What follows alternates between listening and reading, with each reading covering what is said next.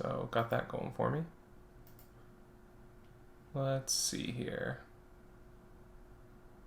Oh, hey, it actually does have me live. Cool. Then I will send that out. Oops, wrong button. I will go to my video producer. Stream manager. It's been so long since I've done this. Good lord. I should probably have had this all muted rather than just saying it into the night, but what can you do? Alright, let's see here. Alright.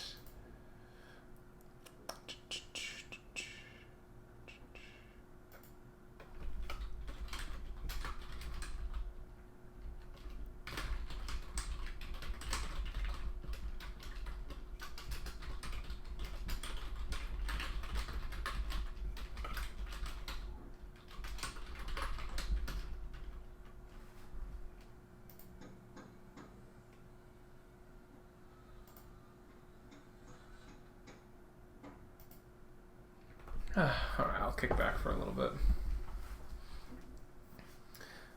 Alright, let's see here. Anything else that I can do?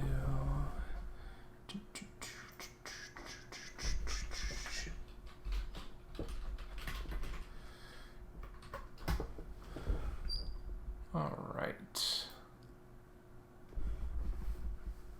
Yeah, other than that, I'll just chill out for a hot second.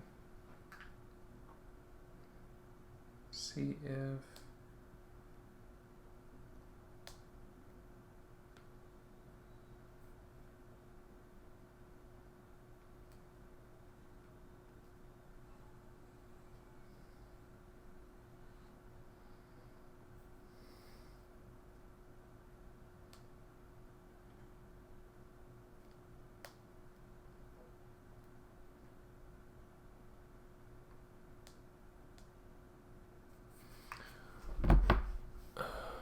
let's see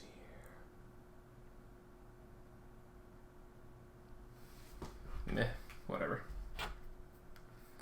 I'll sit and hang out for a bit.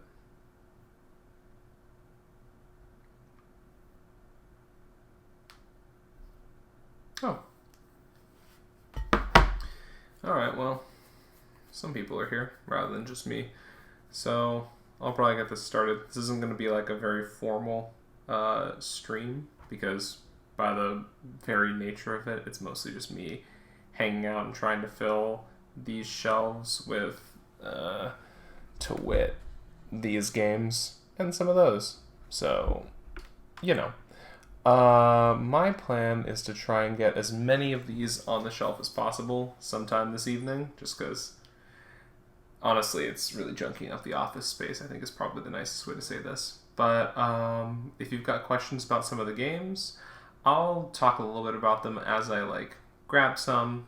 But yeah, no, it's kind of just a chill hangout space. I may take a short break for dinner or take a short break to grab a drink later in the evening. This could run a while, just because I think the last time I did this, it took me a few days of work. But I started off by getting most of these sorted into piles based on size. So you might see this one over here. It's tall. Don't love that for me, but all those boxes were thankfully about the same height. So there's something to be said for the occasional publisher or cross-publisher consistency, I suppose. But yeah, let's do it to it. If you see a game that you've got questions about, feel free to drop it in the chat, and I'll be checking the chat periodically to try and make sure that I am following it as well. Let me see here. Yep. Other than that, that's gonna be mostly it. Okay, there we go. Bring the pop out there. Cool. If I accidentally swear or something, sorry. Also, if I trip and fall over out of shot, I'm probably fine. Yeah. That's the kind of energy we want to bring into 2021, I think, is the dream there. But we will certainly see. Alright, so the first thing that I was going to do was largely this thing right here. Too many boxes. I'm probably just going to make the entire bottom shelf that. And now that I've started this stream, I realized that I actually left all of the shelving units themselves downstairs, so I'll be back in about a minute. Whoops. This always happens.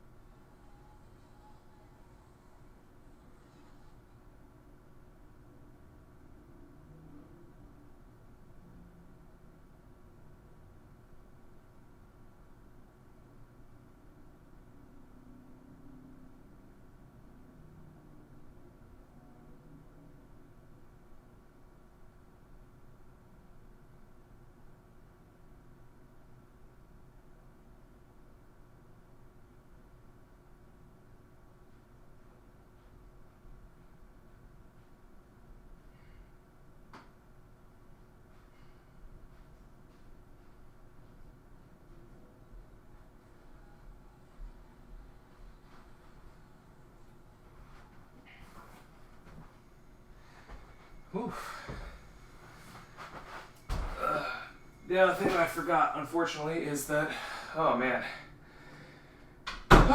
those shelving units weigh like 10 pounds each, maybe more. So, yeah, pen trees. Oh, sorry. There's like 8 of these, and they're all kind of heavy. But no, pen trees got it right. Mega Land is a fun pusher luck game. I got it in the past because it was Red Raven Target exclusive, and I think I picked up one for a friend of mine who couldn't pick it up in Canada. But yeah, no, I was pleasantly surprised by it. Sorry, I'm just gonna get these first couple shelves in here. Wait a minute. Is the height goofy? Yes. Okay, well, first things first. Let's do this one. Yeah. Hey, Benina, what's up? Other than, I guess, the top of my head being a little cut off. Let me pivot this. There we go. That's a little bit better. Whew. I made a mistake earlier if you hadn't joined the stream yet, but I forgot that every single one of the actual physical shelves were still downstairs, so I had to run and get them all at the same time, and they're heavy. So, beyond that, this one's just Potemkin Empire. I actually quite enjoyed this one. It's a neat little bluffing game where you're basically just trying to decide if the buildings that someone else is building are real or fake. They're usually fake, but, you know, what can you do? 4, 5, 6, 7, 8. Okay, I'm just gonna bump this shelf up a bit for consistency. Basically, I'm gonna make this entire, like, bottom row some of the big box games. Oh yeah, Potemkin Empire was Indie Boards and Cards, now I guess Indie Game Studios. No. Fun little game. I want to say it was on Kickstarter a little while back. That's probably... I think that was really where it popped off from. But yeah, no. I think my only issue with it was that basically there was a bit of an advantage to bluffing a certain building type early in the game because it would give you like a steady income. And then once you had that steady income, you didn't really need to bluff anymore. I also agree with Pen Tree. Like, you all are just having a great time in the chat, and that's good. Hey, Monique. Sorry, I also realized that I forgot to do a lot of things, frankly, but forgot to resize these shelves so that they would all fit the new units. 1, 2, 3, 4, 5, 6, 7, 8. Perfect. Alright. That's the thing. Alright. Shelves. Hate them, but need them. Okay, let's bring over 4, I guess? These are... You know, for IKEA furniture, you'd expect this to be lighter. but what can you do? All right. Ugh. That was almost my foot. God. Okay. I guess all of these were slightly different heights. Wild. Did that for me. Another shelf. And then let me fix this last one.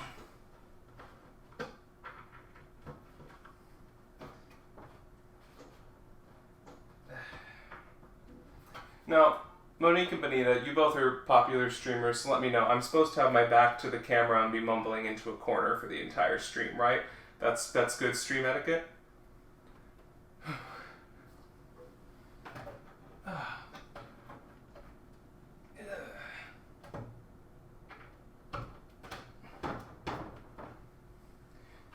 Yeah, no, that scans. To answer your question, my day was actually pretty good. Work day, ran some errands. I picked up the new Mario game for the Switch, Super Mario 3D World. Well, there's a first time for everything. I have only ever promised mediocre content. Under promise, under deliver, something. Alright, there we go. Yeah, so the problem was I wasn't supposed to be assembling shelves. I expected to be doing more of the actual, like, placing things on shelves, and then I realized I forgot to put the... Maybe you do like it. Like and subscribe or something. I don't have emotes or anything, because I just don't. But I could, maybe one day. It's not really the goal of this stream, but hey. Okay, cool. Oh yeah, is that the Mario one? That's the like physical one? Because that looks really cool. I don't necessarily have a good sense of like how it would play in certain areas. We have a cat, so that would be like a pretty bad obstacle for the actual game itself. But I feel like it could be really fun. Oof. Yeah, just waking up is rough. All right. Well.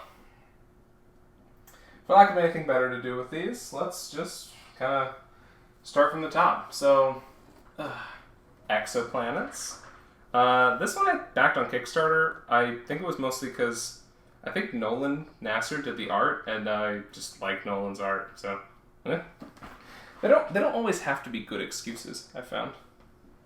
Okay, let's see if this actually fits. Okay, it fits with actually some space. I probably should have made this a little bit taller. Oh. Or a little bit shorter? Shorter is the word I wanted. Ugh. I want to con. I don't think cons are going to be happening for me this year. Like, yeah, it's like a really hard maybe, but I think unless like something particularly big changes, it is December, I agree, but well, a lot of the games are just in space, so I guess the question is, like, am I living in that world in space, or is it just am I in space, like, dying? Like, if you're telling me, like, yes, you'd be dead in this world, I'm like, don't threaten me with a good time. Okay, let's see here. If that's the case, I should go a little bit bigger in terms of shelf size. So, I got 4 over here that I think will do nicely in that area. First one up is Tang Garden. So, Tang Garden, Lucky Duck Games. I played it. It was pretty good. A little convoluted, mostly because we were playing it on Tabletopia, and like, I'll be honest, I like Tabletopia quite a bit. It is very hard to learn games on Tabletopia, especially if they have any degree of complexity to them. Like, we struggle with Love Letter on Tabletopia. Alright, does this fit? It does. Barely. That bodes maybe poorly. Here's a good one. Sorcerer City. Sorcerer City, oh, what do you mean? I'm putting it on the shelf, Bebo. The shelves is so empty. I gotta put them away. Otherwise I'm gonna be living in, I don't know, box hell for another...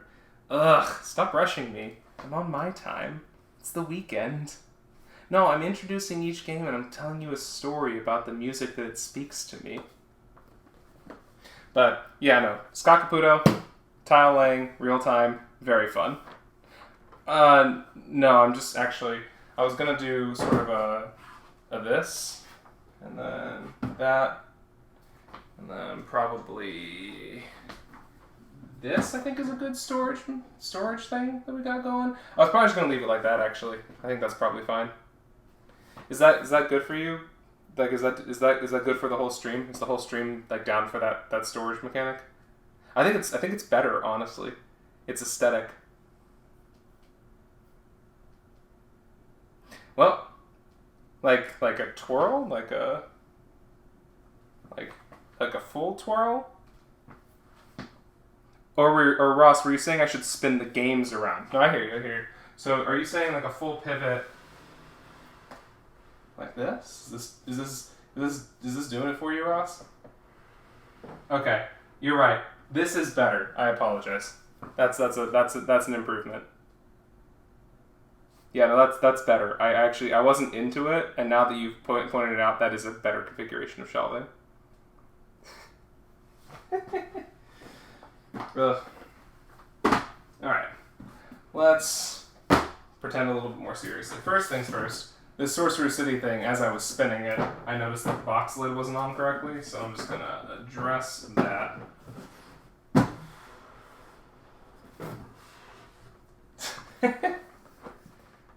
Oh man, yeah, no. Ross has a real good shelf game. Me, I'm literally just putting them on the shelves, and then I'm gonna deal with like some of the organization later. Yeah, I've always been progressive in terms of like I see a design trend like putting games on shelves in a boxy sense, and I'm like, but what if we did a worse version of that? And people are like, is this art? And I'm like, no, and they're like, it's art. I'm like, please don't call it that. All right, let's see here. So Sorcerer City can go next to Tang Garden in a way that Tang Garden actually goes this way because Sorcerer City is a little bit smaller. All right. Oh, whoa. What happened? Oh, that shelf isn't totally in. Okay.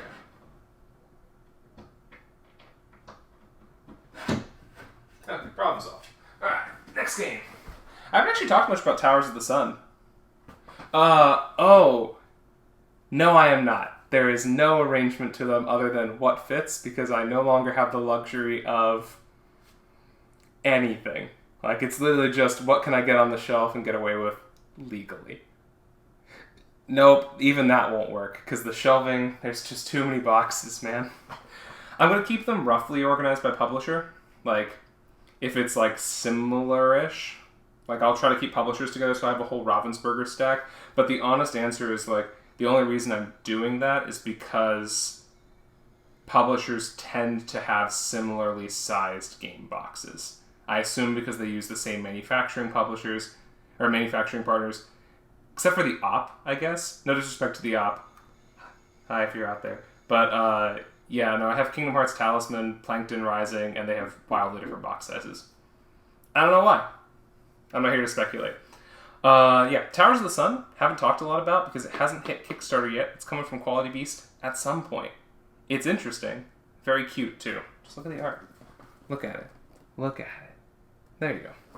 Bye, Benita. I think this will fit. Up. Yeah, it barely fits. That counts. Okay.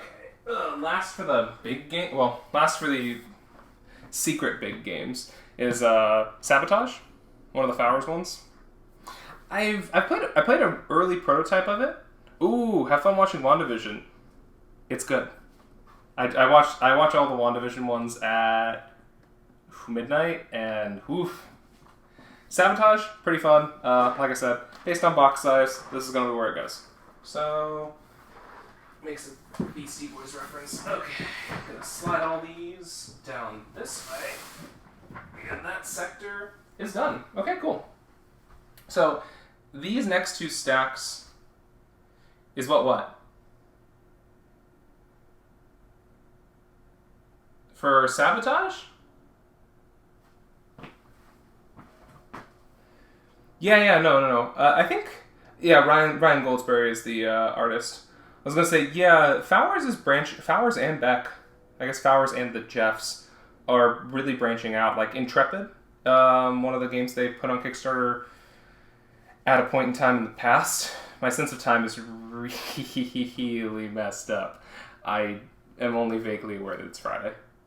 But yeah, no, they're really just pushing in all directions, which is pretty cool. Alright, so this stack is weird because this stack is, I think, I want to say 12 by 12.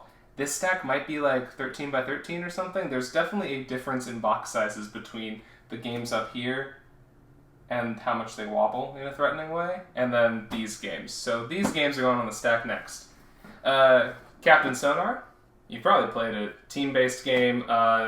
Every time I play it, I have an anxiety attack. Literally every time. Just every time. Oh, this stack? Yeah. This is like 2 Bebos tall, which is actually how I measure most things. That's real friendship. It's just when your friends make a unit of measurement that is roughly your height. Yeah, I know.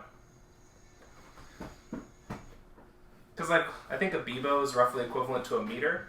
Is that right, or is that too mean? Can I be mean on this stream? I don't know. Hello. Hello. Yeah, I'm just here. Like, so quick recap, if you're just showing up, thankfully this is the right height for me to lean casually on. I'm just putting games on the shelves. I'm occasionally talking about the games if I know a little bit about them. One important caveat is that you should probably assume, unless I mention it, or unless I mention it explicitly, that the game is a review copy. Disclosure policies. I did buy Sorcerer City though. Sorcerer City has metal coins, and I'm just a huge sucker for metal coins. Yeah, so the shelving themselves, right? Because in board games we talk a lot about Kallaxes. These are actually Billies. I like the configurable heights, mostly because I, like many board gamers, own a copy of Too Many Bones, and Too Many Bones is essentially a Kallax killer. It just doesn't. You have to get the like special chest so that it fits inside of a Kallax. Unclear why.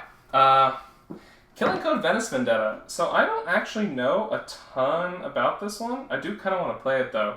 It looks like it's sort of a many versus one deduction game. It seems a little bit... I shouldn't say it seems a little Scotland Yardy when I know nothing about the game, but it does seem a little bit Scotland Yardy despite me knowing nothing about the game. That's fine, right? Yeah, I do agree that getting some old shelves from a lady off Facebook is good. That doesn't scale quite as well, though. The latter part is important, though. Alright, there goes Killing Code. Alright, let's see here. Alright, next stack. This is just everything from Museum. So, back in my Kickstarter woe days, like when I was deep in the throes of Kickstarter, I would very much just go all in on pledges because they looked cool. I very rarely regretted that. I have not yet regretted it with Museum, but honestly, I've only had an opportunity to play Museum like once, so it's on my list. Everything's on my list. But yeah, I really liked Vincent Dutrait's art, and the idea of a drafting game of museum construction was very tempting at the time. I'm still pretty satisfied with the purchase. Besides, I got a lot of game out of it. Look at this. This is like 5 expansions here. That's probably the right way to value things, right? Okay, let's see if I can get all this on this shelf before the shelf seals up. Huh? I should probably actually put the base game first. The base game's heavy. There's definitely a conversation to be had about vertical storage versus horizontal storage. I have no real preference. I know that's weird, but that's just how it is. Okay, let's see here. Let's just stuff these in the rest of the way. It's not working. Alright, cool. Well, that is one shelf that's going to be impossible to get any of the games off of. And let me be the first to say that is a future Eric problem. Take that, you jerk. Well, it's how to do sometimes. Oh. Yeah, vertical you do have that problem. If the boxes aren't all the same size, you risk kind of smooshing them. Oh, Kingdom Rush? Well, actually, that's a funny question. I actually have a separate pile here, slightly out of frame. That's all of the weird-sized boxes. So I have, like, Fireball Island, Gloomhaven, Edge of Darkness. I'm actually thinking about putting them on the very top because then they're unbounded by the space. But I keep having... I keep having the same nightmare, which is me trying to pull Gloomhaven off of the top shelf and then falling, breaking my neck, and just like the screen fades to gray and you see like Wasted come up like Grand Theft Auto. Yeah. I mean, like, live by the board game, die by the board game, right? Like, some stretch goals are nice, Ben. Calm down. But yes, the Kingdom Rush box, it's a box. I don't know. I haven't actually looked inside of it very recently, because the only time I tried to play it, I'm trying to play it on Tabletopia. Oh, they got little things in here. That's cute. What were the things? The world may never know. No, I tried playing on Tabletopia, and this is another example of, like, learning games on Tabletopia without a physical frame of reference is very challenging for me. It's actually one of the reasons I don't play a lot of board game apps, is because I actually struggle with learning things that way. Are you like this? Yes, no, I agree. It's the right move.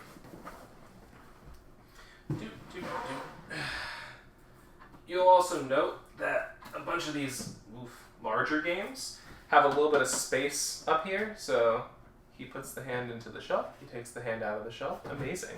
But did I mess it up again? Oh. No, it's just not quite set. Please hold. Gotta sit down all the way.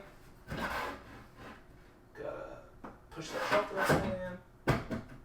Okay, there we go. Is that in? Oh, no. This one was twisted. You always gotta make sure your shelves are secure. Ugh. Otherwise, you know, some IKEA accident. Yeah. Oh yeah, no. I like Board Game Arena. We could have a whole conversation about like how I feel about the Board Game Arena like Asmodee acquisition. I don't really know enough about the logistics of it to feel more than, oh, hello, welcome to the stream. Actually, welcome all of y'all to the stream. There's like 12 people here. Damn. Yeah, no, I'm just putting board games away. So, this is a good opportunity to hydrate. I got a stack of board games. You might see it slightly in frame here. Jeez.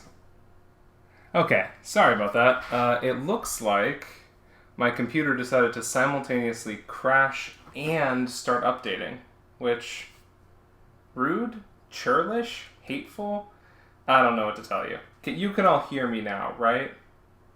I apologize for the inconvenience. Let's see here. Okay. Let me scroll back up, and I will get us started once again. Alright, cool. There we go. Hello, everyone. My name's Eric. I am definitely alive. Not buried under a stack of board games. Ambi did not show up here with a knife. Everything seems to be okay. Above board and etc. For those of you just joining us, I have a bunch of empty shelves and a bunch of board games, as evidenced by this stack that I would like to get from here and all over there into here. We're going to see how much we can get done tonight. If I need to take a break at some point, I will probably just apparently crash my computer again, since that seems to be what it's good for. But yeah, in the meantime, if you've got questions about games as I'm putting them away, I'll try to talk about them a bit, why I'm interested in them, what made me get them, etc. A lot of these are going to be review copies, so I'm still working through the reviews of them. Yeah, it's something like that. The games are just threatening. But yeah, a lot of the games are review copies. I got a few off Kickstarter, so some of them are going to be like Islebound, where I bought it and I was like, haha, I'm totally going to play this all the time. And then I did, a little bit. It's fun. Pirates and stuff. I like Red Raven. Anyway, let's do it to it. So next game up, predictably, since it was in my eye shot, is Islebound. Whoop whoop. I actually really like Ryan's use of color in the teal and green space. I kind of, up until maybe a year or two ago, I was kind of disappointed that he hadn't done more, because I think Above and Below is a really beautiful color. Just the cover art from the blue in the sky to the green on the land part, absolutely beautiful. I think Islebound is a really pretty color. I was like, I want to see more teal games. Although Empires of the Void, also very good. He ended up doing Haven, which is extremely green, so that kind of solved that problem. I like to think that, he's just out there, art and games, because he's like, would Eric like this cover? And the answer is generally yes. And then, as if to address me directly, he did Sleeping Gods, which I am overwhelmingly hyped to try.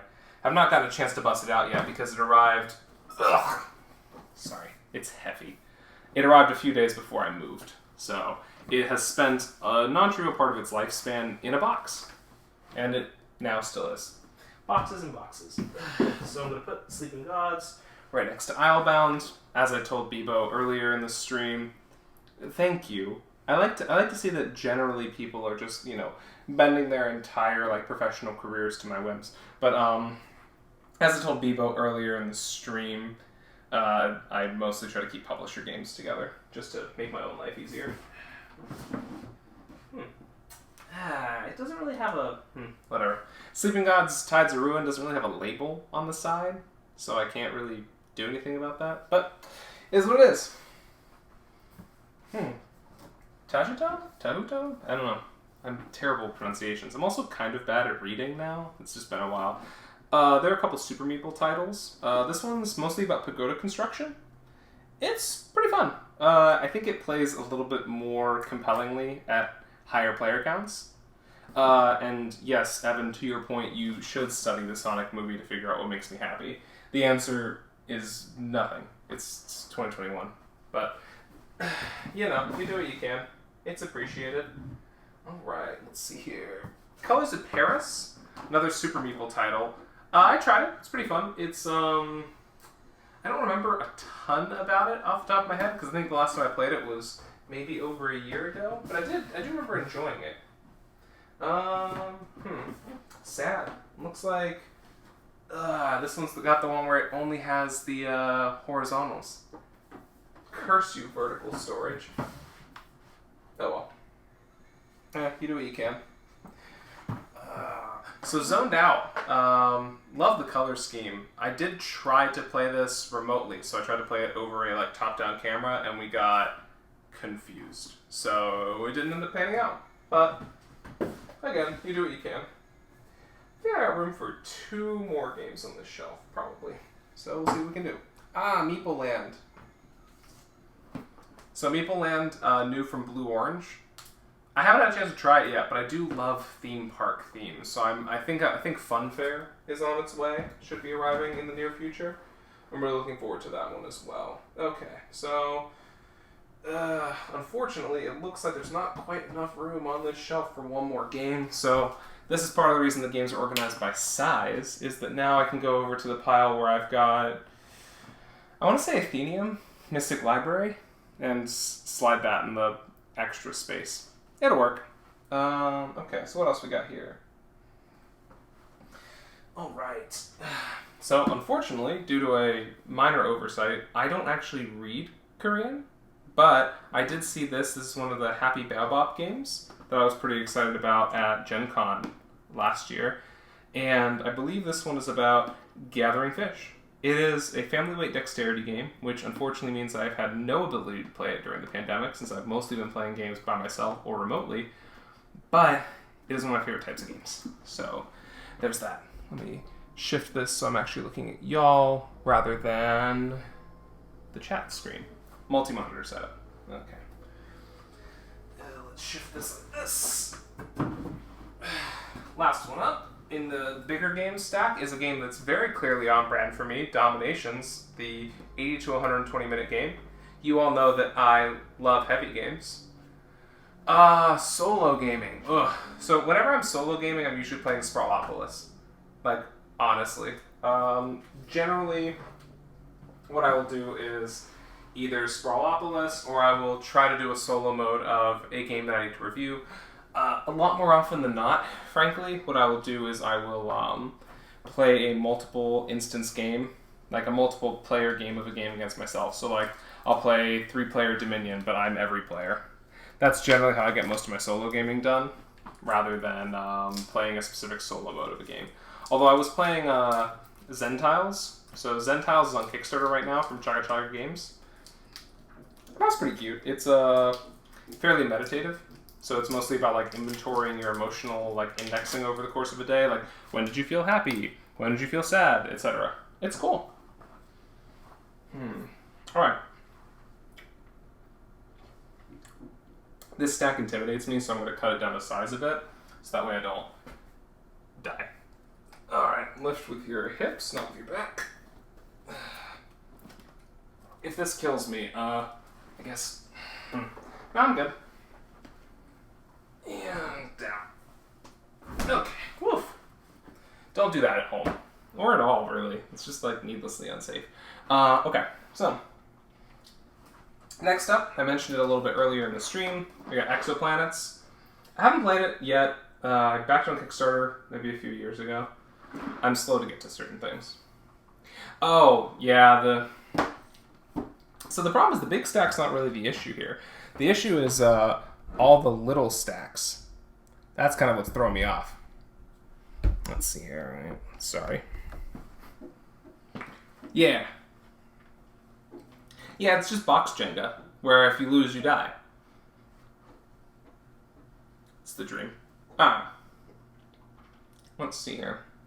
I'm also thankful that I didn't actually get buried under boxes, otherwise Ross might have actually had to solve the mystery of my murder. I don't think Twitch supports that, but who knows. Anyway, let's see here. So, next game we got, Exoplanets, as I mentioned twice now. Well, 3 times. This is the 3rd time I mentioned Exoplanets. Just slide that in there. These, I kind of need out of my way for a second, so they're going to go up 1 level. Fate of the Elder Gods. I think I bought this because it was $20. This was back during a phase where I was just like, that game's cheap, I'll buy it. I don't really love Cthulhu Mythos games for a variety of H.P. Lovecraft being a... But it seemed like the kind of game you would play around Halloween, so it was a maybe, and it may still be, but I haven't gotten there yet. Rallyman GT. I played this one. It was, it's a little bit more intense than, say, like a Downforce or something. But I think I slightly prefer Downforce after 1 play. I'd like to play Rallyman GT with more people, though. At 2, I was like, oh, it's cool that you kind of, like, roll dice and kind of move with it. But I haven't actually played it enough to have more of a, like, cogent opinion than, oh, neat. Red Cap Ruckus. So this one I was kind of interested in because it looks like you're just pushing gnomes off of a mushroom top. It seems dexterity-ish. You know me, love a good dexterity game. This might actually fit. Yeah, it fits almost perfectly in that slot that I was saying we were saving for a different game. So that's good. Alright, let's see here. Taverns of Tiefenthal. Played it. Liked it quite a bit. Actually won one of the American Tabletop Awards. So that's got that going for it. I'd like to try it more, but I haven't had a chance to really... It's a little bit on the more complex side, so it's not typically the game that I would break out at a game night. Similarly, Wayward. IDW does a fair amount of, like, licensed property games. If you're anything like me, I grew up playing, like... I'll stand for this. I grew up playing licensed video games, and the licensed video games were, like, Superman 64, which was terrible. So I had, like, a known about licensed games. IDW's been doing pretty well recently with some of the licensed titles. Wayward was actually pretty fun. I was pleasantly surprised. I need to play it more to get a full review out, but yeah, it was pretty good.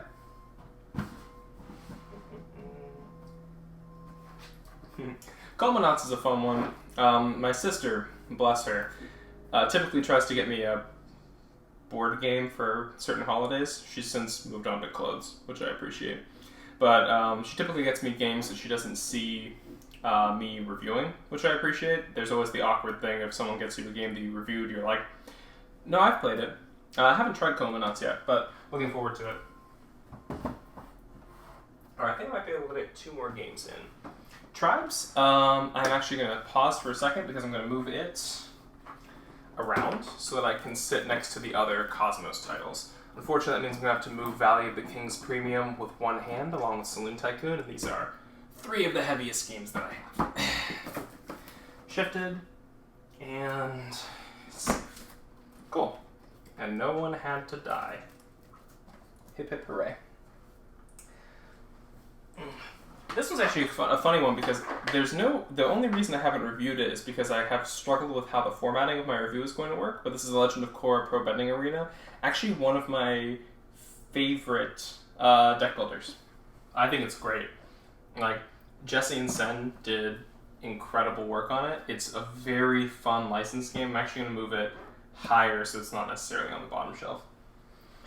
Not that I'm like hierarchying them, just that it would be in the bottom right corner, and I'm like, no, I want it to be a little bit higher up. Okay, so I think our last two looks like it's going to be Dragon Canyon. It's like a skirmishy game from Nice Game Publishing. They do a lot of import titles. It's fun. And then... let me see here. I'm going to push on this one.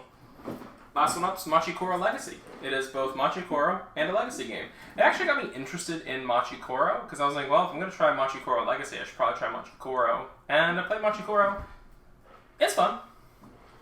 Okay. Yep, and Machikoro Legacy is gonna fit perfectly. Once again, a shelf that I can never remove anything from. What a dream. Love that for me. Alright, so got another shelf set.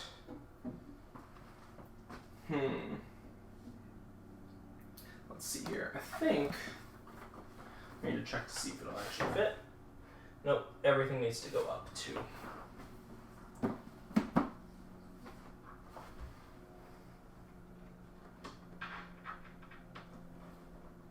So while I'm adjusting these shelves, how are y'all doing?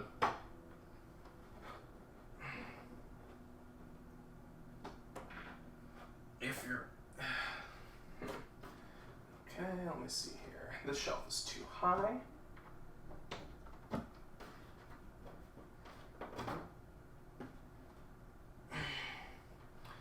we go.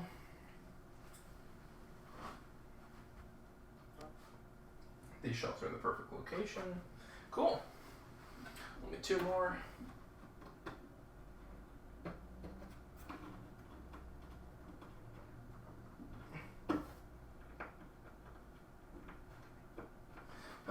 Okay, cool. That's good. Yeah, it's Friday. I feel like Friday is not a day to do a ton of work, which is why I decided to stream myself doing a ton of work. But, you know, you do what you can. Alright, so, the next set of shelving units are here. So, we will... Oh. Is this too high up? Oh yeah, it is. I didn't actually move these. I just looked at them from up top and said, oh yeah, that's right. There you go.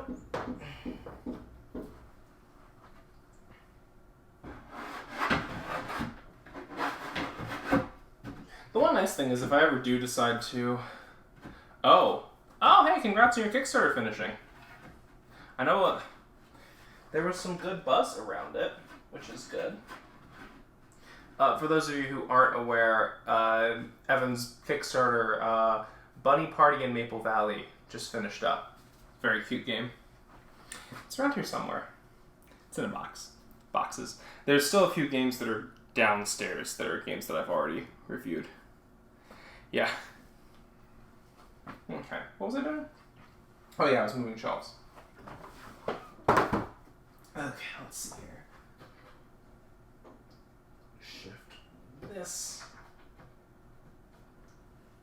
here.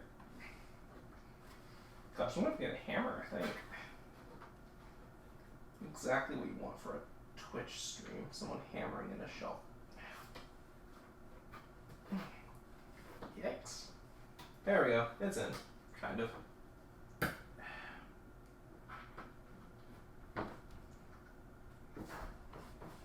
Alright. Oof.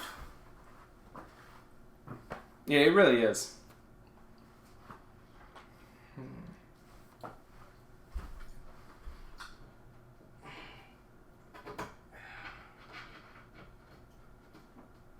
The other thing, oh no, you can't see it's out of frame. Never mind then.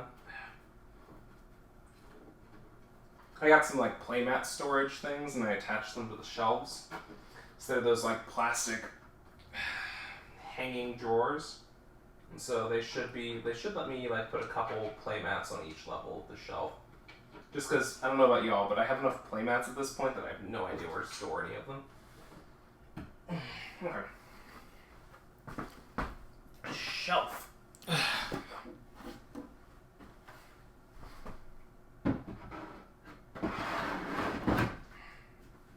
Cool.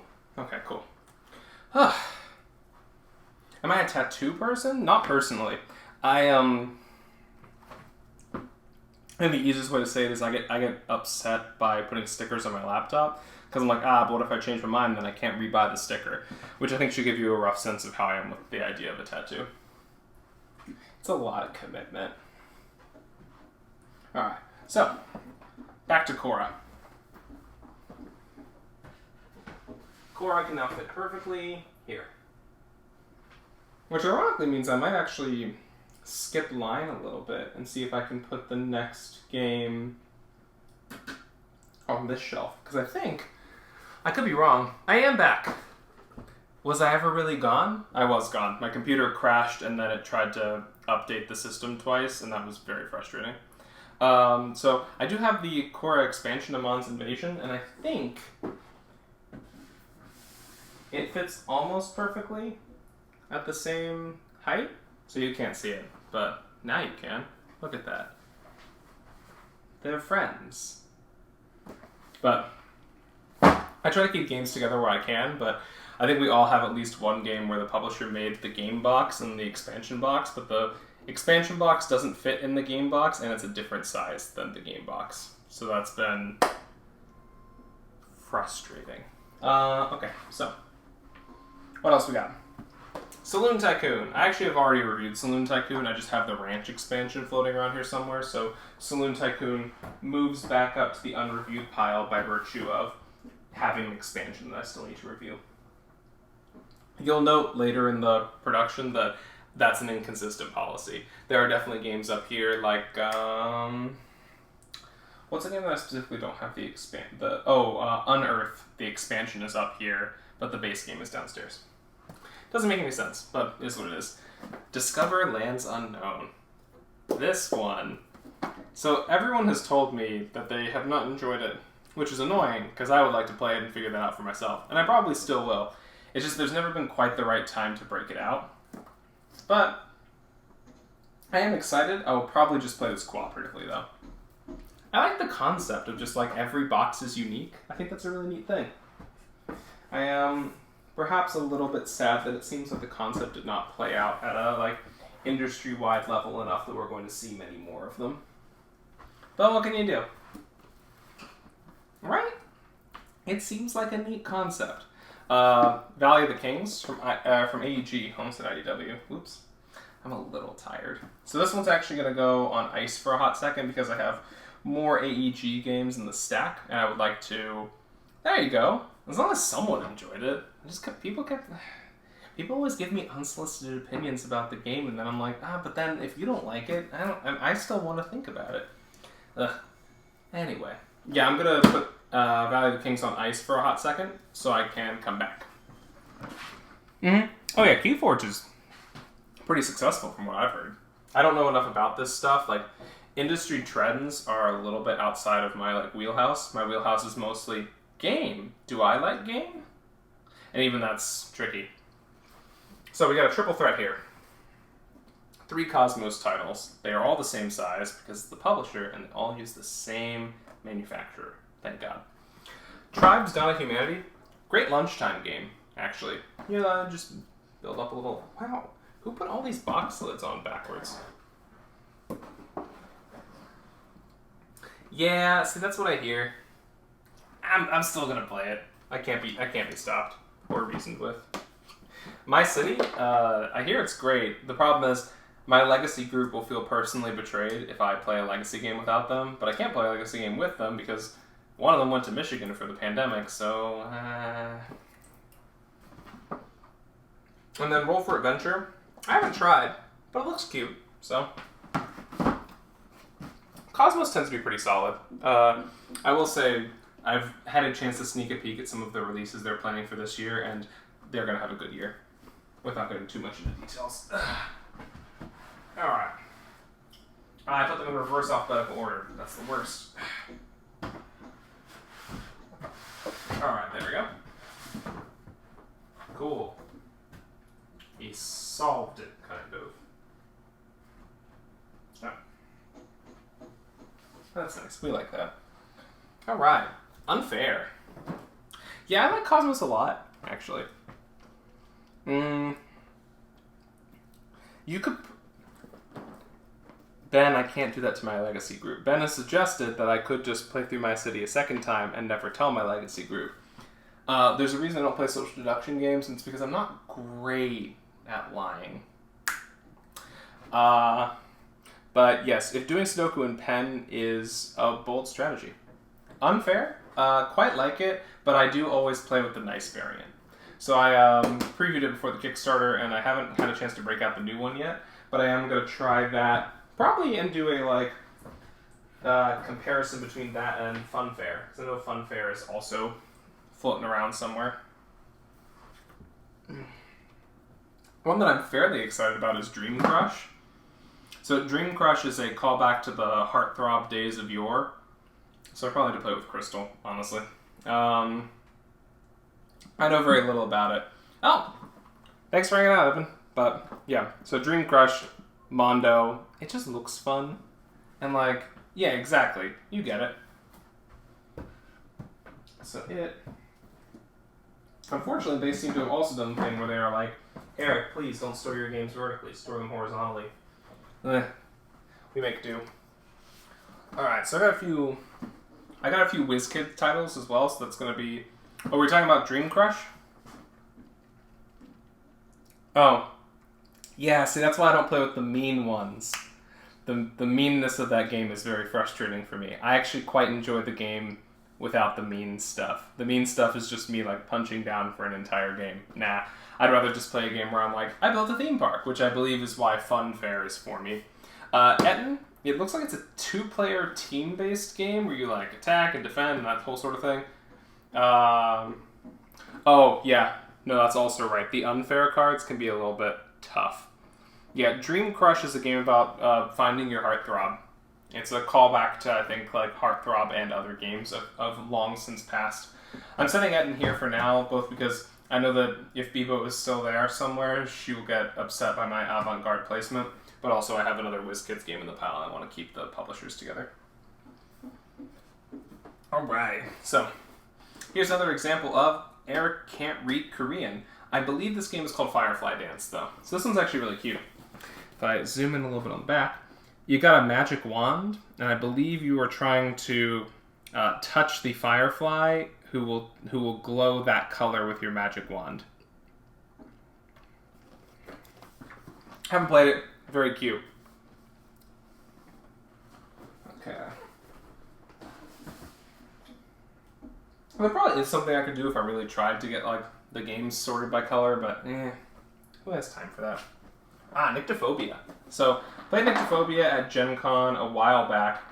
It was pretty fun. I don't think it's not quite what I expected, and I don't think as a result it's quite what I'm looking for, but it is a really interesting concept. Oh yeah, there's actually going to be 10 or 12 episodes of Eric Can't Read Korean on here. A lot of them is going to be me trying to remember what someone told me the name of the game was. Yeah, I think that's fair, Ross. I think it's a really cool concept. I am not 100% sure that, for me, it really lands in reality. Alright, let's see here. Do I have a thin game? Well, that's not going to work. That's super not going to work. Alright. I may move Firefly Dance to my next shelf to make way for the next game set that I have, which is another example of the Eric kept one of the games he's already reviewed because he got an expansion. Shift over this way. Villagers, really excited about. I've always enjoyed Tiny Towns, so hoping to try that soon. It is definitely a game I can play online, I just haven't had a chance to yet. And once again, someone has spited me. I have to assume that it's me doing this to myself, but it's very hurtful. Oh, yep. I will say with some certainty that it's actually very hard to be good at Tiny Towns. I like Tiny Towns, but there's definitely a point in the game where you're like, yes, I have ruined me. And you're like, oh, I'm screwed. And that happens. It's fine, you say to yourself. Furious. Okay. Yeah, so the advantage here was, since I moved Firefly Dance, I can now fit Tiny Towns and Tiny Towns villagers in that remaining slot.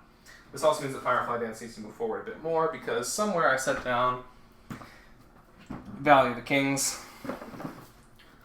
At some point you're going to be like, but Eric, those aren't in alphabetical order, and I'm just going to be like,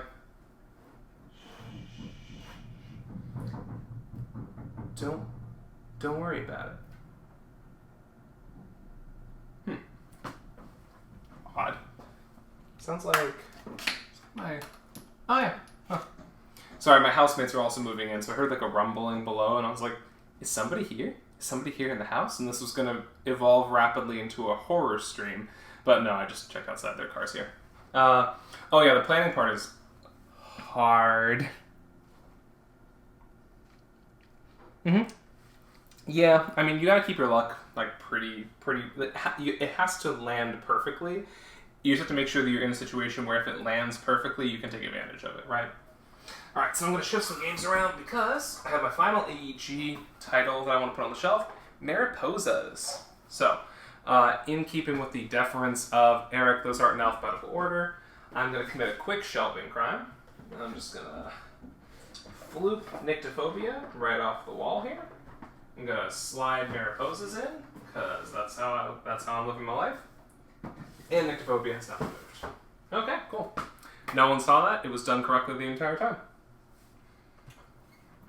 Last set of games in this like 13x13 stack, we got Ishtar, Guardians of Babylon.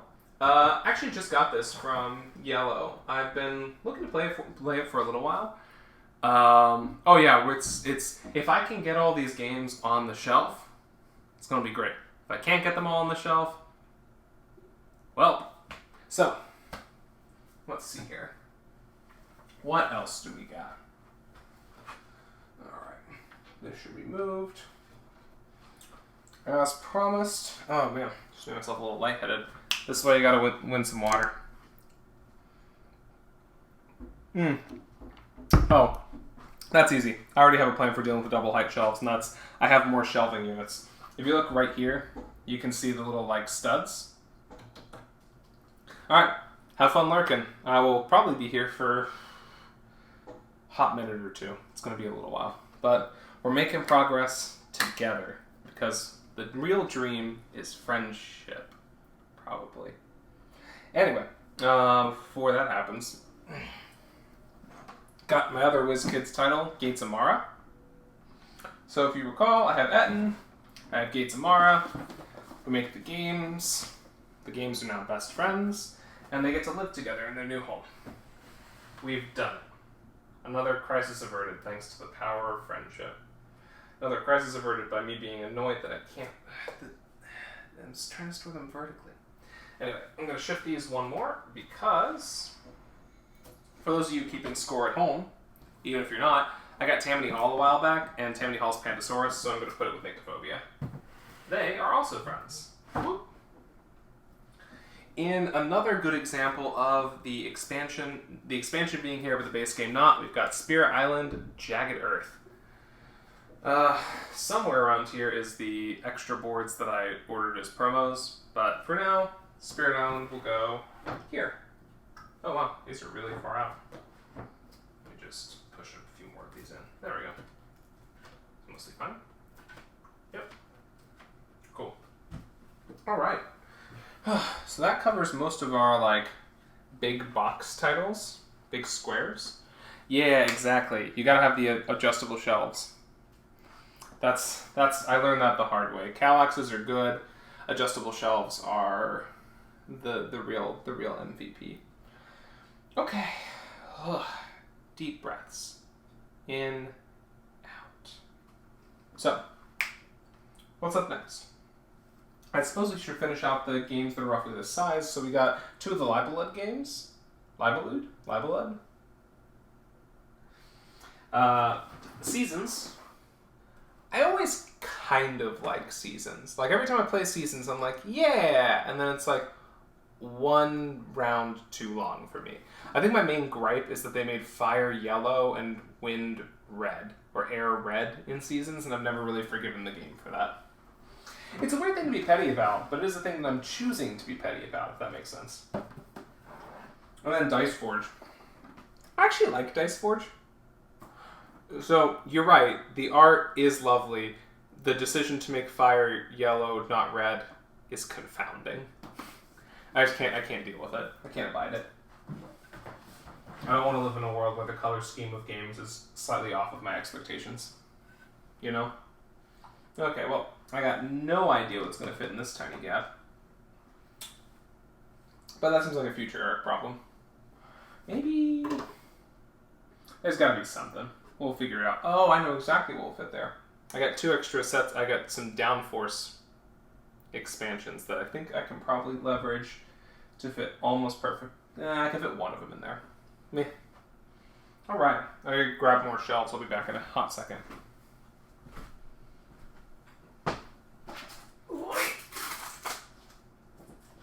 Ugh. Hopefully that noise wasn't on stream, although I know it definitely was. These are rather heavy. That's all I'm saying. Oh, cool. So that's down. Shelves for the shelf.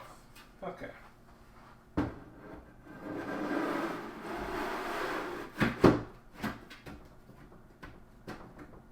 Alright. Next up, we got Kingdom Hearts Talisman. A good pairing because both of these games, both Talisman and Kingdom Hearts, are aggressively long. So I'm actually really excited to play it. I just have to find my, 2 friends who still enjoy Kingdom Hearts like I do that I can play it with, because most of my friends are aware of it and have told me exactly how they feel about the idea of playing it. Yes. Okay. Next game up, Canal King. So Canal King, it's a really interesting game where you basically build out a bunch of canals with spots that only you can control, and then once you think you have enough canal spaces to make it from your start port to your finish port by way of your bonus port, you can go. But it can be a little bit of a nasty game. It can be very long. It's one of the only games that I think I can truly say I ever won by attrition. I actually made the game take so long that my opponent just resigned. I don't feel good about that, but yep, there's no more of that story. Okay, so next up, I think we should go down 1 shelf size tier. If we're going down 1 box size tier, then we need to move on to... So here's the trick, right? I think the trick is that we gotta go with the blue-orange box size next. Ross, is that hashtag fun in response to winning games by attrition, or just the entire idea of it? Because there is something to be said about just emotionally devastating your opponent so you can win a game, but I don't know if it's anything... Oh, yeah, the hair is still happening. I've got a decent amount of hair flip now. Oh yeah, so blackjack is my game. I'm extremely bad at blackjack. I had a professional blackjack dealer once tell me that he has never seen in his entire professional career someone get that many consecutive 22s, and he strongly recommends I never go to Vegas. Yeah, it really is. He was just you know what? You win. And I'm I don't feel good about that. It's like winning Mario Party. The board game. The mini games, no, I feel great about winning those. But the actual board game, Alright. Let's see here. Is that about the right size? Nope, different size. Is that about the right size? Oh, right, I still got these. Okay. I was incorrect. We still have some... Why is Aeon's End so heavy? Okay. We still got some more friends here. Oh yeah, absolutely. That's kind of a bummer, right? Imagine you're yes, we've invested all of our money in boats. And you're boats. We dug a canal across all of Panama. And someone's oh yeah, I just built a steam engine that just goes whoop right across the land. And you're you built a what? And they're whoop. Oh, yes. I have. That is kind of the one thing that's been challenging about doing this at any point, is that no matter what point I pick, there are going to be a few games that are going to arrive after. I'm kind of hoping that basically the plan is going to try and one in, one out. Oh, yeah, no, I literally played Super Mario Party for the Switch. I was down 1 star at the end of the game. They were like, we're going to give a bonus star to the player who won the most mini games, which is Eric. And I'm like, haha, buddy. They're like, we're also going to give a star to the player who had the correct friend. Friends are characters who are just randomly assigned to you over the course of the game when you land on the friend space. The correct friend was Rosalina. I had Rosalina. They gave me another star, and I won the game. For no reason. Oh yeah, I know nothing about UK history. America. They don't teach us anything. Like, literally. They basically just teach us, like, World War II happened. USA. Vietnam happened. And that's it. Like, we don't need to go more into it. And you're like, yeah, you're right, Ross. Okay. Alright. Let's see here. How do these boxes... they're about the same size. Perfect. So, it looks like I can put Plankton Rising. So, this one, I mostly, I gotta be real here. I just wanted to take a photo of the, realistic chum bucket model. I can't, the op gets my photography aesthetic is just things. So they gave me an offer I couldn't refuse, which is, what if you got to take a picture of this large thing? Although thankfully it looks like Canal King is actually a little bit smaller than Plankton Rising, so despite me complaining about the op giving me games with 2 different box sizes, they still get to go next to each other. A happy ending for everyone. Skull Hollow, 2-player asymmetrical game from Pencil First. I'm actually going to open it now because I have a mini expansion and I want to throw that into the box. I have a lot of situations where I'm just like, otherwise it'll space things out weird. Yeah. Well, you would know, right? Seriously, if you're looking for someone to talk to about board game art, Ross is very much an expert in the deep lore of board game art. So I would trust his judgment. Okay, that's gonna go there. The box should still shut normally. Yeah, I've heard good things. It's one of the games that so I have a friend that I play a lot of 2-player games with, especially 2-player 1v1 games, and we were really looking forward to this, and then the lockdown happened, and I haven't really seen him since. I got 2 Renegade titles, so I got Athenium and Gates of Delirium.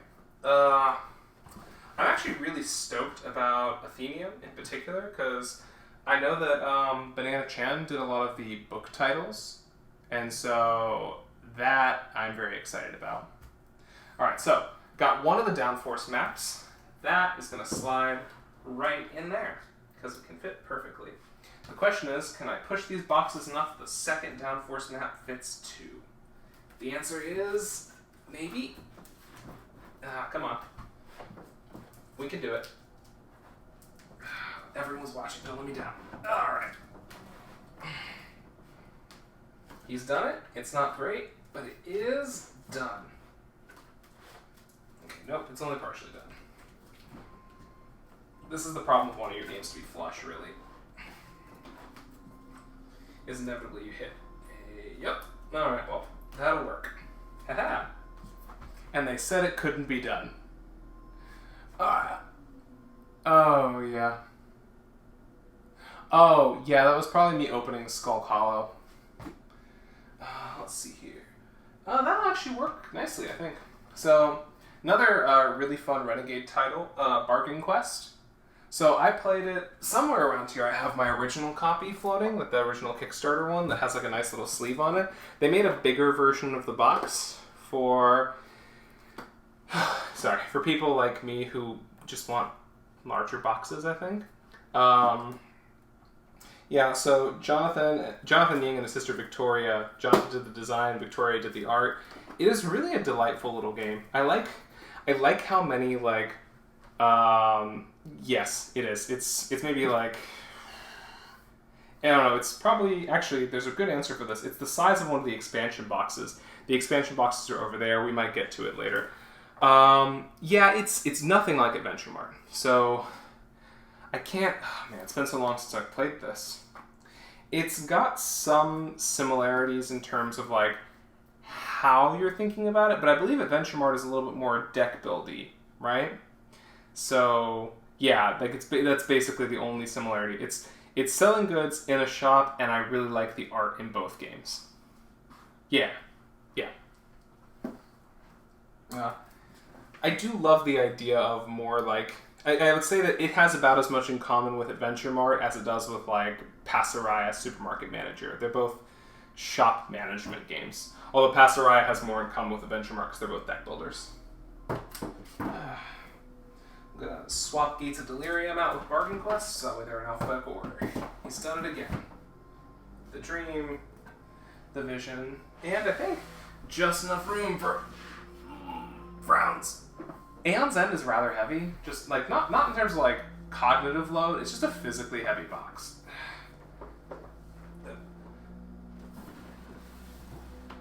Alright, there we go. Ugh, man. Ugh. Deep breaths. Yeah, Aeon's End, I feel like there was a point in time in which you could either go all in on Clank or all in on Aeon's End. I went all in on Aeon's End. I don't think I regret that, I just haven't played Aeon's End in a while. Yeah, I think that's fair. I would say though, I like games that are a little bit on the lighter side, just because I think Bargain Quest is a game that I can teach at lunch at work.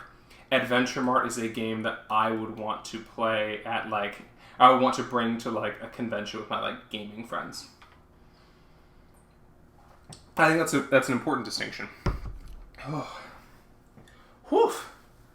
We're cooking with gas over here. Look how much we've gotten done. And by we, I really do just mean me. Like, I appreciate the emotional support, but I have to do all the physical lifting.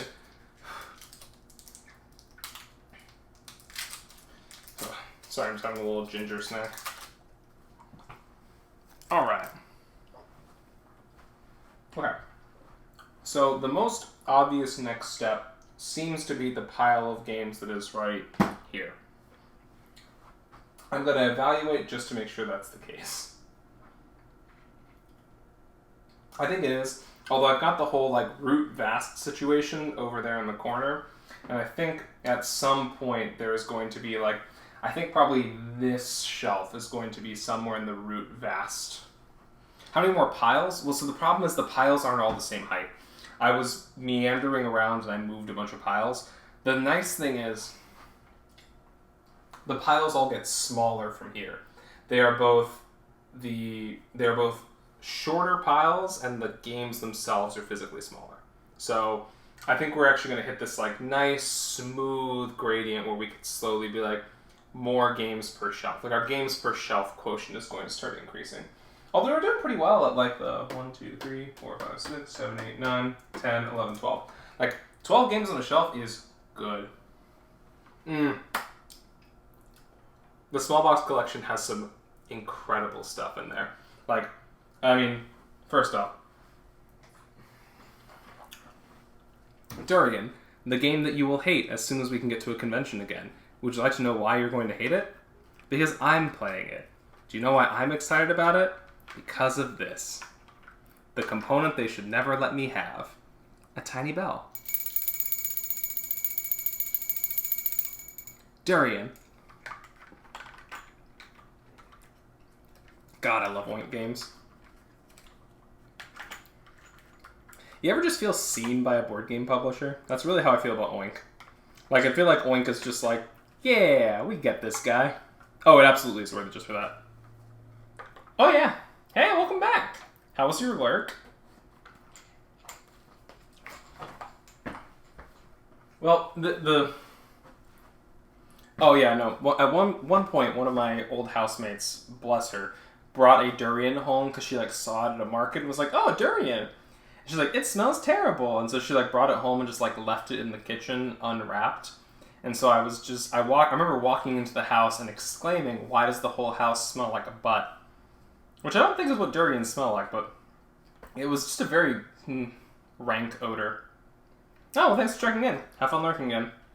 Mr. Face is quite good. My favorite Oink game is, I think it's still Nine Tiles Panic. I just have such a soft spot for Nine Tiles Panic. It's exactly what I want. aliens have come to your town. They want to eat all your hamburgers. What are you going to do? 9 tiles back. There is one shelf that is going to be a little bit taller than every other shelf. It's roughly about this height because there are a few games that I have that are a little bit on the tall side.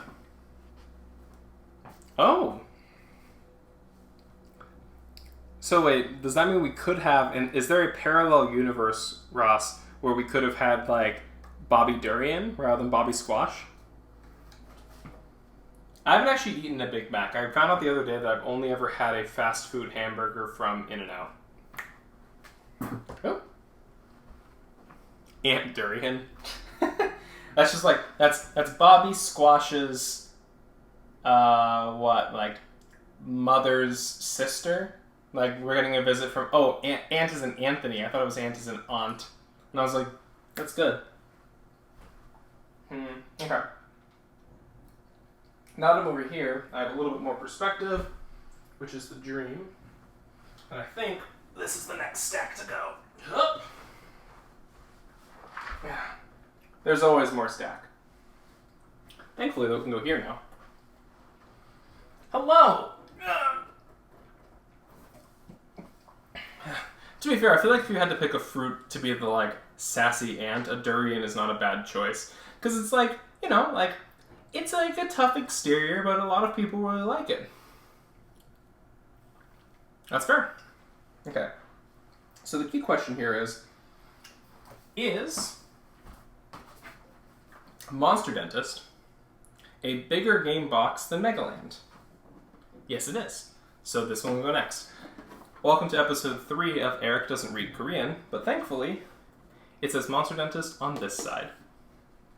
Unfortunately, that's not the side that's going in, but, you know, we all got dreams. Okay. Oh wait, I was going to put in Canal King. Is Canal King bigger than Monster Dentist? Yes, slightly. That's fine. And then Monster Dentist. What else we got? Okay, we got another one of those tiny little... gosh. Oh well, not much to be done. Okay, so... I'm going to leave Amon's Invasion there, even though I think the next shelf height is going to actually be a little bit bigger, just because I like the idea of them being vertically above each other. You gotta make some minor tweaks to your shelf organization.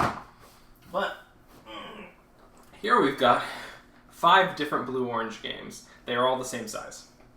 Ooh, Happy New Year. How was the hot pot? Okay, so I'm going to organize these in alphabetical order because I can. So we got Cupcake Academy. I've been told the Cupcake Academy is a little bit like Towers of Hanoi. I'm interested in trying it. I also just like the idea of cupcakes, so, you know. And then we've got Dragon Market. I played Dragon Market once. It was pretty fun. I need to give it another whirl before I have a full review of it. And then I've got 3 games that all start with S, which makes it hard for me to easily alphabetize them. Thanks, Blue Orange. Alright, cool. So, S, H, A, B, C, D, E, F, G, H. Yeah. Okay. Next up is one of my all-time favorites, Shaky Manor. I don't know if you've played this one.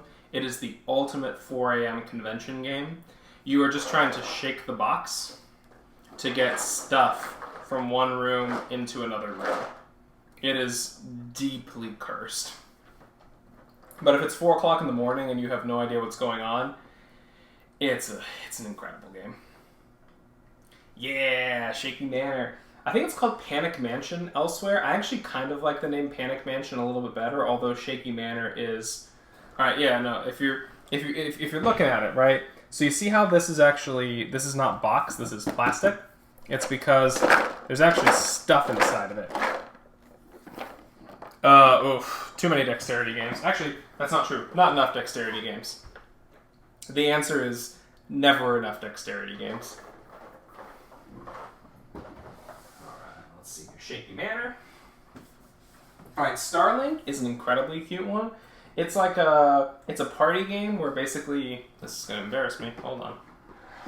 We're just going to flip it. It's a party game where you're basically drawing constellations. Ooh.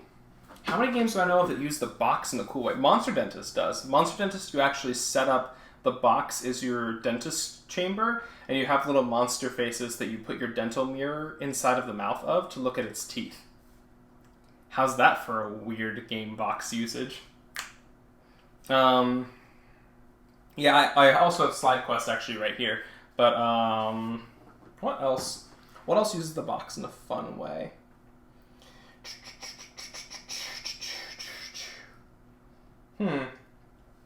I don't have any offhand.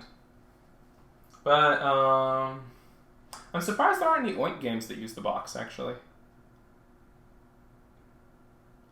I mean, you can use Parks for scenery as well. The inside of the Parks box is just as beautiful as the outside. Which is nice. We all wish that we were just as beautiful inside as outside. Oh, is that what your video's on? Games that use the box in interesting ways? You should look up Monster Dentist. It's a hoot. Speaking of Slide Quest, it's Slide Quest. The game about Slide Quests. Very fun. I played about 20 of the levels at 2-player. I am going to bully my new housemates into playing it at 3 because I think it's going to be a disaster. And I'm really excited about that. Okay. That's that section taken care of. Okay. Now, we need to double check. It's time for the next round of which box is bigger? I guess. I never think this I never think this out this far ahead. Oh, yeah. No, I bet playing with the timer is wild. I'll probably do that, actually, now that you mention it. Oh, wait. I've got a few of these. Let's see. Do these fit on the shelf? Yes. Are these this size? Nope. Not... Actually, almost exactly the size of a Ravensburger box. A little bit smaller. Okay. That's fine. That can wait. Okay. Those away. Oh, gosh. What is in some of these? Oh, yeah. Burgle Bros 2 definitely uses the box in an interesting way. Thanks for the reminder. I mean... hold on. Here we go. There it is. Yeah, like, to wit, right? Like, when we talk about Burgle Bros 2, we have to talk about, like, the fact that the game box opens like this and it has little legs to, like, suspend it up so that you can use the top part as a different board space. That's very cool. That said, I like Tim Powers a lot. Every single one of these game boxes is cursed because they're so hard to fit on the shelf. Yeah, it is, but it's a good chunk of the game is like how you set up that box.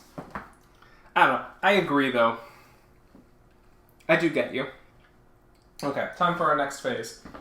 Is the board game Lift It bigger or smaller than Minecraft? Slightly bigger. Okay, so if you are looking for another game that is deeply cursed, Lift It Deluxe is extremely good. It's definitely a game for families. You have these little cranes and you have to like build things. Never play with the hand variant. Only ever. You can actually strap the crane to your forehead and play with your entire body. If you are able to do so, that is significantly more fun. If you want it to be truly cursed, there is a team head strap variant where you and another player have it strapped to both of your heads and it hangs in between you, and you have to basically change that up. Nightmarish. Very fun, though.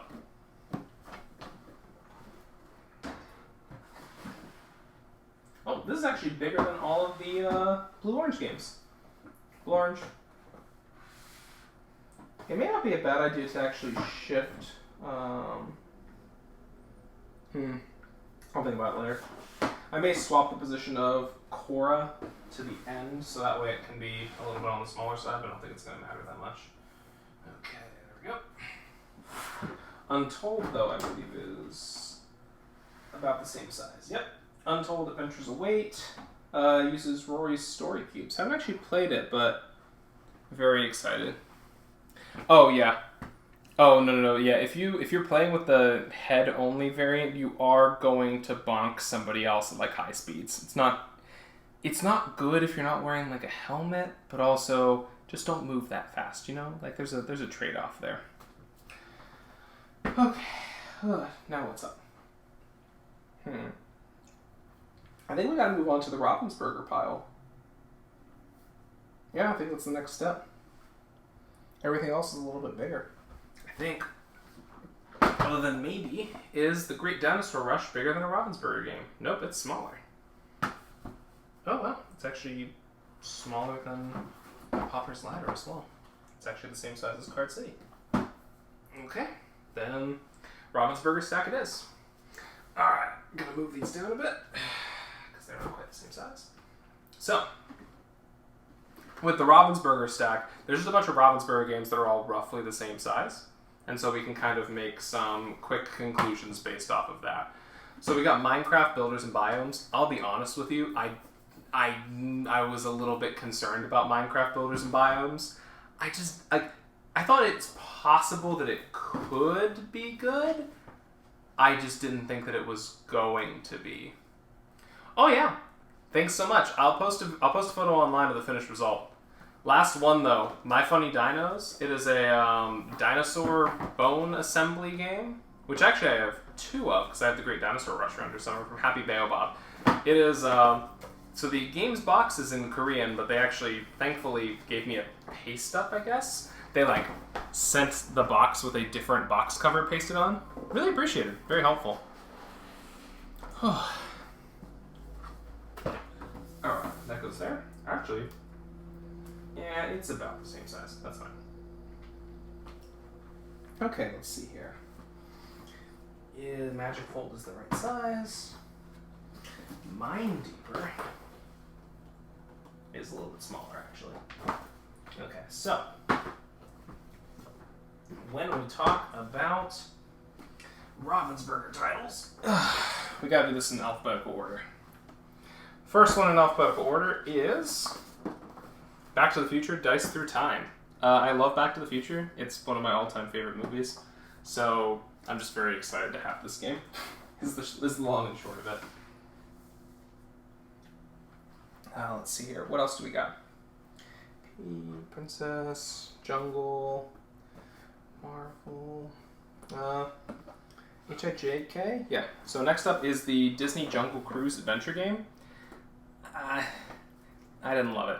Like, I played it. I need to write up a full review of it. But honestly, like, there were a few things about it that just didn't quite land all the way for me. Mostly it was that the deduction element didn't feel super compelling at 2 players, and the randomness of your actual actions just meant that I never felt like I was personally doing something particularly useful. I was always just like, oh, well, I guess I'll get them next time. But yeah, what can you do? Alright. Oh, that's going to be a heavy stack. I should move that stack over next. Next up, we got Minecraft Builders and Biomes. I'm very impressed with the Minecraft game. Princess Bride adventure book game. This was also pretty fun. I've had a chance to play it once-ish. Looking forward to playing it more. But it was pretty cute. I am a little bit intrigued that they refer to it as Adventure Book Game 1, because that implies that there are more coming. I have no inside knowledge on that topic, but just saying, oh, interesting. And then we got some other games. That one's a little bit smaller. These two are the same size. So, last of the Ravensburger titles, we got Marvel Villainous. So I know that the Villainous games can be a little bit divisive in some circles. I just like Marvel stuff, so yeah. Alright. Now we can move on to the rest of the games in the stack. So, another Happy Baobab title, we got Magic Fold. So Magic Fold is a racing game based on how quickly you can fold a piece of cloth that comes with the game. Very cool. I'm organizing entirely by size to answer that question. I was asked if I'm organizing by publisher or by size. It's completely by size. Basically just where can I fit stuff on the shelves, because I can skim easily enough if I remember what box size it is roughly, but if I don't have the box size, then I can't quickly skim. This is largely going to mess me up when I get games that are bigger than I currently have a size slot for, but that's a future Eric problem, he said with a little bit of trepidation. Another game that I'm particularly excited to get a chance to try is the Die Hard board game. I'm hoping to play it at Christmas one of these days. It was really going to be my year this year, and then it was nobody's year for Christmas. So, Pauper's Ladder, I haven't had a chance to try it yet, but I was interested in the concept, so yeah, figured why not. Oh wait, it's still a little bit on the small side. We'll pause it for a second. What other games did the art compel me? So Dream Runners is a new game from Ankama. I'm still terrible at pronouncing publisher names. Yeah, I know. I don't have time to take the shrink wrap off of everything. I take it off before I play. Ugh. It's coming. Yeah. The one problem with having the shrink wrap still on the games is that it creates a little bit of a glare when my desktop light is on it, but that's a future Eric in meetings problem. This one's real time. I'm a sucker for real time games, so I'm a sucker for lots of types of games. I think is the real takeaway from this. Let's see here. Wait, is this the right size? I thought this one was bigger or smaller? It's bigger. Okay, cool. Alright. Let's grab another game from Korea Board Games. This one's called Mine Deeper. It's actually a combination of Minesweeper and Battleship. You got little shovels, and you push a gem out of someone's slot, and that tells you how close you are to a good gem, and you're using it to try and score points. It's a really interesting concept. I'm really looking forward to playing it. There we go. Okay. Alright. I think that's all the games of that size tier. Let's go find out. Shift. That's the safest thing you can do is create a walking path for yourself. Otherwise, I'm going to trip and die. Not my goal here. Alright. That was a hard step. Okay.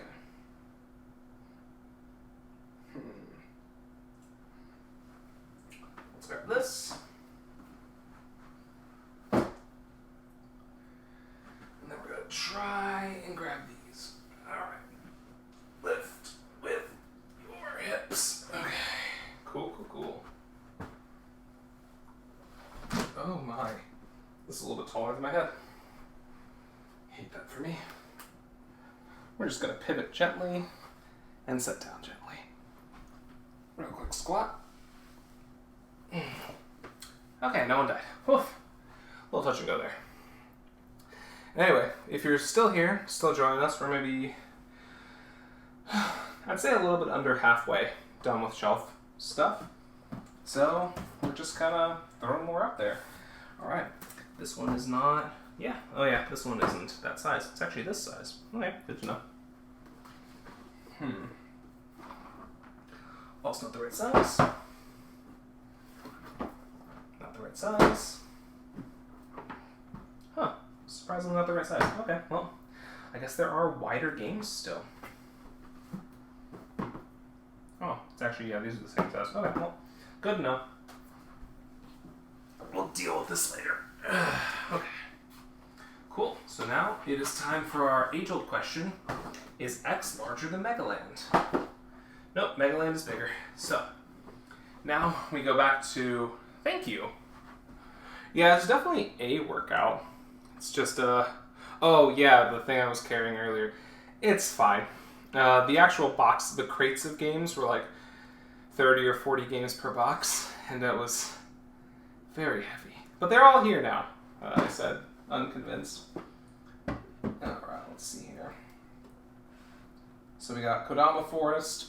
I'm really excited about this one because it looks like a nice mix of Kodama, which are very cute, and Between Two Cities, a game that I quite enjoyed. Megaland. We've talked about Megaland before. Again, there's a little bit too much space here. So, a lot of these games are going to get fixed down the line with space adjustments, so I'll just quickly do a skim and see if there's anything I can grab. That would solve it. Whoops! That was bound to happen sooner or later. Oh. Kicked over some games. They'll be fine. But like, can the Minecraft expansion fit here? The answer is yes with a lot of work, which means no.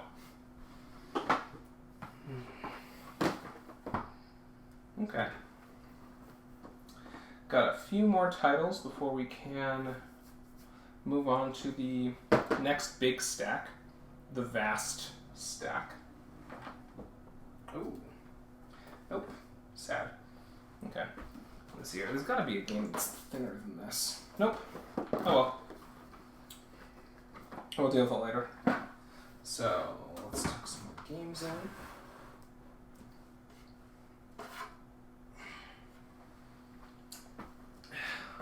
Aquicorn Cove is also a nice little game. Just like a very pleasant little co-op. Okay, let's see here. Okay, that's close. I'll be right back. I'm going to check another pile of games. Oh, we're way off of that. That ain't nothing. That ain't nothing. Okay.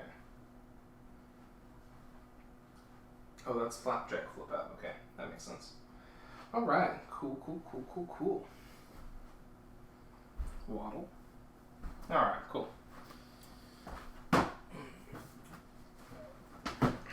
see here. Not even close. This is actually the same size as this, which is smaller than this. But it is also smaller than this. Okay, good to know. Alright.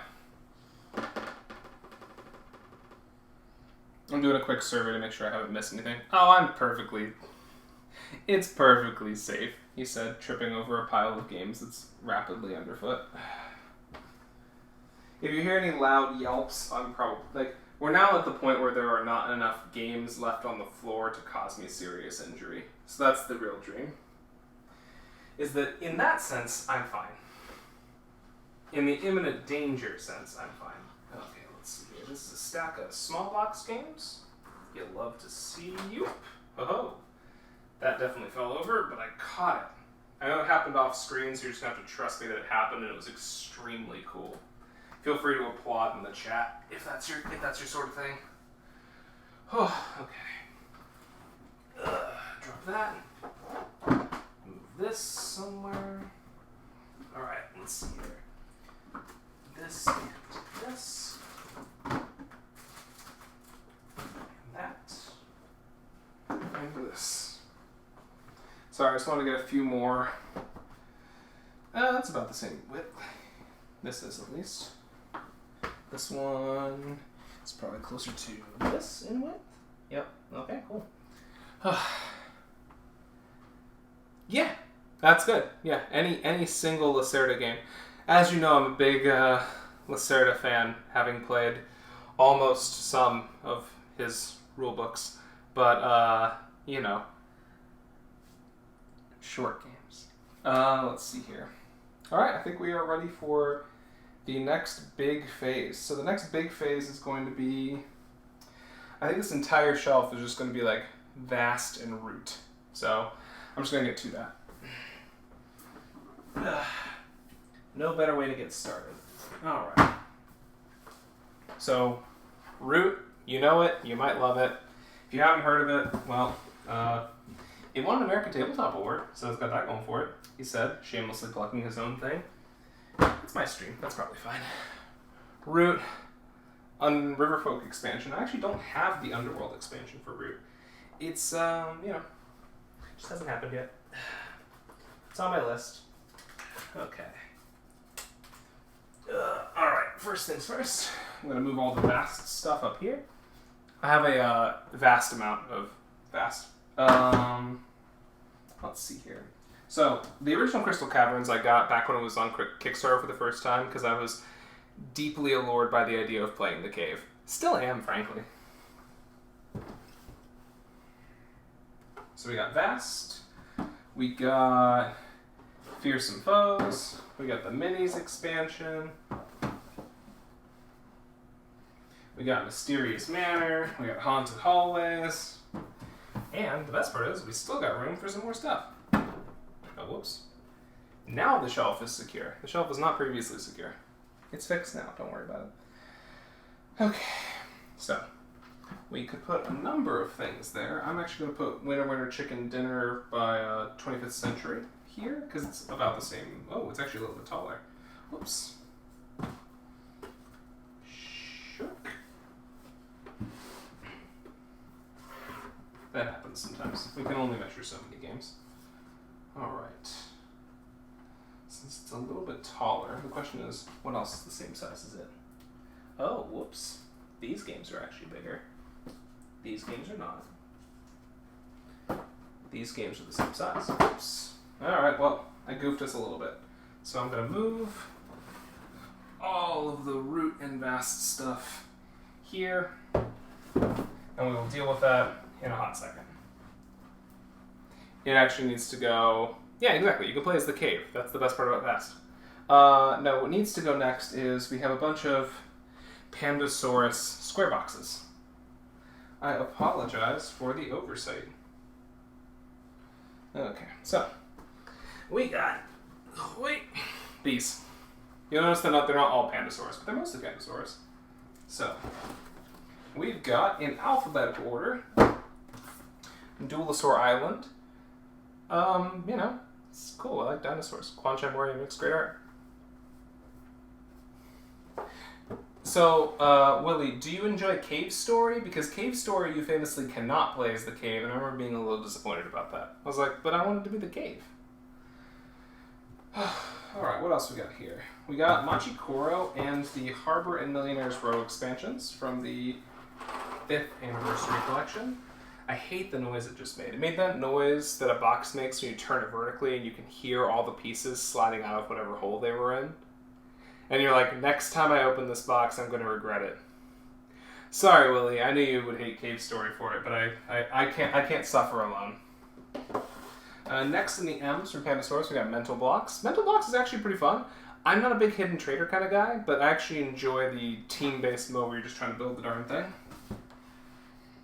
Yeah, and then got their new one coming, Umbravia. Very pretty. I really like the scheme of it. I'm right? How dare Cave Story call itself Cave Story when it is not a story about you, the protagonist of the cave? It just happens to take place in a cave? How rude. But Umbravia, a lot of fun. I'm excited to try it at higher player counts. Okay, and then we got... So Towers of Arcanos, I have actually already reviewed. It's a lot of fun. You get to stack... You get to make towers, and you can occasionally physically imprison your meeples inside of the tower for eternity in a little I have no mouth and I must scream kind of way. It's nifty, but I have the expansion around here somewhere, so I need to play that. And then I got room for maybe 2 more. What else can fit? Oh, I know what I can do. Alright, let's see here. Tripoli. And yep, okay. So, last up's going to be a double feature. The Shores of Tripoli. Since you know how into wargaming I am, I figured I should probably try it for both the street cred and this seemed pretty fun, so I figured why not. So giving that a whirl. And Potemkin Empire, which I talked about earlier in the stream, which is about building fake buildings to try and convince people that your buildings are real when they're actually fake. Tripoli is not going to fit here. I don't know why I thought that it would. I apologize for the mistake. Alright, Potemkin Empire. That's where you live now. Cool, we've done it. Alright, we are at some shelf quality. I wonder if it'll fit here. Almost. Almost. Up. Hey, there we go. What a daring dream. Sticks out a bit, but I kind of hate that, actually. It's very not fit. I'm going to find a different game. Wobble, wobble, wobble, wobble, wobble. There we go. And it's back out. Okay. So, let's see here.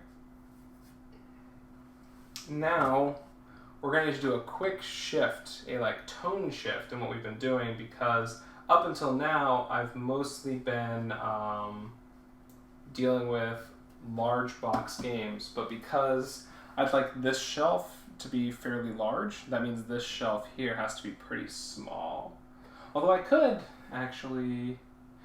flip it around. Let's see here. How many spaces does this need to be above the main? So it's 1, 2, 3, 4, 5, 6. So that's 1, 2, 3. Wait, hold on. Getting my math right. 1, 2, 3, 4, 5, 6. So that means 5 spaces. This goes. Should I have pliers for this? Ugh. There we go.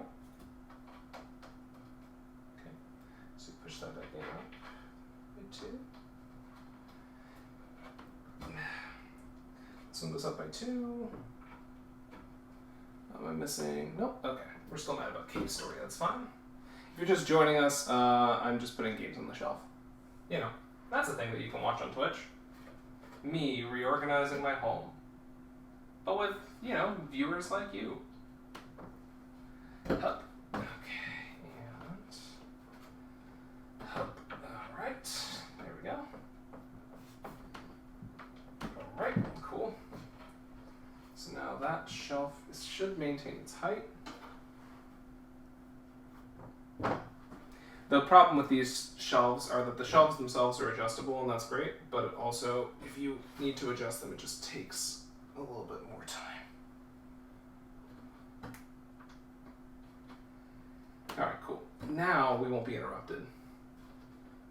Or rather, we can continue our general-sized game placement unabated.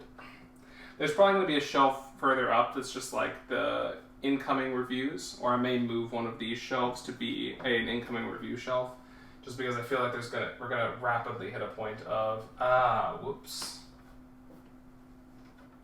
In terms of like, I didn't plan for this properly.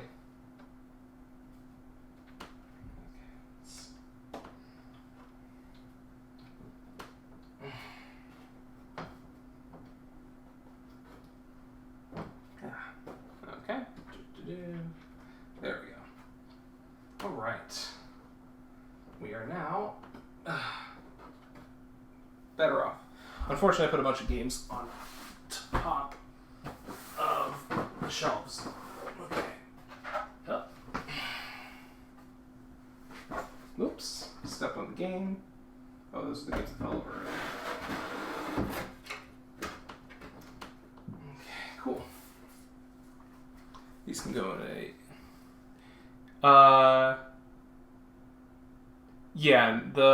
yes, this shelf on the bottom right here is roughly the bottom. But you will be pleased to know that thanks to the support of viewers like you, there is a secret extra bonus shelf that may come into play over the course of this broadcast. More shelves, because I love you, the viewer. That's definitely the case here. It's not because I have a problem. Let's see. Alright, now it fits. Age-old question. Which one's taller? Oh, okay, cool. Well. Uh-oh. Well, that's embarrassing.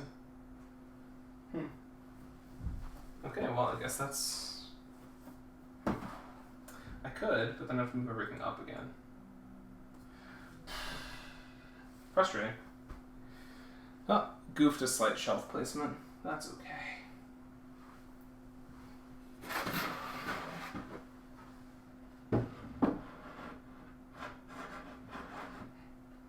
That's why we have these. That is super not correct. This is what happens when you eyeball things. Oh, the most obnoxious boxes I've had to shelf, I have not shelved yet. They are all in a pile here, and they're going to go way on top. So that's probably going to be the grand finale of this, is me getting the step ladder and moving them up top. Alright, I'm just going to grab a set of pliers real fast, because I've been hurting my hands trying to pull these little studs out, and my pliers are literally right over there.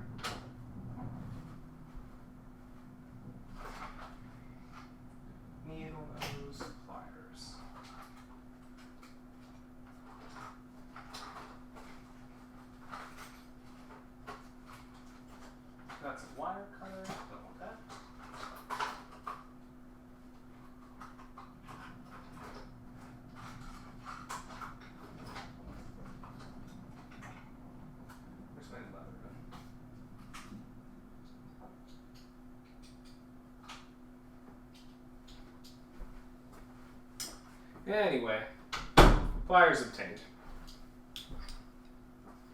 I don't think it's. I think you all are seeing it incorrectly. I think that's probably the real takeaway here, is that you just aren't. You don't have the right perspective. That's what it comes down to, probably.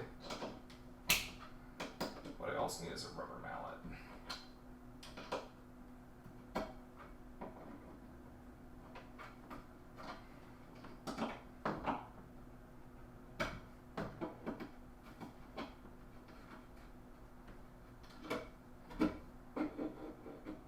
Yeah, this goes much better when you have like a physical tool doing the work for you.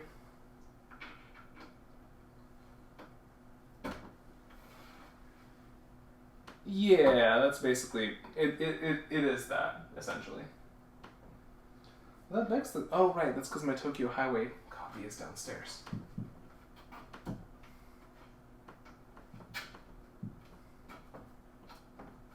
There we go.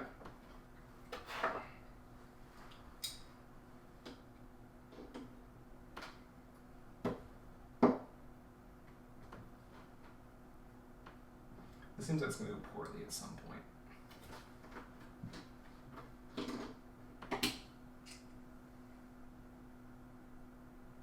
Why is this thing so jacked? Oh, hey. Oh, hey. What's up? Welcome to my stream. I have not bothered fixing my hair because I'm doing a bunch of like physical labor, and I feel like that's kind of just the energy we're taking into this, frankly. Like, at some point I was like, oh, I should, make my hair nice for stream. And then I was like, it is what it is. None of you really see the insights of modern board game reviewing science. Oh, God.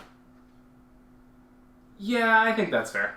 The problem is mine is very curly now due to quarantine, so if I don't do a little bit with it, it gets everywhere. Which apparently everyone seems to like. I don't know. I'm getting nothing but positive feedback, which makes me alarmed. There's something to that. Alright, let's see here.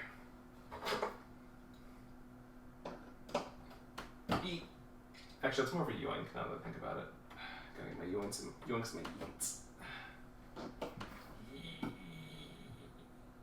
Yikes. Woo! Alright, well, that's fine. Everything is okay. Cool, well, that's a temporary fix.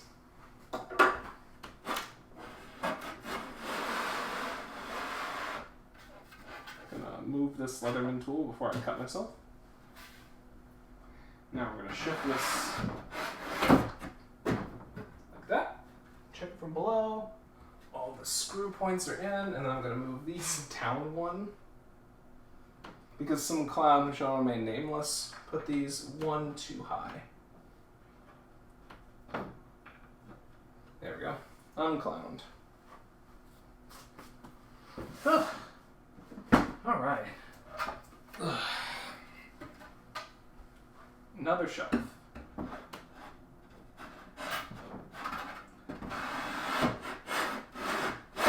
Whoop. That's fine. They don't need to be the same height anyways. Although I may actually put it further down if there's no real need to have it at that height. Yeah, who knows? We'll do it later. Okay, so bunch of square boxes, all going roughly the same spot. And that is here. All the same height, all the same spot. Woof! Making progress, kind of. Alright, what else we got going on here? Okay, so I think this shelf is now going to be the root and vast shelf once I get the Shores of Tripoli on there. I just hate how much longer it is and everything else. I wonder if, is it worth? Probably. I'll put it with the long boxes. It wins. I have some long boxes that are probably just going to be long boxes. Alright. Shift it. Lift with your hips. Slide it over. Pull these games out of it. Alright, cool. And that's how you move an entire shelf at once. Oh yeah, no, I actually have a lot more floor space now. I was actually really, really unconvinced that I could get everything into the shelves. And I've still got 1, 2, 3, 4, 5, 6, 7, 8, 9, 10, 11. I've got 11 shelves left. Like, this is roughly halfway in terms of capacity. And I'm actually pretty good. I think I'm out of the woods, essentially. I'm more than halfway done with shelves here.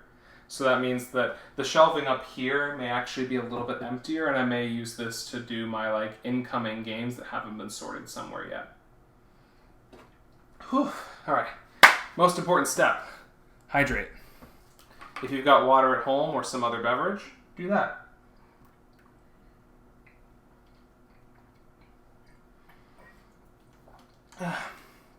All right. Cool. We're gonna get back to it. So, generally what I've been trying to do on stream is just talk a little bit about the games as I'm putting them away. Oh yeah, no, that's... For that, Paula, that's always like... I was legitimately considering getting like a 2x2 Kallax that's just over here, out of shot frame. That's where the new stuff goes that I don't have a place for. But yes. Hello, and also if you're just joining us on stream, I'm taking a quick ginger snack break. Yeah, exactly. And these are mostly games that I'm still like thinking about reviewing anyways, so like having a spot for games that I haven't decided how I want to process yet is fine. Like I know Millennium Blade's Collusion is coming soon.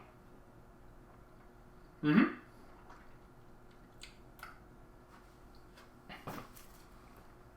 Yeah. There's no way to fit all the games if... Yeah.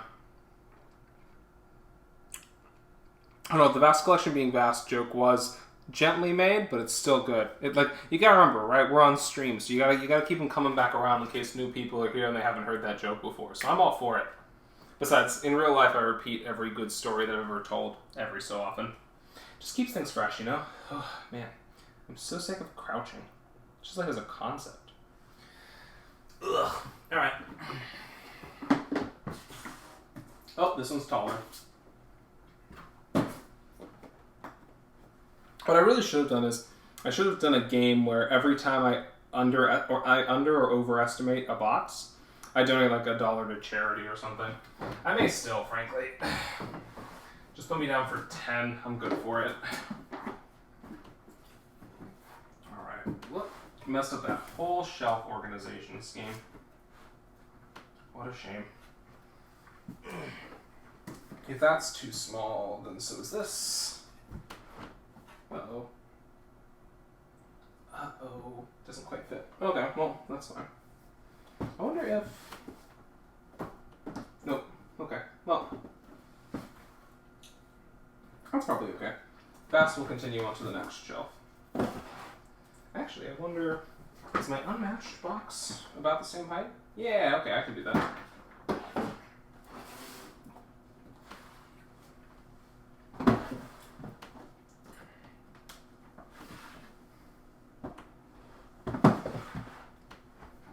Separate Fast from Rick. Bring down that Toy Story game. Bring down Cobble and Fog. Bring down Buffy Unmatched. Move in Root. Making progress, making progress. Alright, so there should be a few games that are roughly the same height as Root. Innovation Deluxe is none of them. That's fine. Absolutely. Willie, this is a family stream. Yeah, I'm probably gonna get like a soda in a few, maybe like, once I finish this row, I may take like a brief, like, I'm gonna get a Coke from downstairs break, which is gonna be like 30 or 40 seconds. Feel free to talk amongst yourselves. But there's still time. We have a bunch of row left to go. I think is probably the right way to phrase that. Okay. So the question becomes, what do I want to go in this spot? Games that are roughly the same height, but it's okay if they're not quite the same height. Like these.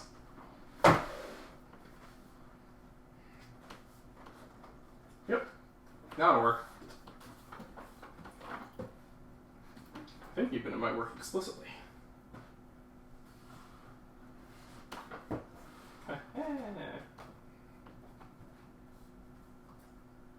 Yep. Solved it. Yeah. Oh, hey. What's up? For those of you watching from home, I have been in a pretty good spot because before we logged on earlier, I actually went through and organized all of my games roughly by size.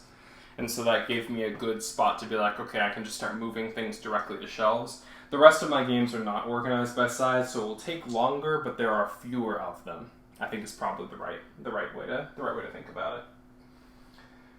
Whew, okay, what do I want to do next? So I see a game box that I think is going to try and thwart me at some point. And I hate that for me, so let me see here. Okay, how big is this? Roughly the same size as this, that's fine. Alright, then let's...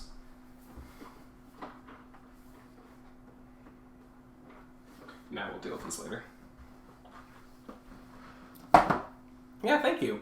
Yeah, splaying the games out in a big circle would have been very cool, but also, unfortunately, deeply time-consuming. Yeah, that's how you gotta do it. If you're pre-sorting games by your size, then you can get a lot of stuff done a lot more quickly. It also lets you do a different thing that I quite like, which is basically make sure that your shelves are roughly the same height. Or at the very least, make sure that you're leaving yourself the most space possible. So what I'm about to do now is I'm about to reorganize another shelf to be a little bit shorter. So that way, it just barely fits fast.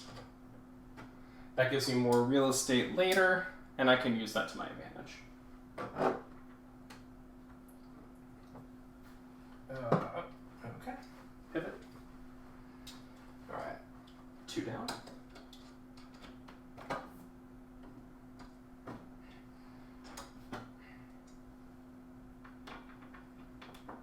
Alright. Cool. Leave that there. Slide this out.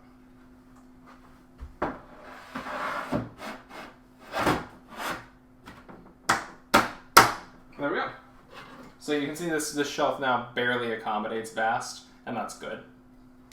Because that means that later shelves will be able to accommodate even more games. Hopefully nothing too heavy, but we'll see. Actually, honestly, this is kind of the place that you want to go if you're going to put a heavy shelf down, because this is the only shelf that's actually like physically bolted in. The other shelves, if you put too much pressure on them over time, they'll start to gently bow. Hello! Welcome. We're putting games on shelves.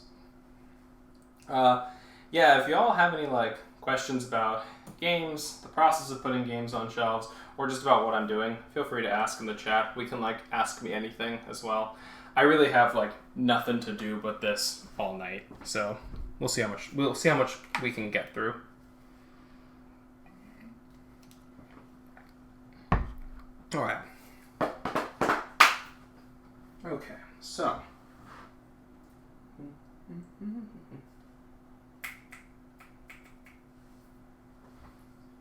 I think we're almost at the point now where I need to start putting those games on. All right. I think this is time for Innovation. Innovation Deluxe is very fun, although I will say that I am horrible at Innovation in every way that it is possible to be bad at Innovation. I'm just not very good at it. I also really want to compliment whoever decided to put the barcode on the one side of the box that it is most likely to be displayed, meaning that I have to flip this over, so I can sort upside down.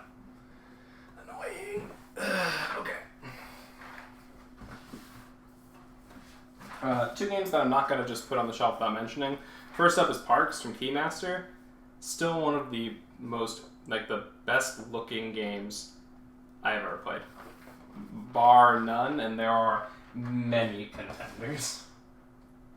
And similarly, Adventure Mart, extremely cute. Love it. Yeah, the barcode thing is frustrating, because I'm just like, you don't want barcodes sticking out when you're here, because you're not like, it would be great, right, if you had a system where you could just like scan the barcode on your phone. Actually, Adventure Mart's on Tabletopia, Benita. We should talk about that at some point. Let's see here. Okay, so now we have the next phase of... yeah, oh yeah, Parks is chef kiss emoji. It's perfect.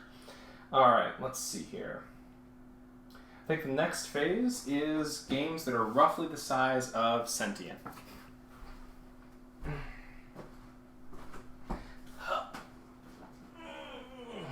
Yikes. He does it well. Okay, here we go. I'm just gonna move these here for right now because that's where they are. Okay. Oh wait, I forgot to put away Deja Vu.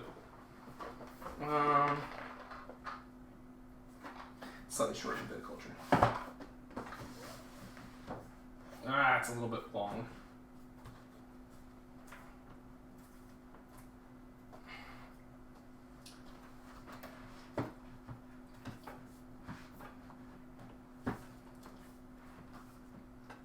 What the? Huh, that's weird. Sorry, the backs of the boxes seem to be gently, like, waved out. Made them look like they were all at an angle or something. Okay, there we go. Once again, very little space here, but that's how it goes sometimes. You always have a little bit of wasted space per shelf. This one's kind of irritating me, but I'll figure something out for it pretty soon. Where's my Spirit Island box? Oh, that's right there. Maybe. Actually, I may slide these in a bit more so they don't fall off the shelf. Okay. Alright. Where is that? Yeah. Well, the nice thing is my back is to it all the time, right? So it's not too bad. This is because the last 4 of my shelving boards are taped together, so I need to quickly untape them.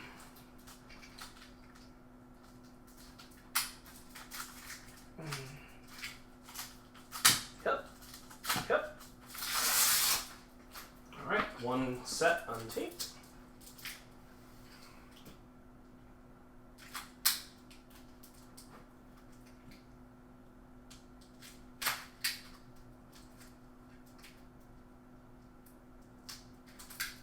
Alright, second set untaped. He's done it. Alright, yeah. Thanks for hanging out, Willie. Alright, here we go. Another shelf set. Although once again, I think it can be a little bit shorter. Where's my Leatherman? Oh, there it is.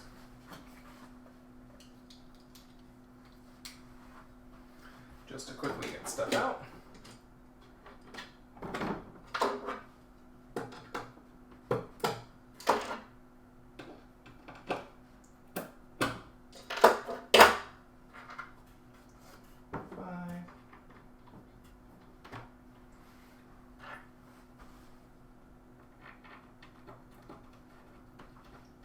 So, folks in the chat, do you have any like scheme that you use to organize your shelves, or is it just sort of like me wherever it goes?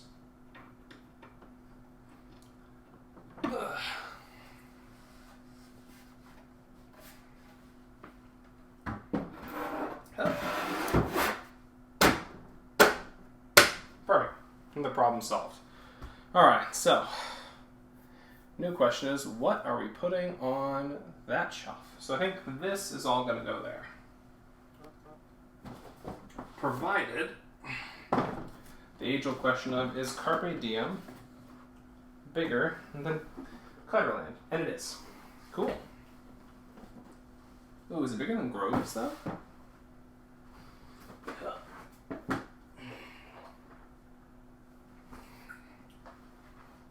It is. Okay, Groves can go here now. Whew. What fun we have on a Friday night. Anyway, okay, hop into it. So, first up... Oh man, I forgot how heavy these are. Yeah, boy got into Feld. Oh, yeah, that's probably better, like a better organizational scheme than the one that I have, which is wherever anything goes, but I hear you. Oh, that makes sense too. Yeah, the one thing I do like about my organization style is that, so right now I only have Castles of Burgundy and Carpe Diem on the shelves, and those are number 2 and number 5. If I stored them like this, it would drive me up the wall forever. So instead, we're storing them like this, where no one can ever see my shame. Oh, what a good place for them. Cool, so. Other games here. We got Tasty Humans and Haunt the House. Haunt the House is adorable. You play as ghosts, and they're like meddling kids who are trying to find treasure inside of your house, and so you just scare them.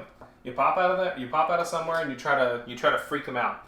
Every kid has a few things that scare them. If you get them all together, you can do a boo, and you can be like, huh. It's very cute. Honestly, we need more games like that. Cute games that are a little bit spooky are very fun from an aesthetics perspective as well. Alright.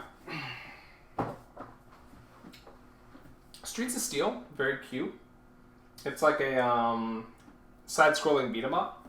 I did a preview for it on Kickstarter, and so I have the final version now, and I'm looking forward to checking it out again. I'd like to say that there's something really to be said about when you're so slow to review a game that a new version of it comes out before you've gotten a chance to do your review, and you're like,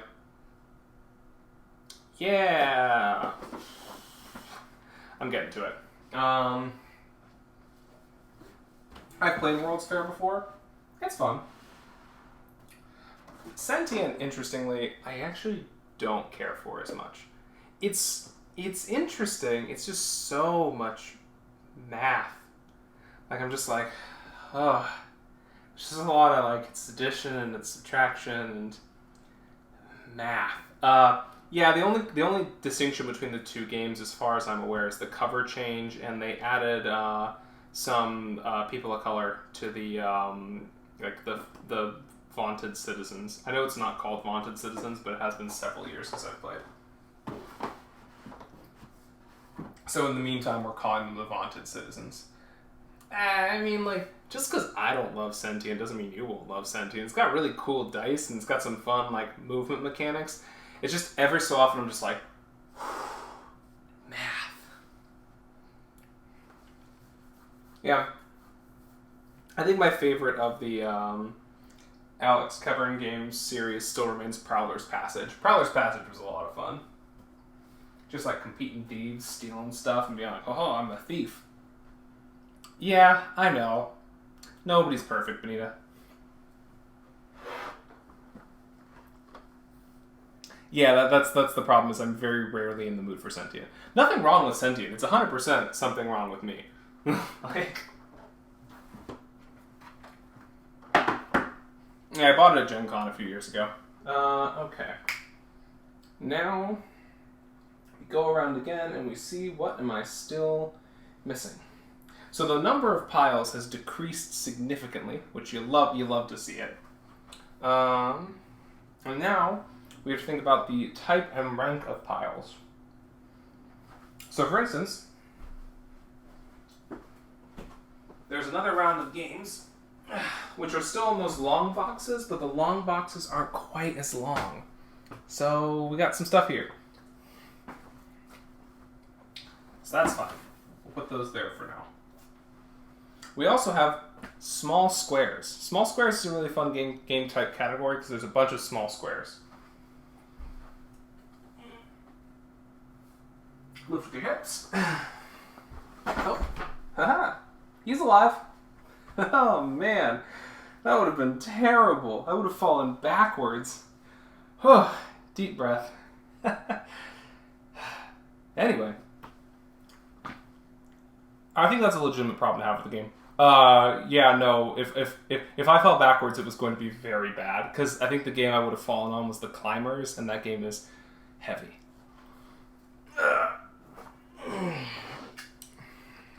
Please only try to wish for my death on not my stream. Okay, so. Ooh, buddy. Okay, first thing I'm going to do is I'm going to fix this pile of games that tipped over, because it has now almost killed me enough that I have to actually, like, take notice. Alright, problem solved. Yeah, it was... I felt my heart rate go up, where it's just like I felt the slow record scratch as I, like, fell backwards, just like, this is me. You're probably wondering how I got here. And it would have been like, yeah, no. I just remember our trip. No.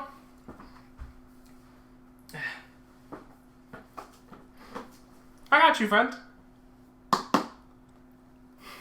I would never die without invoking the name of a game that would very much, like, ironically describe it. On the plus side, you could play it at the funeral. It would be widely seen as gauche, but who am I to judge?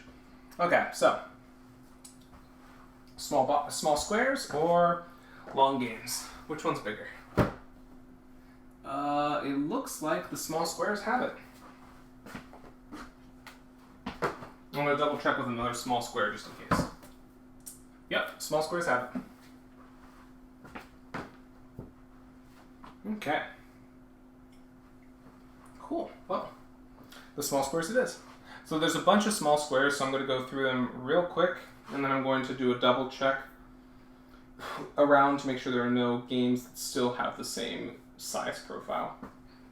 Oh wait, here's one. Yeet. Tentacle Frontier. Oh no, it's a little bit smaller. See, that's $1. Okay. Alright, let's see here. So, when it comes down to it, we have... Okay, where's Bargain Quest? Because this is going to matter. Okay, then we'll start with the Bargain Quest series. So we got 2 Bargain Quest expansions. Sunk Cost and the Black Market. Oh, Birthdays Play at Your Funeral? I mean, Fireball Island is the one I want to play at my funeral, because I'd hope that describes how I died. Like, incinerated by a volcano god. Like, can you imagine how lit that would be? I mean, it would literally be lit. That was a double pun. Literally lit. He's doing God's work here on stream, folks. Whew. Alright, so we got a few of those. Let's see here. How many of the Cosmos? We just have the Targi expansion. So this is another example of the expansion is here. I don't have... Oh, Someone Has Died is a very good one. If I could give out points, or if I had any sort of stream tracking, that would definitely be it. I would love to save money on being cremated, so that's fair. Targi is another example of a game that I have the expansion up here for, but I do not have the base game up here. Why? Who knows? Let's see here. So we'll put that there. Alright. Here's this one. How many more games can we fit? I'll save this one for a little bit. Okay. Alright, I think I can fit 2 more there. Shadows of Macau. That's cute. There's no insert, so you can kind of hear everything like juggling around, which I don't love. Tricky Tides. I love trick-taking games. I love pick-up and deliver games. It is very sad because this is a game in which my coworker sees the opportunity to say something super racist to me. And so now whenever I think about Tricky Tides, I just think about that one time my coworker was racist at me, and I'm just like... And it kind of ruined the game for me. I want to play... I need to have a better Tricky Tides experience. And the worst part is, no fault of the designer, no fault of the publisher. Just one coworker being a douchebag. Right? So let's just go over here for right now. It's going to be just outside of my periphery. Yep, thanks. You're all great, chat, but it's just... It's fine. I really as soon as he said it, I was like, hey buddy, you want to walk that one back? And he's like, and I'm like... Anyway, so I have done the thing that I said I was going to do, and I've completed the first 4 of 7 rows. I'm going to be back in probably 15 or 20 seconds to go get a drink. It's just going to be a Coke. Not quite that exciting. We're not doing alcohol. But I'll be back. Talk amongst yourselves. Talk about games. Or whatever you feel like. I'll be back in like literally like 20 or 30 seconds. I just gotta go crack into a cold one. Whoop.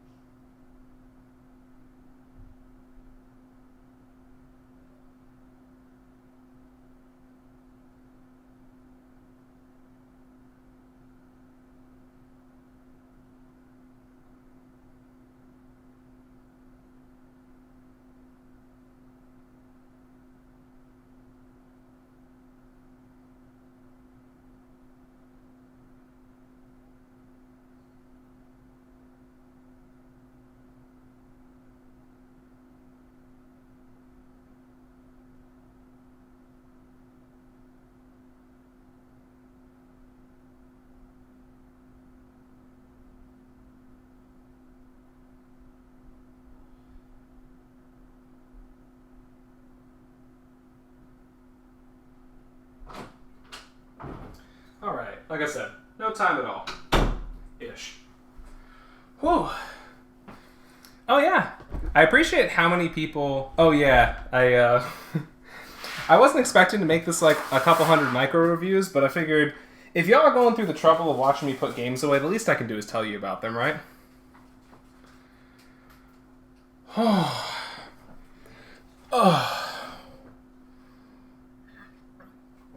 just going to sit for a couple seconds.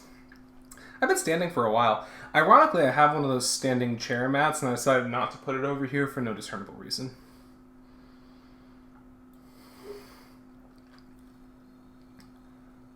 I can probably download it. I'll download the stream before my computer crashed and the stream after my computer crashed, and I'll put them both on my YouTube. I don't think there's anything... Sadly, I did not make the decision to play a bunch of copyrighted music on here. I think the Midnight lets you play their music on Twitch, but I didn't want to mess with it.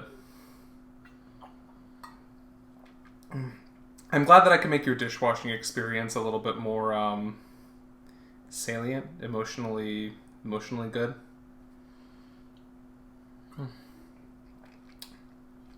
Try listening to Sunset by the Midnight. I like the Midnight a lot, so... Alright. Oof. Nothing like cracking into a cold one with the chat. I am going to move that standing desk mat, though, because my back is starting to hurt. Getting old. Alright. Matt. Huh. Okay, cool. So, what are we cutting into next? When last we spoke, we were still doing the small squares games, and there are plenty of small squares left. The glass coat... Okay, so I think it is just a, like... I think it was definitely a, like, aesthetic thing, but I think the, like... Well, one, Matt knows what he did, Ross. But I do think that glass bottle Coke does taste a little better than can Coke. I don't know why. I think it really is just the aesthetics. Okay, so we are going to shift this a little bit. This is now 1, 2, 3. Okay. I think this is probably 1, 2, 3, 4, 5, 6, 7.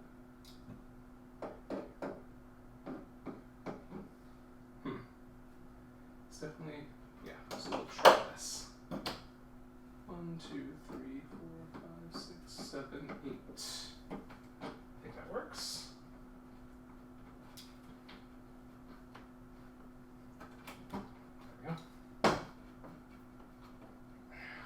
I got some real treat games to show you later. Once I get to this last tall shelf, it's going to be a little bit taller than normal. Oh yeah. No, and the Endless Summer album is very cool. Horror Show I really like, but I think of the Midnight albums, I think that Nocturnal's my current favorite. Every album has a really good song.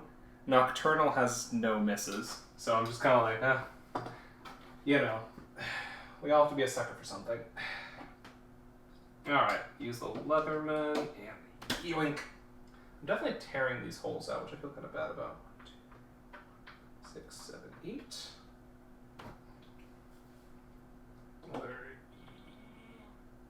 Well, come on. Man, these are hard to remove. Woof. 4, 5, 6, 7, 8.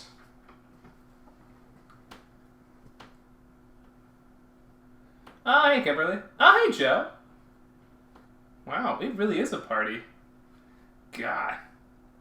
This is almost as good as a convention in the chat right now. You all are doing great. Thank you. I was worried this was going to be terrible. I mean, like, the thing is, like, I don't really stream that much, right? So, like, even if it was terrible, I would just write it off as a, meh. But no, you all are making it really, really fun. Like, I appreciate that. Like I said, though, could you pet Nibbler for me as well, Joe? I would really appreciate that. Joe is petting his cat, Nibbler. I just, you know, Nibbler's doing their best. Okay, another shelf. Thank you. Right.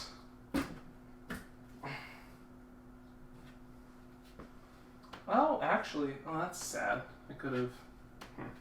Okay, hold on. Gonna move this down real fast. I'm gonna take a game that I'm not showing you yet. I'm gonna. It fits. Okay, that's fine. Dang it. He's beauty and he's grace. Just gonna move these shelves. Somebody please clip that, actually. If you can't get a good clip of yourself following, or if you can't get a good clip of yourself falling on Twitch, like, what are you? It's fine. The full video will be on YouTube later, and if you want to just, like, make a gif of me going, ugh, that's fine. I respect it.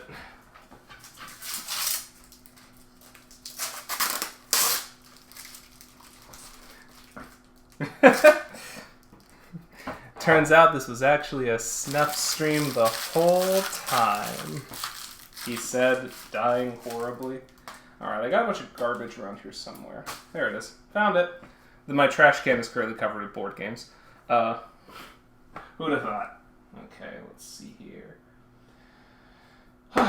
Alright, so I've got goals, and I've got plans, and I've got directions. But only 2 of those are Death Cab albums. Oh. And the shelves are tilting again. Okay, I need to find a safe place to put these shelves. Oh, I know. I can put them against the wall. Cracked it.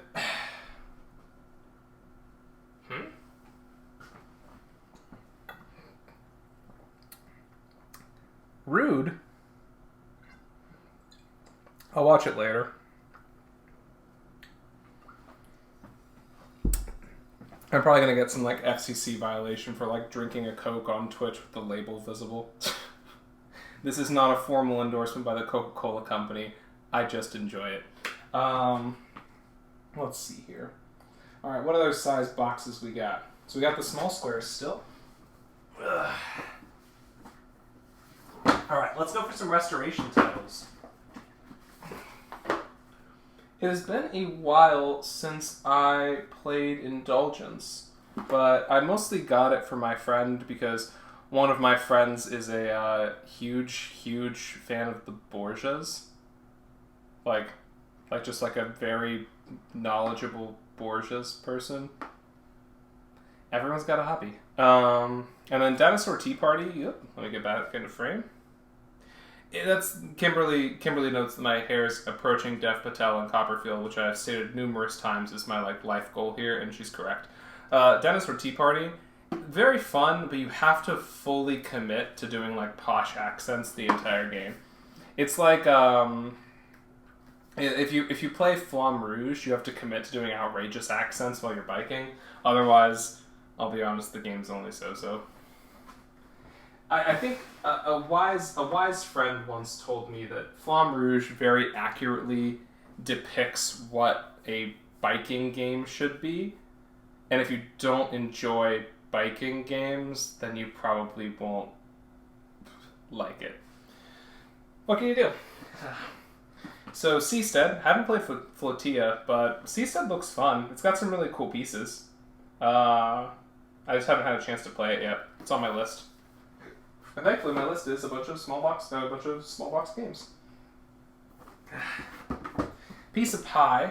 So, I have a worrying fear that I'm probably not going to enjoy Piece of Pie. Not because of Piece of Pie's fault. It's an I Cut You Choose game, and I generally don't like I Cut You Choose games. I've tried a bunch. I've like gotten to the point where I'm like, this just isn't my genre. I do agree though. The box size is impeccable. These small boxes are perfect. Yeah, no, that's Joe. That's absolutely correct. You should just use any posh accent you want, where you're just like, oh, hibbledy dibbledy, or etc. That's gonna get clipped at some point. There's just nothing I can do about that. So there's my gift to you, stream. Ugh. I'll use it for something, I'm sure. The one game I do want to highlight from the small box game series is a Sashi and Sashi title. I have a bunch of Sashi and Sashis that I haven't reviewed yet. Ross would know if posh people also higgledy-piggledy, and I believe you. Remember Our Trip is beautiful. I love everything this publisher does. So I'm really excited to play it once I have a chance. That makes sense. Sort of an East egg, West egg thing. Is that right? Okay, so let's see here. Cutterland I haven't actually had a chance to play yet, which it looks really cool because it's another game where you physically cut cards apart. And at some point I will play it, and I will have a great time. I just don't have it. I haven't had the chance quite yet. All right, there we go. I am pleased though. We are rapidly approaching like board game cred zone, because I feel like at some point I'll be able to be like, "Hi everyone, my name's What's with What's Eric playing," and they're gonna be like, "What? Are you having a problem?" I'm like, yeah. Post-pandemic's gonna be good. All right. 9-figure, I don't know a ton about. It was another one of the Happy Baobab set. And yes, it is of the West Virginia Eric's playings. And then Bike Tours Taiwan, I know literally nothing about. I actually won it at a Great Way Games meetup at BG... Was it BGG Con? I don't remember. I think it was BGG Con. It's been a while since I've left the house for things, so it's just they kind of all blur together at a certain point. Alright, so we got a few there. I still think it may behoove me to lower. It's fine, it'll work. I don't know, we'll see. Okay, so that's all of the small square games, I think. Is it? Yeah, I think so. Okay. We're gonna see how big this is. Nope. Is it bigger than Groves? Nope. Is it bigger than these? Actually, it's the same size as these. Oh, that makes sense. They're the same publisher. I love when publishers use a consistent box size. Yeah, there's basically just like, there's before pandemic as a time period, and there's post-pandemic as a time period, and that's kind of the two zones. There's like a in pandemic where time is immaterial, which is kind of unfortunate because like it really makes it hard to remember what day it is. Oh, Groves is a little bit bigger. Put it up. Slide it forward. The one nice thing about these boxes being small is I can actually get my arm around them. Alright, slide in Groves. Slide out Cutterland. And then whoop. The whoop being an important part of this process. Okay. Whew. We're actually almost there. Yeah, no, Ross has got it. The correct phrase is, and let me make sure I'm saying this correct for Ross, is "Sup y'all, ya boy What's here, so smash that like and ring that bell, opens Durian." Yeah, exactly. Ross, I believe in Ross's victory here. Okay. I'm going to bunch up some games that are made by these same people. And then we can talk about the game that I'm really excited about, which is I finally have a copy of Cryptid. And, wait, you have to say it like boy-yee? That sounds right. Yeah, the game Durian. Yeah, we were talking about Durian earlier. Is that... Joe, you'll love it, actually, because you know who makes it. It's your faves. There's a little bell inside of this game. Deeply cursed. I love it, but deeply cursed. But yes, I am very excited to play Cryptid. I love deduction games. I have not ever gotten to play Cryptid before, and now I can. So that's really the dream.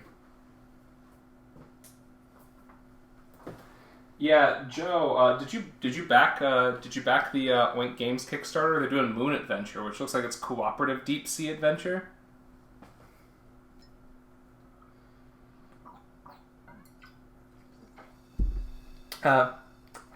Oh, it's still on. You didn't miss it. It's going. It's going until the end of the month. Sorry in advance, because that's you spending money. But Kimberly, have you played Search for Planet X? That's my current favorite deduction game. I really think Search for Planet X does a bunch of things I like really well. Okay, let's see here. So we got St. Malo, probably the best free game at BGG in a few years, other than maybe Push. Push from Ravensburger was a surprisingly fun Uno alternative they were giving out for free at BGG-Con a few years back. Yeah, exactly. Joe's got it. The Search for Planet X is the escape room puzzle of the solar system. The Liberation of Rietberg. I know nothing about the Andor series, so it's kind of on my list to try at some point, but that's about it. Yeah, you should still try to steal Daniel's copy, but, you know. Yeah, I was very pleasantly surprised by Push. Push is definitely one of those games that when you have it in hand, you're like, I'm probably not going to take this game seriously. But then you're like, oh, it's actually quite fun. If I could, I would go to everyone's house, swap out their copy of Uno for a copy of Push, and I feel like that would be a net positive. It's just, they're not the same game, but they fulfill the same aesthetic, the same ethos? I don't know. To your credit, or to answer your question about the percentage of boxes in shrink wrap, probably 30%. Rough take. Just from counting, I'd say out of every shelf, 2 to 5 games. Yeah, St. Malo is a pretty interesting roll and write. It's probably one of the early heavier roll and writes, in my opinion. I don't know enough about roll and write lore because I'm not Suzanne, but it's definitely just an interesting roll and write about just building up a little fort. Annette taught it to me of Netter's plays. It's fun. A few games, speaking of fun, a few games from Big Fun, the publisher. There's Fortune City, the game that's based on the finance tracking app. And Medical Frontier. It's about trying to make a vaccine, which, could be relevant for your best life. Suzanne is the lore keeper of the roll and write genre. Okay, Fortune City, Medical Frontier, and if I'm right, I'm barely right. Yes. Ha ha! He's done it. Okay, well, nothing's coming off that shelf, but it all fits. It's better when it's flush, the most boring board game ever made. I did play a game of Uno for 3 hours once, a single game of Uno for 3 hours. Hold on, I gotta turn the label away from me. There we go. He's holding it. Ah, yes, a generic drink. Yeah, and the thing is, that's kind of the answer, right? There aren't really boring games. They're usually just boring situations. Yeah, well, the problem was we were playing with that cursed rule where you could chain draws. And so we were like, I play a draw 2. Well, I'm going to play a draw 2. Well, I'm going to play a draw 2. And someone gets stuck with a draw 16, which is amazing. But I don't know, it's not Uno's fault we were playing poorly. It's the same thing with Monopoly, right? Monopoly should take an hour. But everyone plays with the free parking rule and the jackpots and the tax breaks and the liquidity of long-term investments. It's just a bunch of it didn't matter, man. It just kept happening. Someone would get down to one card, and if it wasn't a draw card, everyone would then force them to draw 16 more cards. It was cursed. Needless to say. But, other than that, though, yeah, I don't like Stratego very much. I think that's probably fair. So yeah, the problem is my dad's like favorite board game is Stratego, and so this has caused numerous problems in our personal and professional relationship. Man just loves... Actually, I think his favorite game is now Yahtzee, but man loved Stratego for a very long time. I don't get it. Like, Stratego's aight, he said, unconvinced. But, okay, so... So we are now at a weird crossroads, where since we've got the space, we might actually shift from vertical orientation to horizontal orientation. There's a reason why. So the reason for this is that once we start stacking games vertically, we can fit more games in this space. Otherwise, we're going to have to stack vertically pretty soon anyways. Otherwise, we're going to hit this spot where basically we have like this much space above every game. I'm going to do it. You can't stop me. This is... Oh yeah, I told you, we put the boxes on the shelf how the boxes fit. The boxes fit how they fit. Like, there are no gods or rules in this game. There is only how can we get the most density on the shelf. I apologize if I ever misrepresented that. Oh yeah, no, this is my villain song. It's just, he doesn't have, like, the villain song's title is really, he doesn't have a consistent shelf organizing scheme because he just kind of does whatever he wants. It's very long and it doesn't rhyme in the ways that you would want it to. Okay, so let's see here. How can I hurt Ross the most? Got some square boxes. The thing you're gonna love is when I, yeah, this is basically when Fonzie jumped the shark. Yeah, absolutely. The thing you're gonna love the most, though, is that I am 100% just going to...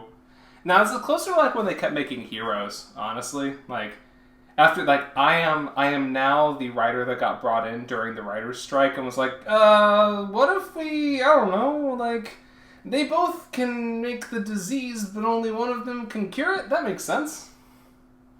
Yeah, exactly. These are all, like, this is, like, apparently, according to Ross, this is, like, top 10 anime betrayals happening right now. All 10 of them. Okay. Yep. There we go. Cool. Okay, so let's check some sizes. Ooh, Ross is gonna hate that. Okay, cool. Well, time to commit some crime. Alright, so what we've got here is a few more games that I'm probably going to try and get on the shelf before we start getting to the really small box titles. The really small box titles are just barely... They're going to fit how they fit, honestly. There is no rhyme or reason to them. No. So, Ross believed that I was better than just stacking my shelves inconsistently. Yeah, no, I'm never... Oh, no. Do you want to... like? You have now invited this pain upon yourself. Please, I'll show you what I'm going to do next. So, we've got a game. We got Match Madness from Foxmind. Please appreciate this. This how like the size of this box.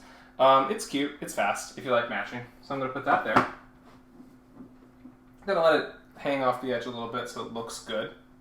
Oh no, we're not changing orientation. We don't have enough shelves. We're actually changing orientation because we don't have enough, like, I guess we don't have enough shelving, like actual physical shelves.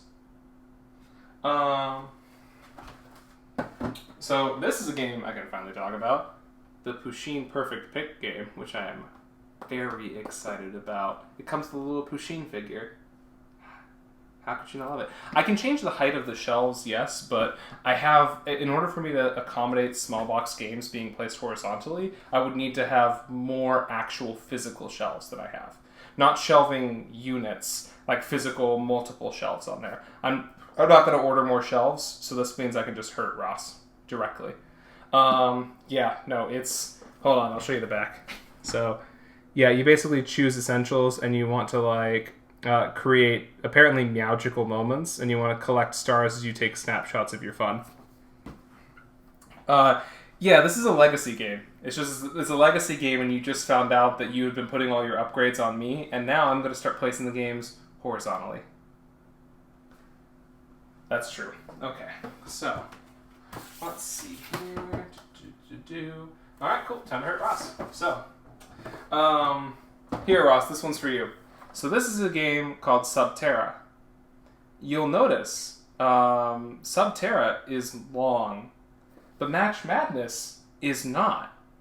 Now, if you were a criminal, you would just kind of do that.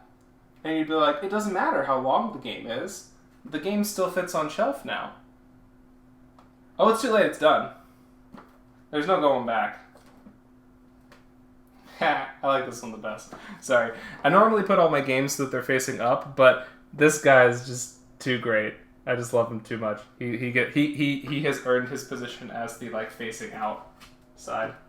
I love it.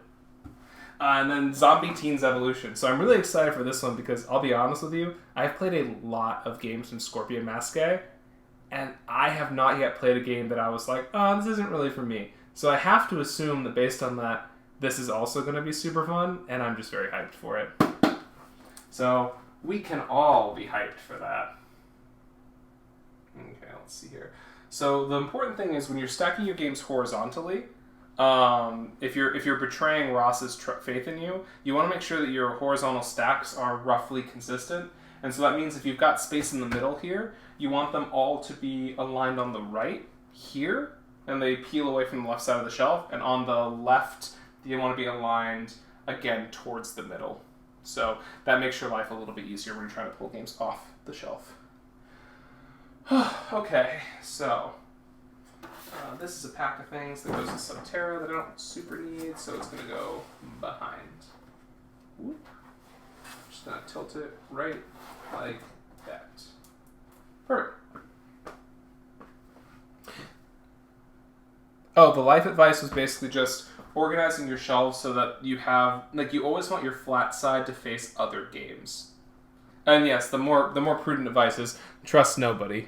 We're all the werewolf tonight, he said with his hand firmly on the label of this delicious dark beverage. Mm-hmm. And all this education was made possible by viewers like you. Wow, what a delicious generic beverage that was. Okay, let's see here. What else we got? We are slowly approaching that one place that I had come to fear the most, which is the spot where I'm no longer 100% sure what size the games are, because I didn't actually expect to get this. I actually didn't expect to, one, have the engagement that I'm getting from you fine people, so thank you again for joining me on this emotional journey. I'm having a lot of fun chatting with y'all, but I also just didn't expect to get this far in one day. I actually had budgeted for 2. Oh, hey, Liz. What's up? Oh, there she goes. That makes sense. She in, she out. I was just talking about you, though. I was talking about you maybe, 15 minutes ago. Liz is my friend that likes the Borgias. Yeah. I specifically was talking about you in the context of the Restorations title Indulgence. Yeah, absolutely. Yeah, I did. I think she'd say they're Borgias. Not to be bourgeois, but as a pun on the word gorgeous. He's done it. Da da da da da da. Bye.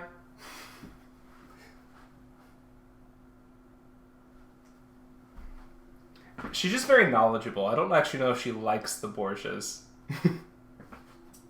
But I think I have figured out a way to get her to engage in the stream chat. Yeah, I think the problem is I've broken several streams pun counters. Okay, that's fine then. Sorry, Liz loves the Borgias. I apologize for the mistake. I'll make sure to edit that in post. What else do I want to do over here? Oh, I guess I could have maybe hurt Ross a little bit less. Oh well. You always hurt the ones you love. Okay, let's see here. So I got a bunch of small box games. I'm going to start bringing them a little bit closer. Fair enough. Bye forever. Ugh. Would this have worked? Oh, it is actually a little bit taller, yeah. Is it worth it? Can I work it? Yeah, I think that's fine. Okay. Yeah, that might be worth it then. Yeah. Interesting. Okay, I'll think a little more about it.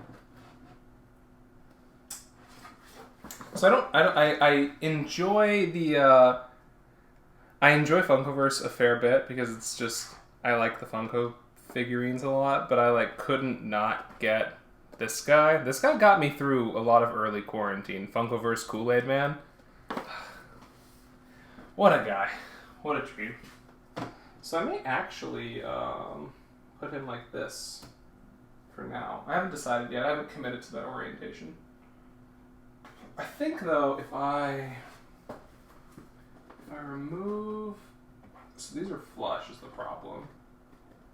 If I do that, I can definitely get them both in here, but then I have to have Fortune City and Medical Frontier apart from each other.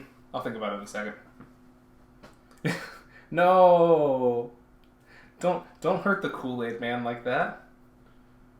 Oh, you're both on stream. That's fun. Yeah, I think I've made probably closer to 10 or 12. I think there was definitely a point where we were talking about Fireball Island where I made two distinct ones in the same sentence.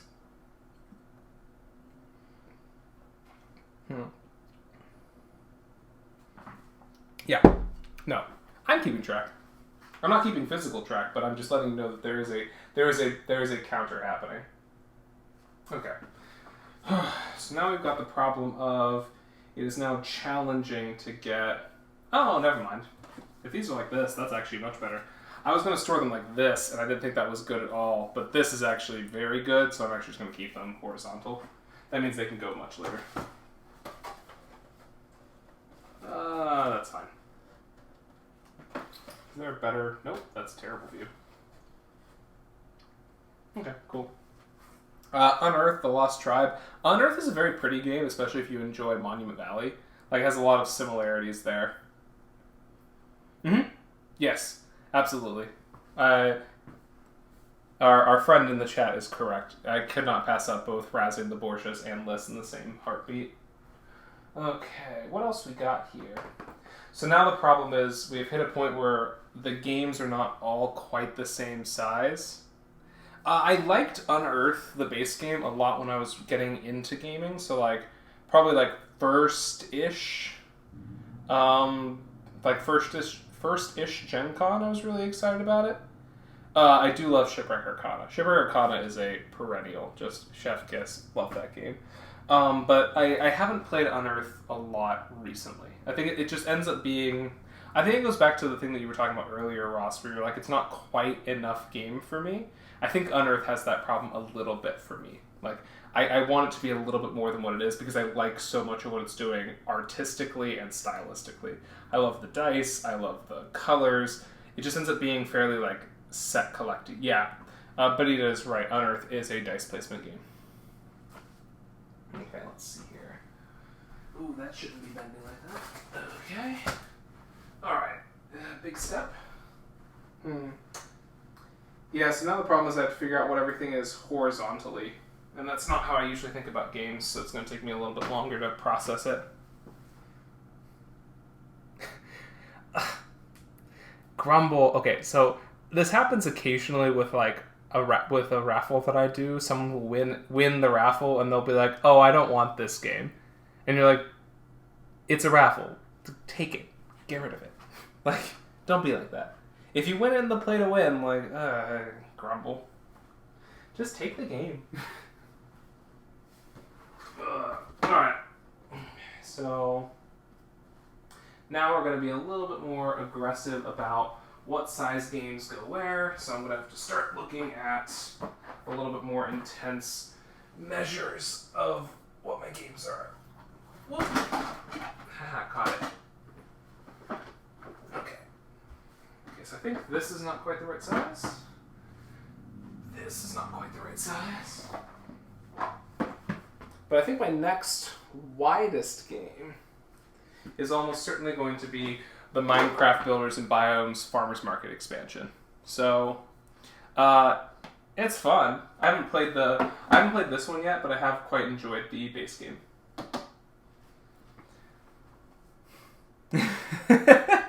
Wait, so Roz, let me make sure I understand this correctly. You did a giveaway and someone said, "Oh, I don't want any of the listed titles. Can you give me one of these games that I actually want instead?" Wild. Wild. Wild. Wow. Oh man. Sorry, that just almost earns the full body sigh for me. I just can't even process that fully. I'm just like, oh, what? Why? Oh, that's terrible.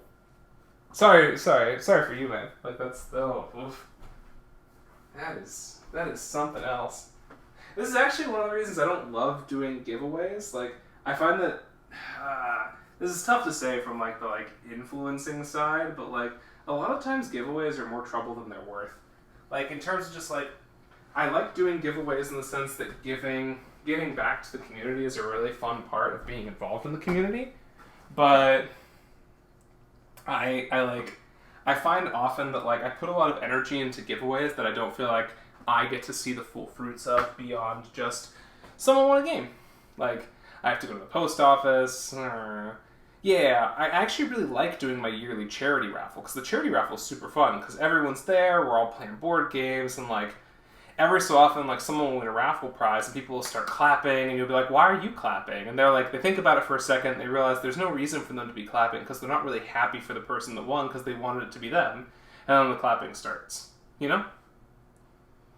Oh, oof, that's rough. So, Kimberly had a different setup where like they had it done like programmatically, and so they had to like reprogram the whole thing. No. For me, it's just me going, here's a list of 6 numbers. So it's really fun when I actually love doing it with raffle tickets, because then if you do it numerically and you do one number at a time, you hear the ahs as soon as the first digit is wrong.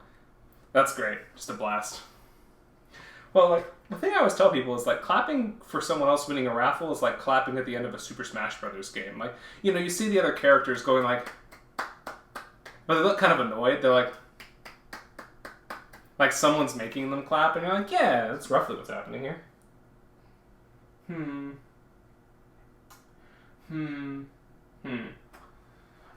kind of want like a small height shelf, but I don't want to have a tall enough shelf that matters. Oh well. Oh, bye, Benita. Yeah, exactly. Okay, let's see here. Ugh. Is this a better orientation? Nope. Oh well. So, oh right, I need to actually talk about the games. So this next one's called Alien Express. It's another excellent entry in Eric Can't Read Korean, but basically you have an object that you're trying to deliver with your like all-purpose like modeling tool, which is just clay. So you want to build the object, and then once you're ready, you say, I'm done, and if someone can guess what it is correctly, you both get points. I'd like to note that for everybody, this is an important caveat, notice how it is still in shrink wrap, because this next part's important. Huh? The box cover is on upside down in the shrink-wrapped version. Every time I see it, I'm like, oh, that's not right. And then I'm like, oh, it's still in shrink. And I'm like, hate that. Yeah, exactly. It's, ugh. It is an actual nightmare. Okay, let's see here. What other wide games do we got?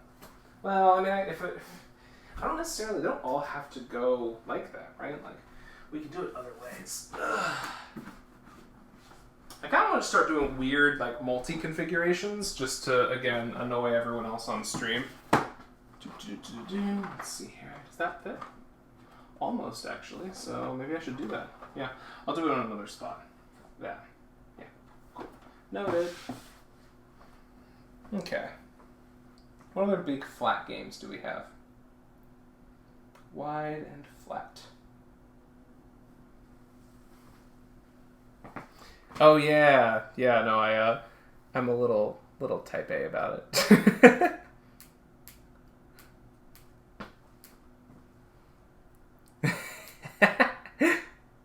So wait, do they do that every time? Like, is there like the lucky Spanish winner? Like they just like I love the idea of like if you pre-order a game, there's like a 1% chance. I guess maybe like a 1/10% or less chance that your game is going to be the Spanish game, and so you're just like, "Que pamisa," when you receive the game in the mail. I took just enough Spanish. It isn't. I'm not my Spanish pronunciation is terrible, but it's past. I can get past it.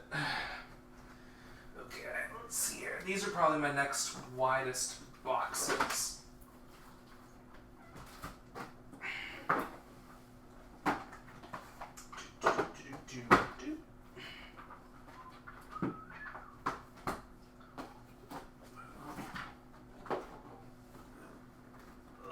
Lift. Oh, there's another Hobbit game. Should grab that while I'm here, because it's actually, I think, also correct. Whoop. Alright. We are making progress. We're down to like, I'd say probably less than 100 games. Probably.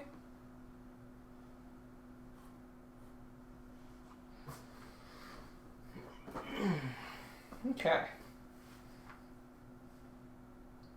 Now I have no idea how to organize this.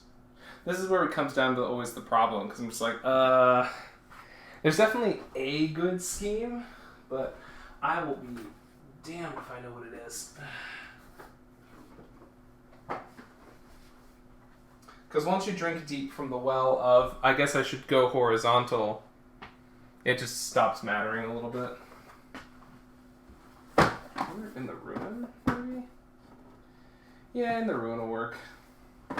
So In the Ruin was part of a series of games that I bought from Japan right when the pandemic started, because ya boy thought that I was going to be able to play them online with people. No. But I have the English rules now, so that's something. Let's see here. Flapjack flip out, maybe? Is it wider? No, it's kind of narrow. Is it wider or narrower than that? Yep. Yeah, so now we're just looking for the next games that are theoretically wide enough to end up on the shelf. Which is kind of fun, in the sense that, like, I don't know if there are any games left that are the correct width, but, meh.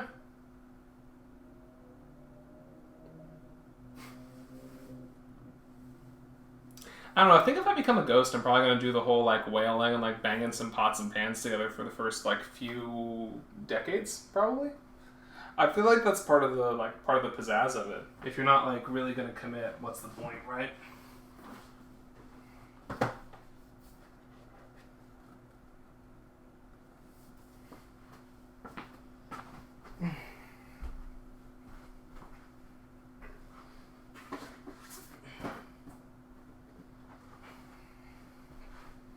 Let's move everything a little bit closer.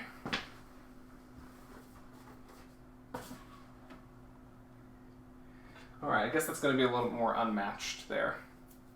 So that unmatched will go with the unmatched over there, I guess. None of it really matters. It's just kind of the gentle frustration of figuring out that nothing quite fits now. Okay, let's see here.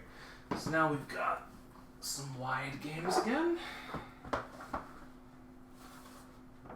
Okay, so we can do that. Now we can do the thing that I kind of want to do, which is this. Not that. But maybe this. Nope, still not quite. Okay, we need something that fits in that space. Alluvium? Yeah, okay, that's fine. Cool. So then we're gonna... Alluvium is, I think, a, like, draft and write. It's another game that I don't quite have the English rules for, but I might have them around somewhere. Okay, let's see here. So we'll do it like that. And then Laser Riders, very cute, cool concept, requires a lot of table space. So we do what we can.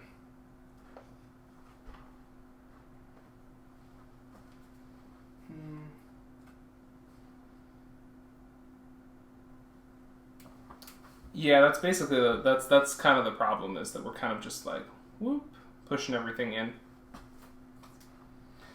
Okay, let's see. Now we've got a few more narrow box titles that I think can go here. And if that happens, then I could probably put one more game vertically there. Have to be pretty tall and pretty thin, though. Can the choice triply fit there? Not without a fight, but it'll work. Alright, cool. Yeah, so this entire shelf is just going to mess with Ross really badly. Because it is a whole bucket of compromises. Alright, let's see here. What else do we got width-wise? Although, you might actually be able to do some tall games next. If you can get them set up correctly. Hup, hup. Okay. Hip to the hop. To the hip, to the hippie. Oh, that actually might work. In a different spot, in a different way. So if I take this out, and I put Tao Long and Spirits of the Forest like this, that actually looks quite nice. I just need to find something that fits here now. It's about the same height.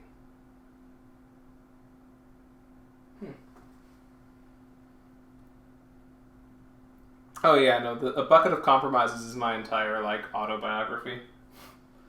I had three separate ghostwriters. That was part of the compromise.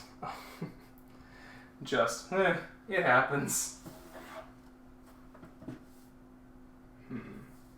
I wonder if I were to shift this slightly, I could fit a slightly wider game box there.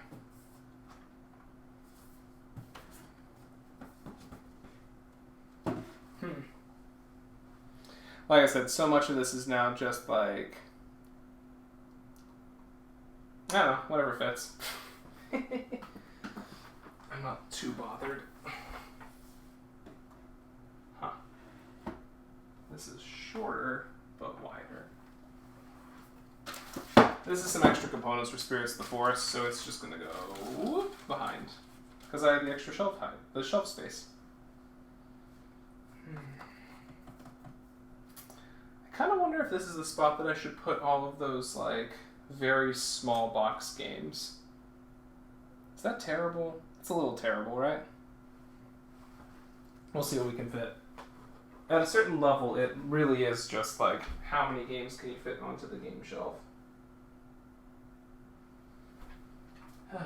Those are all promos.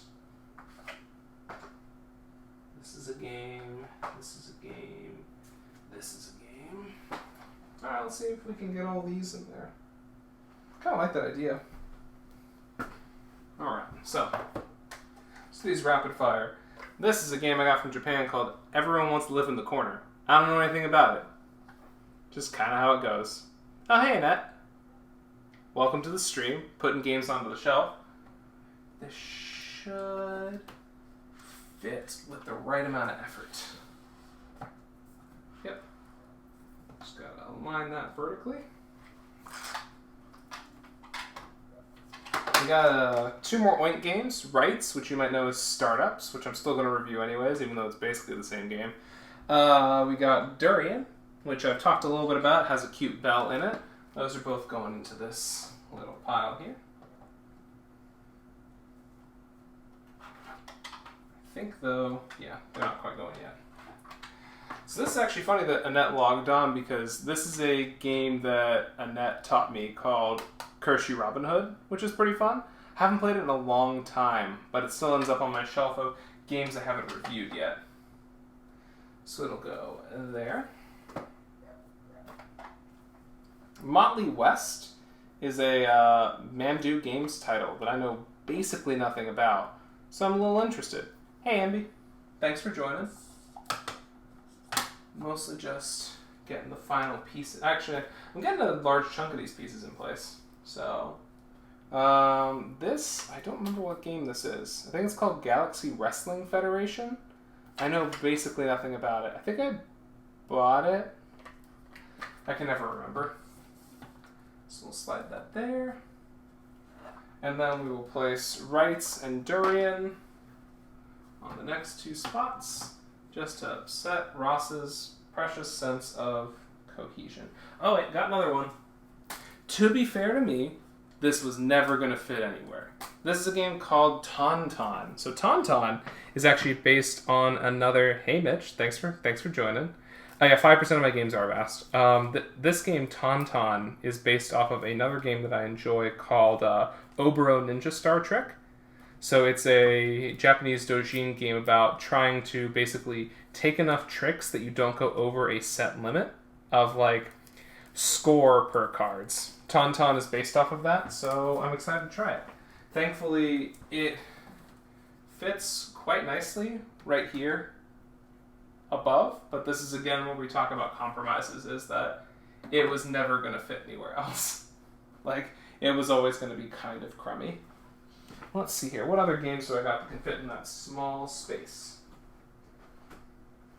There aren't a ton left, so we are in the final zone now.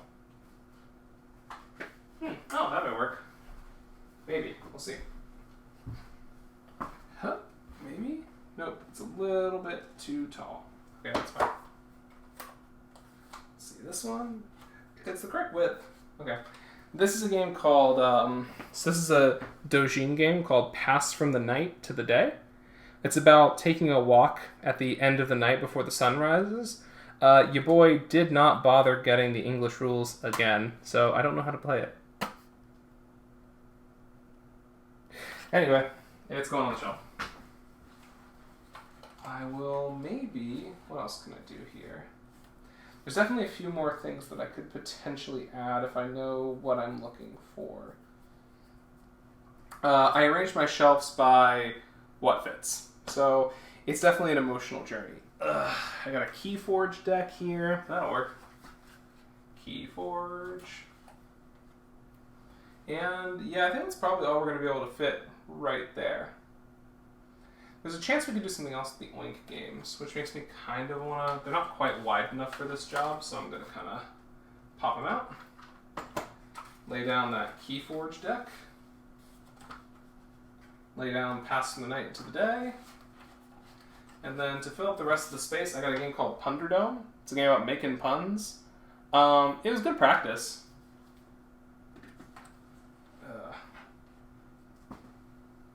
Oh, yeah, I've already got space for the games I'll let you borrow in it. Don't worry. Yeah, so this will complete this shelf. So we move on to the next one. Again, there's only so much you can do with some of these spaces. So, like... Yeah, that's correct. I do have a few games that I can play. Thank you. I'm going to enjoy going back and rewatching all of these clips. Thankfully, no one clipped the higgledy-piggledy part. Let's see here. So we're basically at small boxes now, which is fine. So I can make that work. Okay, let's grab our last shelf. This is our last physical shelf. So for those of you keeping score at home, there's a secret bonus round because I actually got the extenders for these shelves, and they sit above, which is good. But in lieu of that, I've got a couple more tiers of shelving units that I could do. So I've really got 1, 2,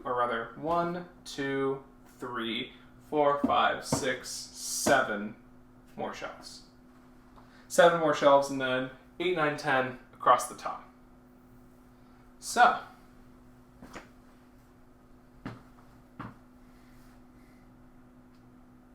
yep, we have a ways to go, and we can... Sorry about that. Yeah, it's just, it's how we do this thing. My computer is not doing well. I probably need to replace the motherboard and the other components But I'm alive. I'm here. We are in the home stretch, so I'm going to start working on finding the games that are roughly the same size. Yes, I have returned. Hello, it's me, Eric. Thank you for joining me this evening. We are still shelving games. Woof. I'm probably going to keep the monitors as well, but I think there's something wrong with how the motherboard, the graphics card, and the power supply are interfacing, because I just got a new power supply, and it seems to have somewhat fixed the problem, but not entirely. We all need new computers eventually.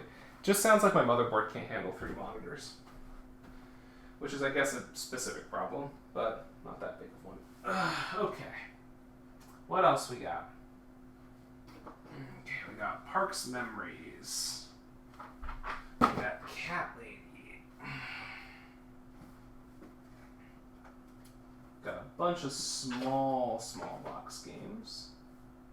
We got a bunch of wide box-ish games. If I can grab all the games that are roughly the same width, that'll help. Yeah, that's basically what's going on. Like, it's just that my computer will crash after a certain point that is essentially randomly determined, which makes me think that the power supply is... Yeah. Oh, I don't need a new mouse. I don't need a new hard drive or graphics card. A graphics card is fine.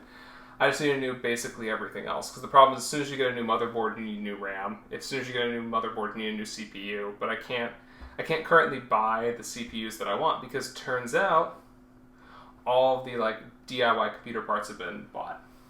By who? Was it Bitcoin miners? Who knows? Grumble. All I want to do is stream on Twitch, and I can't even get a new computer piece. Alright, let's see here. Got a few more game boxes that are all roughly the same size. I should be able to make something happen there. Right? Okay, let's start looking to see what games we have left that are roughly the same width. Oops, lost one.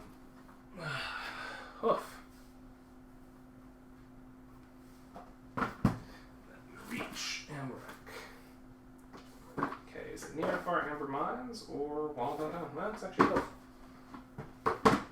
Alright, well, if we're going to make a new stack, the first thing we can stack up is our Red Raven collection. So with Red Raven, we got 3 games here. Probably worth talking about. First one is going to be Artifacts Incorporated. I haven't really played it. I just kind of like Red Raven stuff, so I tend to try it. Deep Vents I'm interested in because I, again, love the art. It seems a little bit more take-that-y than other games that Red Raven has traditionally made, so I'm intrigued to see how that plays out. And then the first expansion for Near and Far.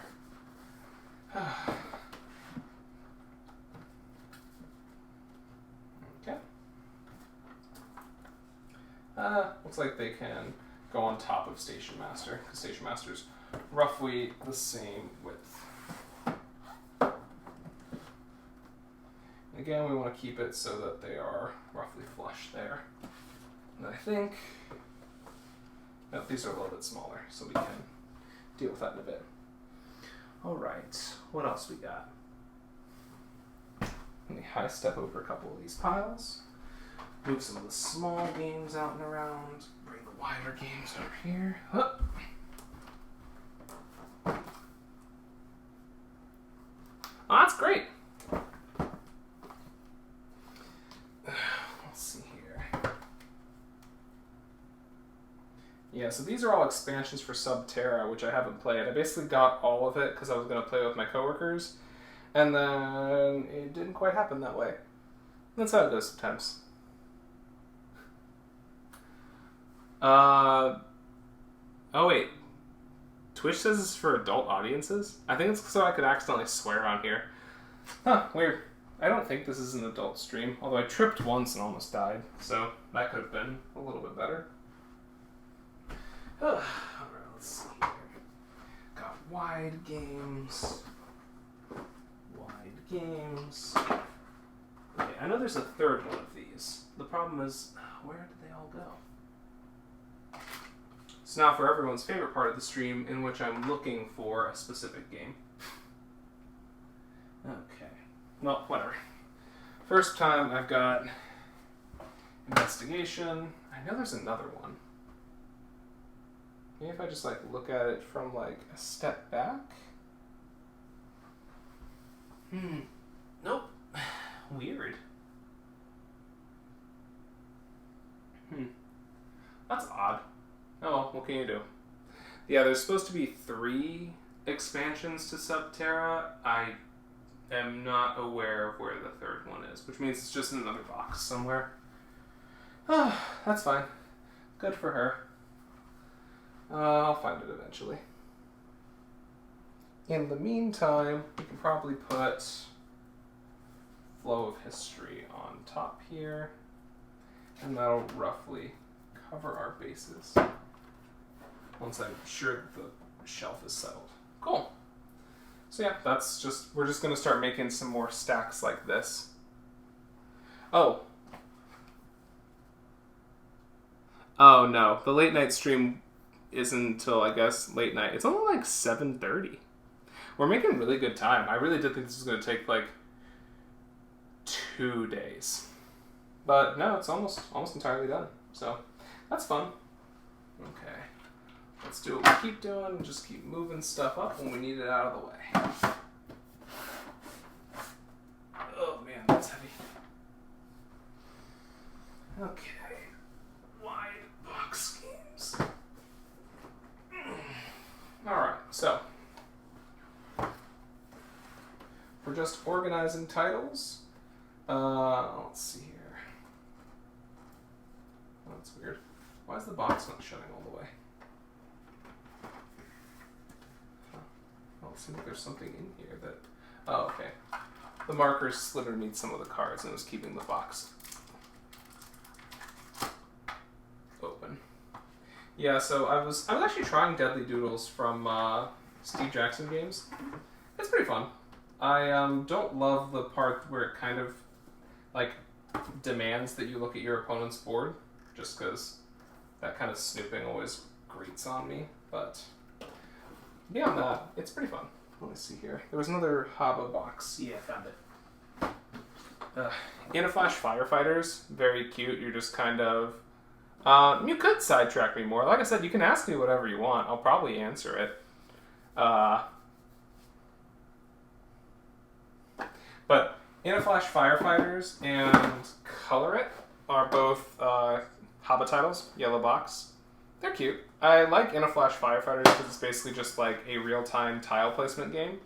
I haven't played it enough, although I played it at 2. I would like to try it more when I get the chance. Let's see here. What else we got that'll fit there? Oh, there it is. Dang.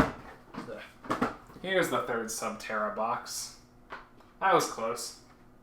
Alright, we can move Flow of History elsewhere for now. This one's called Extraction, so I am going to move Annihilation to the top, so that way everything is in alphabetical order.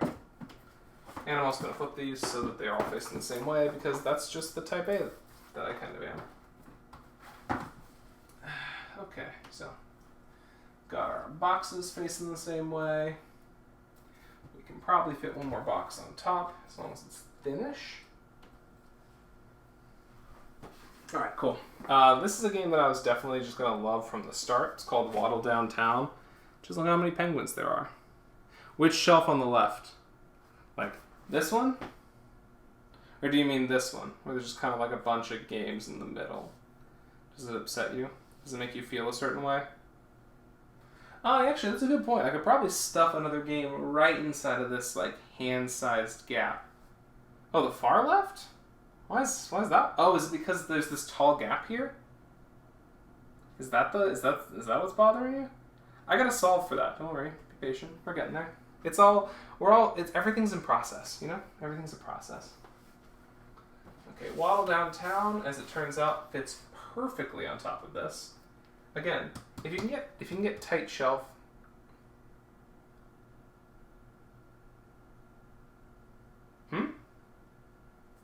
What do you mean? It doesn't go all the way straight across? Is it not flat? Oh, because it goes like this. Oh, yeah. One of the shelves had to be tall.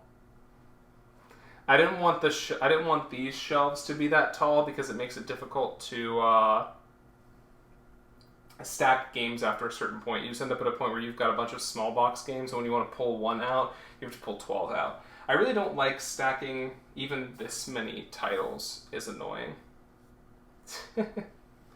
Yeah, well, what can you do? Alright, let's see here. How are we doing? This is not quite wide enough. This might work, though.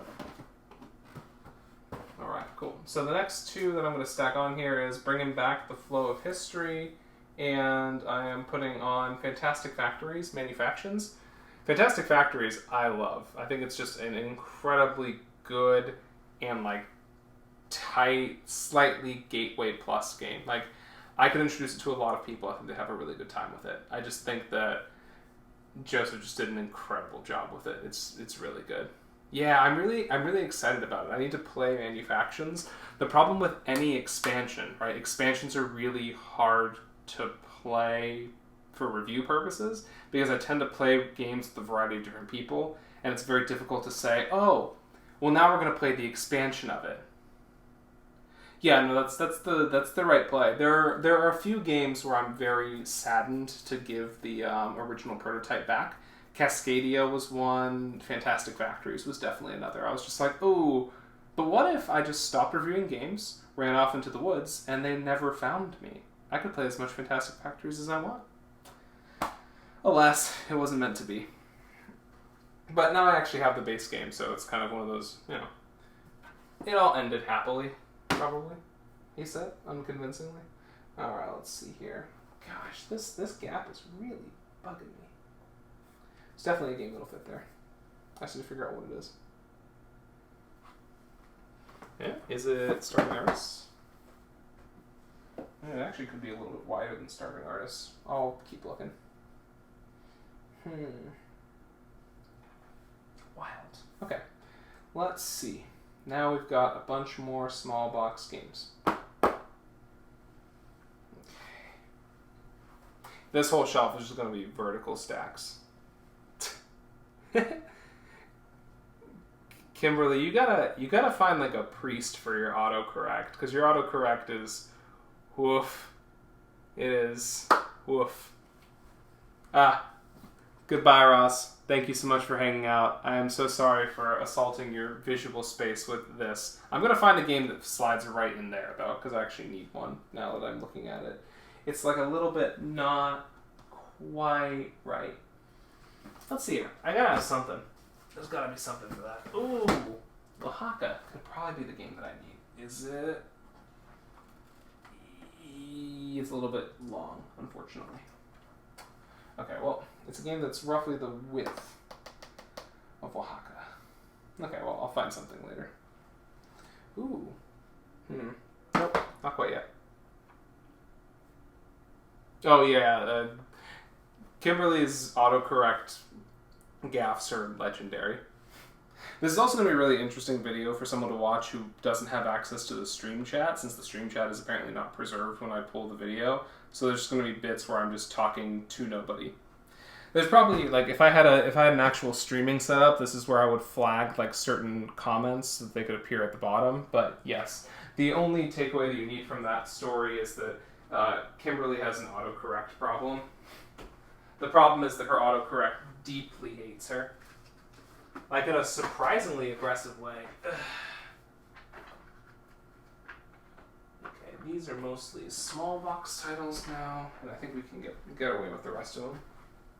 Oh, I know what'll fit there. It's not Oaxaca. Is it Roland right? Nope, it's still too long. Okay. I should probably focus on actually doing the shelf, but now I want to find something that fits in that spot.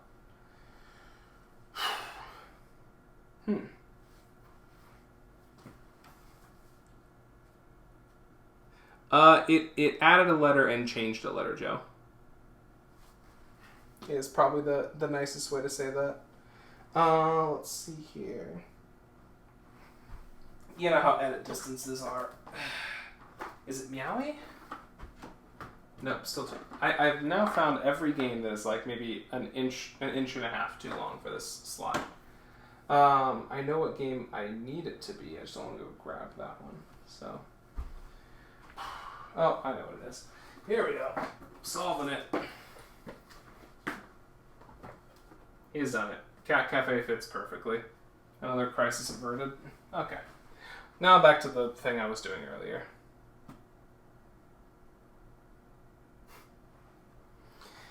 Yup. Okay. Let's see here. So, now we've got wide game boxes again. And I need to figure out what's the widest. So, I believe this game, which I can't super read the text on, is called Return to Earth. It has magnets and clay, and you're trying to roll marbles around like clay with magnets. It's very cool. I just have never gotten a chance to play it, and I'm not sure when I will. Which is sad, but predictable. Pandemic. Okay. Let's see here. Alright. Is Masterword the... Yeah. So another Scorpion Masquerade title, Masterword. Very fun. Interesting co-op. I need to play it a few more times, but I played it on stream. Ian Zhang was making a Masterword stream that you could play, and it was pretty fun. I enjoyed it. Let's see here. Yes, here's some of them are.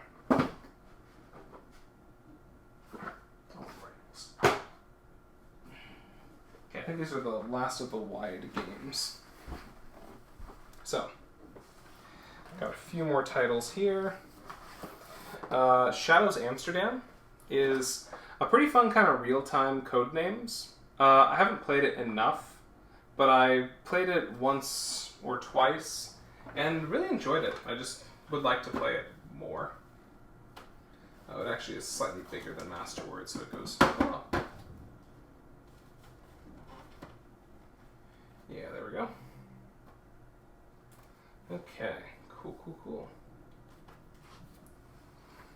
Alright, a few more games that will fit on there. So I bought a few of the Okazu brand titles, and that's Yokohama Duel, which is way too heavy for me, which is fine, and 5x5 City, which should be the right weight for me, but I just haven't gotten a chance to play yet. It's again on my to-do list. Oh, those are both also wider than Masterword. Mental note. Learn how big games are. Actually, they're a little bit wider than everything. Oh well. Doesn't super matter. Okay, cool. Got a little bit more space on this shelf. I wonder if the Memories games are the right size. No, they're a little bit small. Okay. Oh, Tournament Avalon. So, I really enjoy trick-taking games, and this is a pretty fun one. It's just very dense. There's just a lot to do. Like, this was made by someone who loves trick-taking games and loves Arthurian myth. Maybe both a little bit too much. But you can't help but be impressed by the craft. There's just a lot of, there's just a lot of work put into that game, and I kind of, at some deep level, have to respect that. Montmartre. I'm not, my French is also terrible, so I'm not totally sure how to pronounce this one, but you're supposed to create paintings. I am still not 100% sure how I ended up with this. I have to assume it was potentially Luma imports.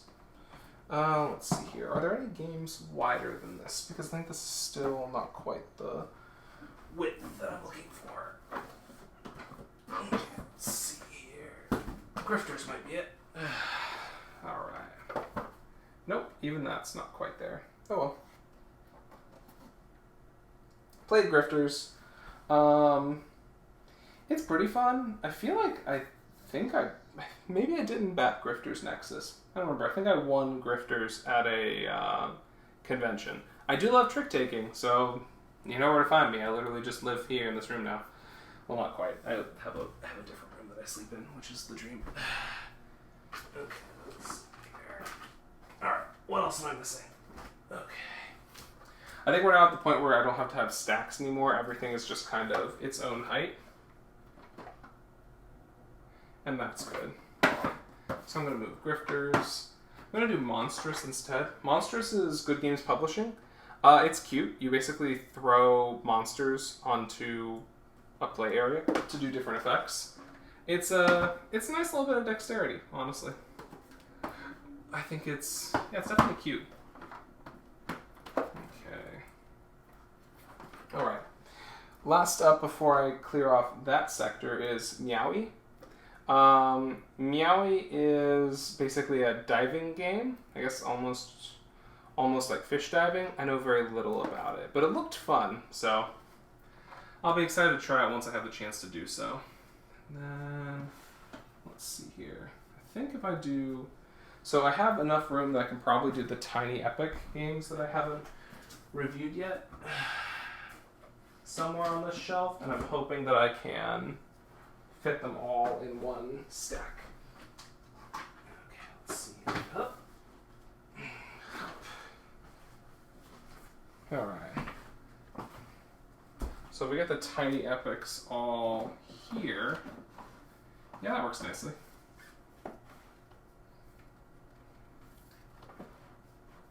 Yeah, so there's just enough room here to stack up all the Tiny Epic games and still have room for a couple more games that are roughly that width.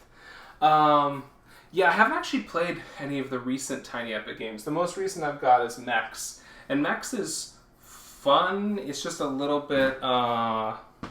Meowie is a cat game. Mechs is fun, just a little bit too much for what I'm looking... Like, the problem is basically I want the Tiny Epic games to be lunch games, and they're not lunch games. And so I always bring them to lunch at work, and then people are like, oh, this game's taking over an hour. And I'm like, yep, I keep forgetting that it's Tiny Epic, not tiny. And that's just a mismatch of expectations. I just expect games in smaller boxes to take less time. But honestly, like, it's some of Scott's better work, so like, I really appreciate the work that he's doing on the Tiny Epic series. It's cool stuff. Okay, what else we got? So we got Skyward from the, I guess, now defunct Rule and Make, which I'm kind of sad about. Rule and Make made a bunch of games that I thought were pretty fun. Entropy, others. Burger Up, I think, is another good example of a game that I quite enjoyed from them. Let's see here. What else is approximately that width? Is Custom Heroes that width? Yeah, it is actually. Custom Heroes was my like 5 a.m. con game. I have about an hour plus teach during lunch, so I have enough time to play a game that's probably a 30-minute game or 2 games that are 20-minute games. If it requires me to teach, if it says an hour on the box, we almost never get it played because there's also always someone who shows up 15 minutes into game lunch and still wants to play. I try to be accommodating, so we play one quick game and then we play something a little bit meatier. Custom Heroes, though, I quite like, although I had a friend who's, I think, they do a variant that I prefer, which is basically you just play to 15 points. You don't have that, like, 7-round thing. I like that a little bit better.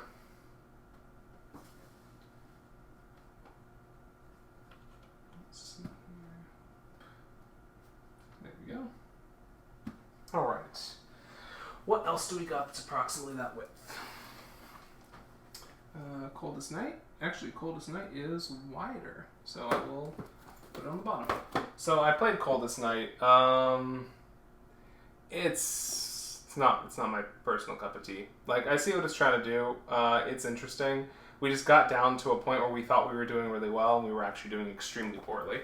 And that's like, you know, it violates the principle of least astonishment, but not in like a fun way. It's in more of the, oh, we had no idea we were doing that badly way, which is a little bit of a bummer. Truffle Shuffle, I just like the name, frankly. I do need to play it, but yeah, to your point about the lunch games, friend, it's definitely a mixed bag. So, as I've said on streams or other things, I tend to have a like slight need to be a little bit tyrannical about what games we play during lunch, just for review reasons.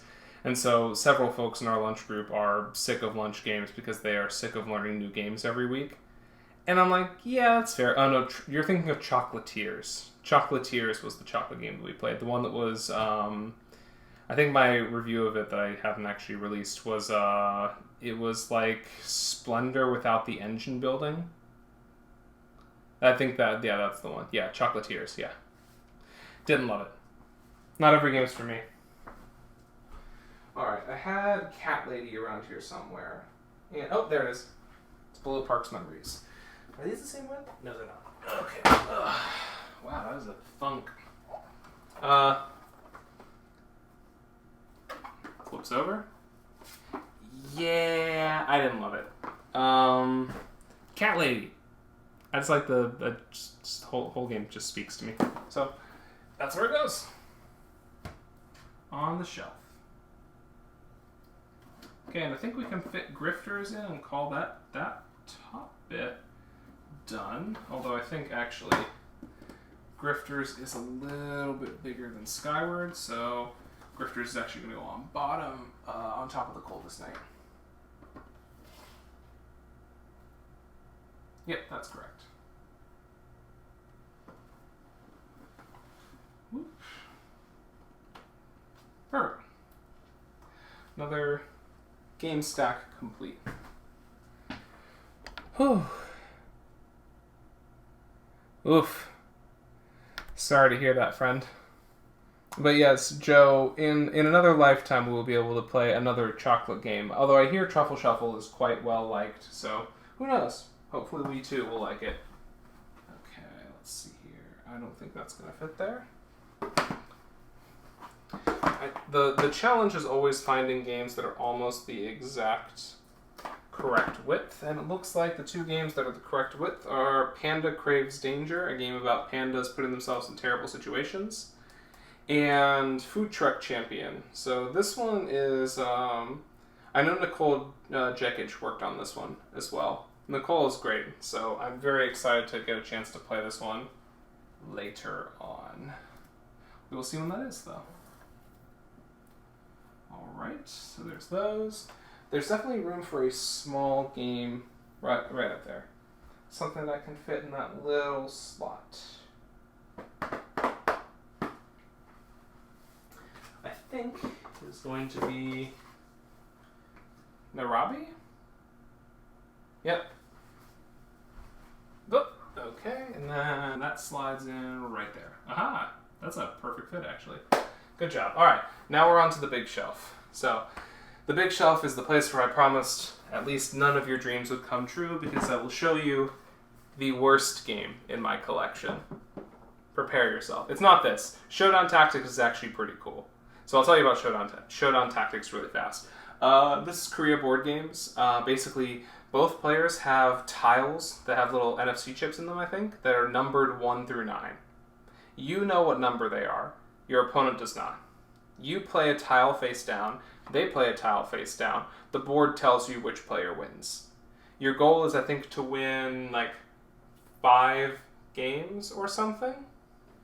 And so you are just trying to bluff and double bluff and counter bluff your way to success, which I think is super cool. Like, I think it's a really cool concept, and I'm really excited to play it. So the reason why the shelf is so tall is to accommodate Showdown Tactics. A reason why this shelf is not so tall, no reason for this shelf to be this tall, and actually it's going to get put to the left of Showdown Tactics so it can be out of frame altogether, is this title, DoorDash Presents Super Yum. If you look closely at the box, you might say, why, Eric, that looks like Candyland. Yeah, it does. Allow me to show you what's inside the box. This is the inside of the box. There's a board, there's a bag of components, and there's some cards. Basically, it's Candyland, but you put the cards in your hand and you draw from other players' hands.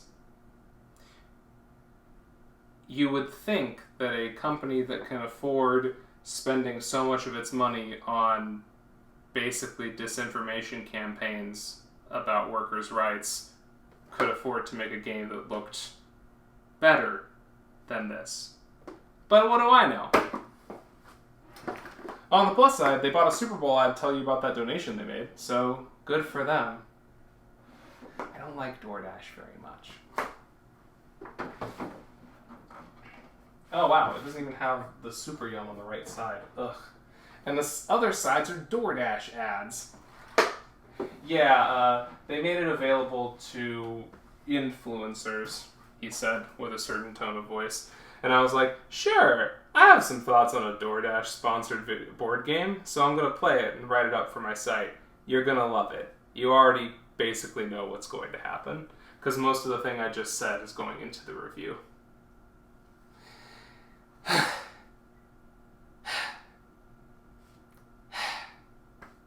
I know you will, Joe. Let's see here. So I don't think Gridopolis is going to fit in this shelf. Nope, it's going to go on top. That's fine. Alright, let's try this one. The Shelf Killer. God, I hope it doesn't. I don't really need DoorDash on my ass. Christ. Alright, the Shelf Killer. Too many bones. A condition that we all identify with. I'm just going to slide it right here, and it does, in fact, fit on the shelf. Thankfully, it also helpfully kind of blocks out Super Yum. It unfortunately blocks out Showdown Tactics as well, but I know it's there, and that's what counts. Yeah, no, you ever just think to yourself, God, too many bones? That's what the game's about, I think.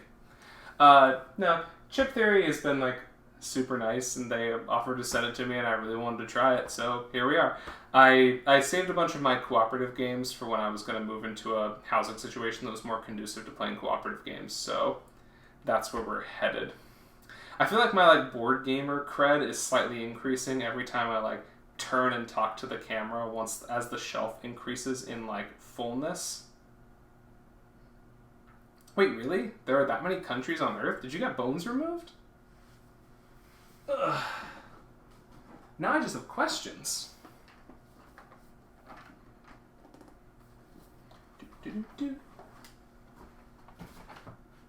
Burgle Bros 2. I'm currently trying to decide if I want to just have it like this, just straight up on the shelf. And I'm kind of like, yeah, I kind of like it like that, frankly. I think it looks nice there. But maybe it will look nicer here. Oh, that's better. Yeah, we're going to leave it like that. That's a good spot. That's where it stays. Okay, cool. There's definitely a way to lay Gridopolis down flat, I think. I could lay it like this, and then... Yeah, that actually fits perfectly. I have the exact right things for that. Cool.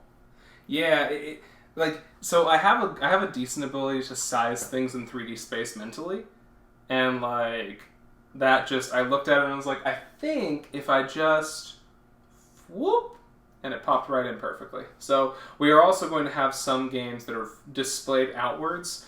I'm hoping that wherever Ross is right now, he's just kind of twitching in bed, being like, nah, he's just displaying games poorly. Because he's right, I am. I can no longer be stopped. Everyone who would have stood against me is no longer around. Alright, let's see here. Okay, so what'll fit in this little gap? Is it? Yes! So some of Jordan Draper's Tokyo series? Yes, they will. So they're going to fit perfectly in this snug gap here. I am going to turn them like this, though.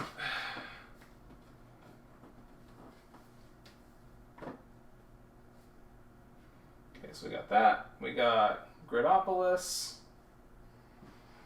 Is this the same width? Not quite, but it will work. So... Okay, so one trick that I'm going to tell you if you have shrink-wrapped games, it's that you just kind of take a fingernail and do this underneath of it, just to open up that front bit, and then you can grab it without tearing open the shrink wrap if you want to keep some of your shelves in shrink. Why you would want to do that? Beyond me. But, thanks to the power of science, you can, I guess? Parks Nightfall is best displayed horizontally, though, which is irksome. Okay, do I have the room for it somewhere? Where's my Parks shelf? Okay, Parks is here with Adventure Mart. If I do that, the problem is Adventure Mart then won't fit. We're going to have a cascade of problems. I'll leave it for now. Yeah, there we go. Cool.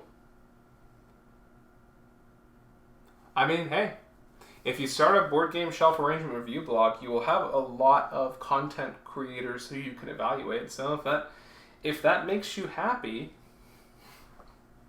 I don't really have a huge problem with it. Okay. So now we're in the state where I'm like, I got a bunch of like extra game boxes that are all kind of random sizes. Ugh. Ugh. He sighed audibly. Okay. Let's get this stuff done. Alright, first up, we got Parks Memories. So Parks Memories is a matching game. I just find that kind of nice. I haven't played it yet, but I'm into it. There we go. So we're going to put that there. I wonder if Nightfall is now the right height. Yeah, exactly. Nope, now it's too tall. Although now it's actually the right height. I wonder if I can fit more stuff there. We'll see in a bit. What is Parks Nightfall the same height as?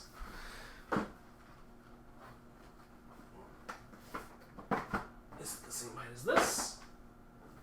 Yes, it is. No, that's a little bit not quite. That will work. Space Park. And then we need another thin little game. Antiquity Quest? Nah, not quite. Needs to be a little bit thinner than this, but it's approaching there. Oh yeah? So I will say that is kind of one complaint I had with Parks Vanilla was I was a little underwhelmed by the year cards. I forgot that the year cards. I guess I forgot that I didn't care for the year cards last time I played it because I was definitely like playing it this time and I was like, oh, I mean, yeah, I suppose that's an outcome. I'm just not really motivated to do it. I'm definitely looking forward to Nightfall though. So I am emboldened to hear that you also enjoy it. Okay, well that'll kind of work, I guess. I don't know. I don't love that. We're gonna find a different way to do this. Okay.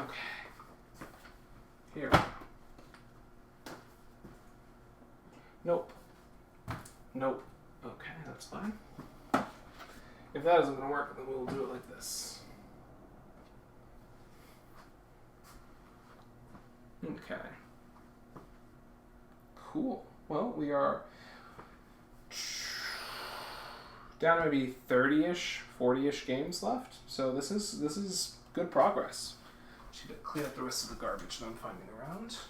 A bunch of the games had markings on them, so I knew where they needed to go later on. So yeah, it's gonna be a whole thing once it's done. And it's actually getting pretty close.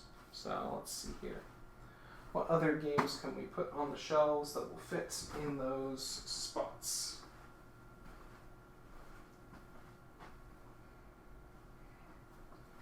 There's actually a chance that we won't actually entirely fill the shelves, which is going to be wild. Because I don't think we have enough games to fill, like, basically 5 full shelves still. So that'll be good. Give me some space to work with. Okay, let's see here.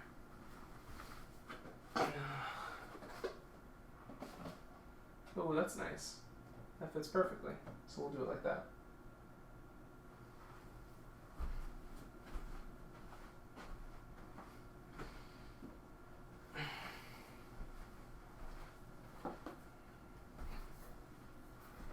Oh yeah. Well, if we're doing it like this, then we should have enough room to do the other ones too. Yeah, that's good.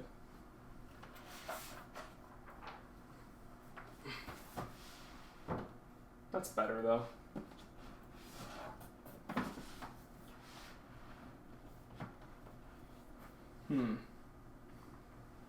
Let's see here.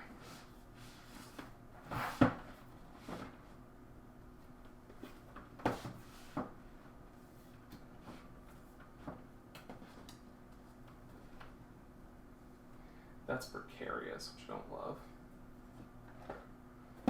But now we can fit more games.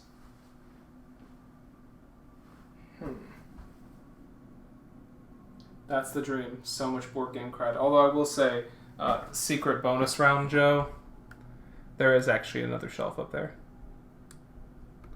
Actually, when I'm sitting down, you probably will only be able to see maybe this much of it anyways. So there's some secret bonus storage that's happening here. Yeah. It's unfortunate, but it's how it has to be. Okay, let me see here.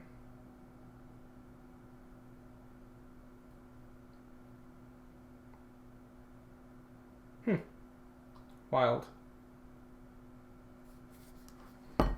Okay.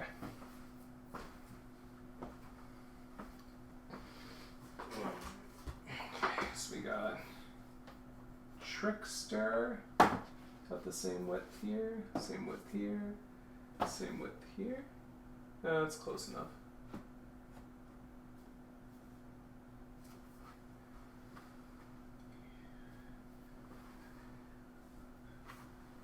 Okay, so now on top of Trickster, we're going to start doing the small box game stacks.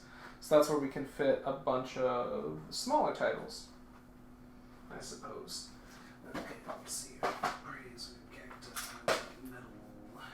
Where is the other box? Oh, I already reviewed Colorful. Never mind. That explains it. And we can add some more of Jordan Draper's titles there. There's Praise, there's Cactus, there's Metal. Metal would actually probably be an okay thing to have like that, but I really would prefer it to be flat so it doesn't fall on my head. Okay, let's see here. Whew. Okay. Annoyingly, these don't have good...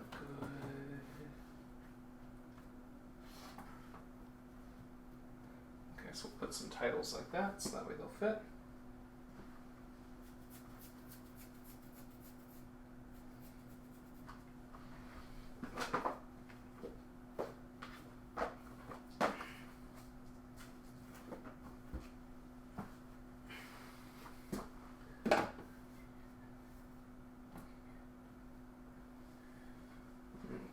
What else we got? How y'all doing? You ready to see the end of this product? Because like we're pretty well. We're pretty close. That is kind of weird though. How is it? Oh, it's because the shelf is okay. I was standing here and I was like, I'm not nearly that tall, but shelf angles. Okay. Let's see. What other games can we fit into the right zones?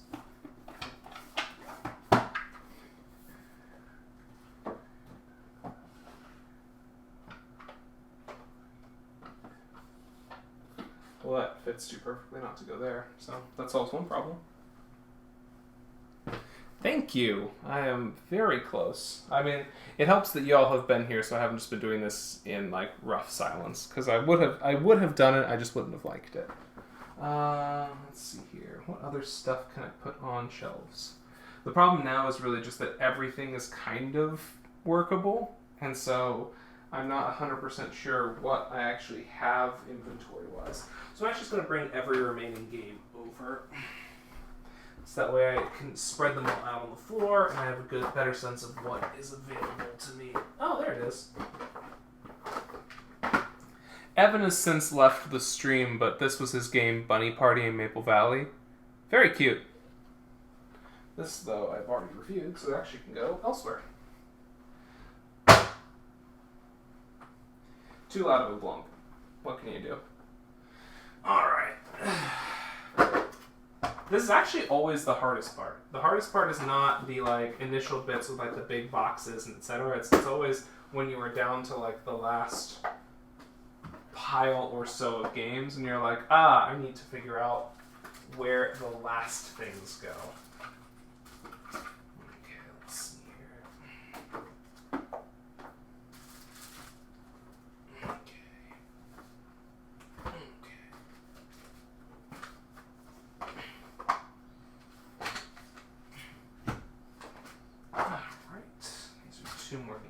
I put somewhere else?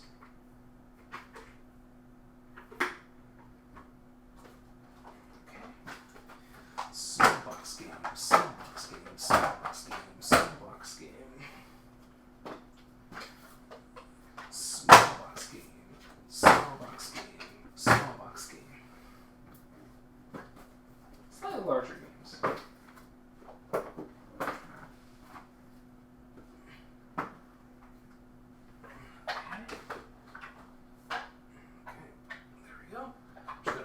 Here for right now so I can spread the rest of them out later.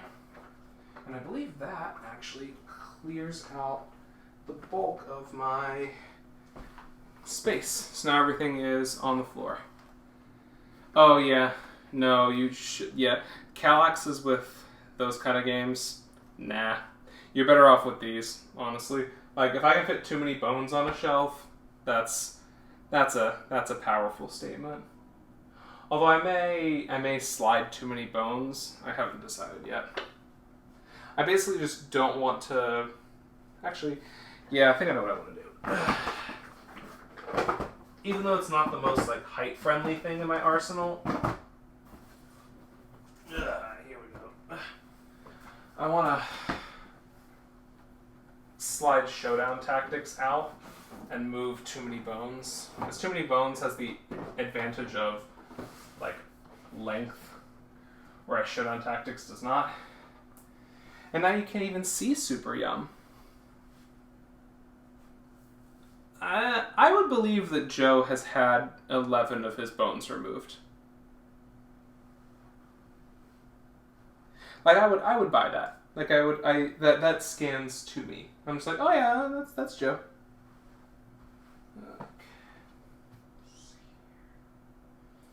So what else are we going to get done here? So we got some games that are definitely too wide for my current purposes. Oh, actually, no, they're not. That's almost exactly the right width. Never mind. Okay, so we got some games that I thought were too wide for my purposes, and they're not too wide for my purposes. Yeah, you never know how many... Joe's tricky like that. Sometimes you think you've got him cornered, and then he realizes that he's just down 11 bones and can slide right through your defenses. You're like, oh, well... It really do be like that sometimes. I think that's the moral of the story. There we go. All right, we are making progress. Almost there. If we get to the end, you can get a bonus. You get to see what goes on these like 3 top shelves that are mostly out of view, which is really the dream. Oh, it's only 8 p.m. Wow, I got a whole evening ahead of me. Maybe I will play Super Mario 3D World. Look at me, huh? Let's see here. All right, how many games do we got left? Let's do the final like tally number.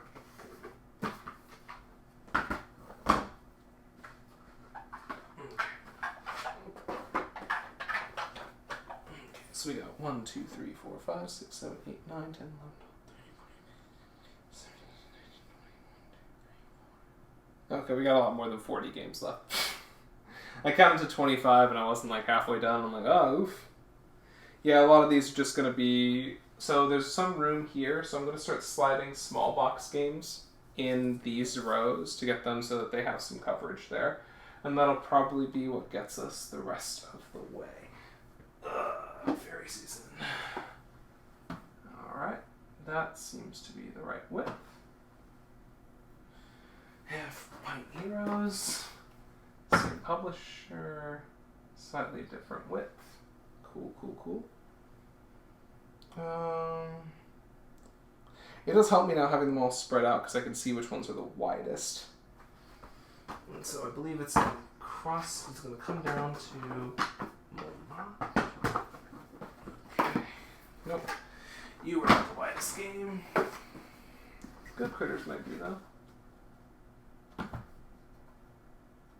Okay, so what's going to happen is Good Critters is going to swap places with several of these games and sit right here. These games are going to go on top. Yeah. Fairy Season is going to go further down. We're going to use that thumb trick I taught you all earlier to lift a little bit better. Okay, there we go. Oops, too much. What is the problem here? Okay, there we go.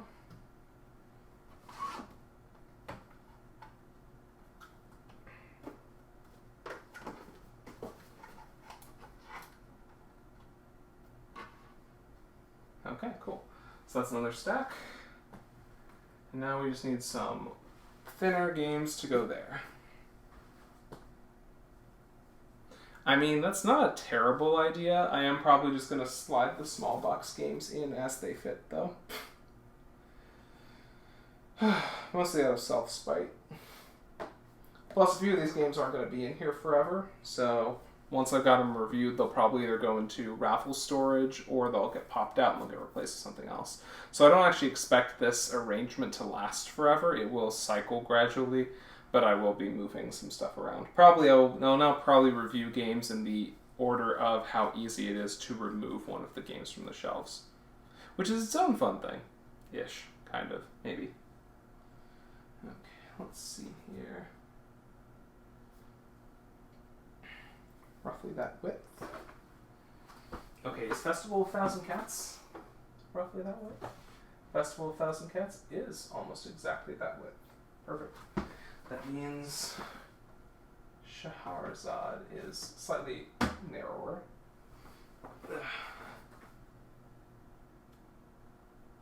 Truck Off is slightly too wide. The right way to do this is every time you go to pick up a small box game, you just squat and do it. It's terrible for your knees, but you know, it's definitely good for something. Okay, let's see. So you've got Stampede, size, Space Battle Lunchtime is the right size. Space Battle Lunchtime is the right size. That means that Gudetama is actually going to be too narrow because I think they're different box sizes. They are different box sizes. Gudetama works over here instead. Wild to me, but fair enough. Okay. I wonder if Trickster would have fit better in that zone. Ooh, that's nice. There we go. Trickster fitting perfectly there actually finishes up that shelf rather nicely. It is good for the quads, and what's good for the quads is good for you, right? So. Okay, let's see here. We still have a bunch of games. So, I think, for lack of something better to do in this spot, we're going to start stacking up some small box games here. Mostly based on what I think I can play. So, this one is called Natsumemo. It's another game. If shelving's a board game, I think my score is how many games I've gotten on the shelf successfully without serious bodily harm. Which is, I hurt myself earlier, but not that badly. I just kind of tripped. But Natsumemo is a roll and write about spending the last days of your summer vacation.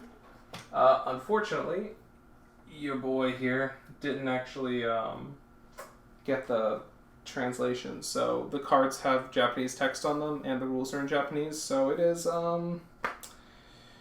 not a game I'm going to be playing soon. So that's mostly that. Okay, what else we got here? We need something that'll fit in this spot, which I think is probably 2 small box games. That might be the Sashi and Sashi ones, although I really would rather actually... Yeah, it's going to be one wider one, and then one narrower one. Okay, let's see here. You want this and a small box game. How about this one? Okay, there we go. Rally Run.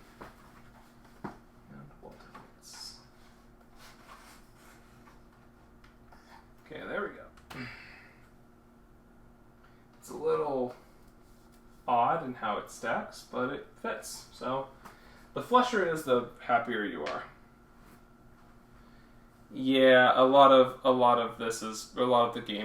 games here are very much solved by the player turn 1. Please learn Japanese. This is what happens when you don't pay attention when you're buying games. It's not a bad problem to have. You might enjoy this one, Joe. It's an older game I got called Release, which is a software-based trick-taking game that has a bunch of fun gags about how like terrible software development is. Just in case you were like, you know what I need to think about more? Software. No one's ever said that, but you know. Could happen. Could happen.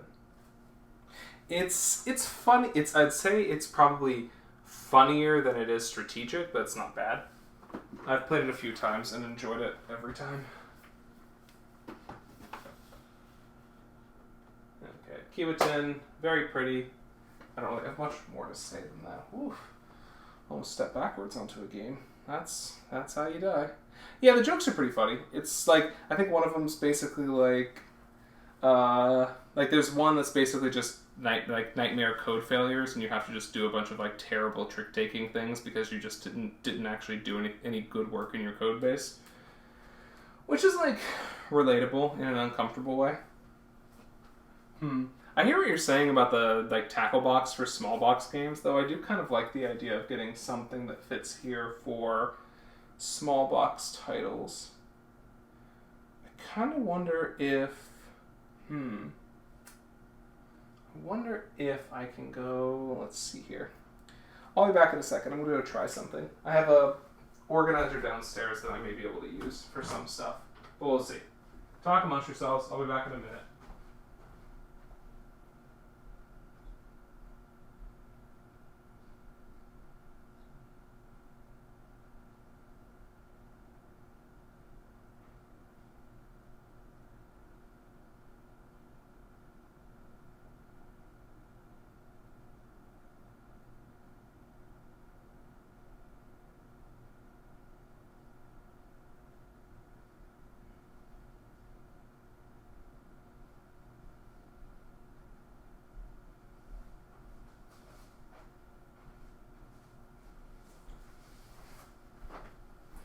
So it's funny you mentioned that, because I do have one of these things. I'm kind of wondering if I can... so it won't fit in this shelf, unfortunately. Unless I do it... Nope, it still won't fit.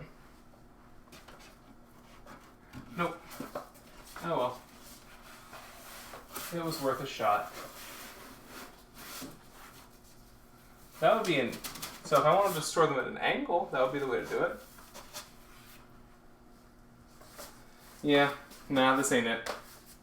Oh well, I'll bring it downstairs later. Okay, so, got a few titles left. May start doing some stuff that folks, will tolerate as a thing. So, just shoved guillotine in there. The angle would look cool, but it would be ultimately not super useful. Okay, let's see here. What else can I do with the space that I have? So this game, nope. I wonder, nope. I don't wonder now. Actually, this might work. Haha! So this is an exercise in frustrating game design. Which is that, yeah, I get that the box is a hexagon. The name of the software programming themed trick-taking game is Release. It's older, but older games can be fun, he said, biting his tongue on stream. Ow.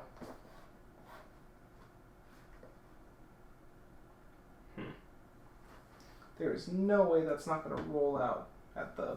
Oh well. That's what it do. Of course. That's the whole point of this, right?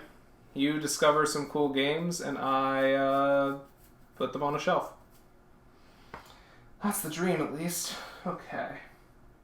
So now we've got a bunch of games and a bunch of shelves still. So we're gonna go not quite rapid fire, but we got some more Keymaster titles. This is Space Park and Caper. Caper Europe just launched on Kickstarter, if you're into more Kickstarter titles, so there's that. I think I am still greedy enough that I'm at some point going to try and... Oh, no, that works perfectly, actually. I'm going to try and get the Parks Nightfall thing to stand up on its own. And then Antiquity Quest can stand up on its own. And then anything that's as tall as Antiquity Quest can stay. Oaxaca, maybe? Oaxaca's actually a bit taller, so I'm going to push it like this. Okay, well, that's a thing.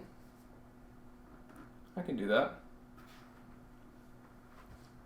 I moved for slightly different reasons, but not entirely that different. Part of the move was motivated by it would be nice to be in a space where I actually have, like, my own office, as opposed to my bedroom being my office.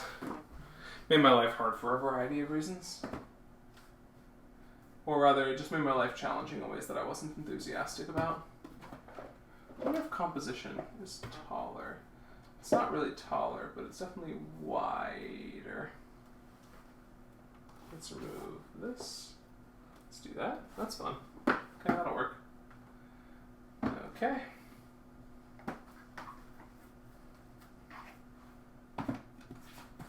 Yep. Sunset over water. Alright, we're going a little bit quicker. Alright, sounds good. Hit me up. I am, as you might guess from just the sheer volume of games on shelf, a little bit behind in like a cosmic God-fearing sense, but I am working on it. Part of it was just that honestly I wasn't really able to play board games in the like traditional sense during the early days and the mid days and the most recent days of the pandemic. I have basically been averaging like one play a week for the last like 4 weeks, 6 weeks, 8 weeks maybe, which means that it is very difficult to get games reviewed. Because I also haven't had I just moved, so I haven't had a chance to like finish my photography setup, and my photography setup is almost set. That's helpful, organizing tabletop simulator games is a difficult thing for me. But like I said, we are making it work in some sense of the word. Is this bigger or smaller? Alright, is this bigger or smaller? Alright.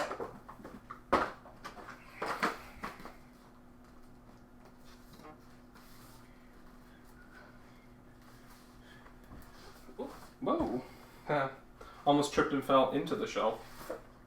Which would have been interesting from like a pain experience perspective. I'm not totally sure what would have happened. But we would have found out together. And isn't that just the dream? Okay. There's something I want to try. I don't know if it'll work. But I'd like to try it. Alright. Dice and Ink. Roll and Write Anthology here. It's a book. And it's gently too tall for this shelf. That's fine. I have other places it can go.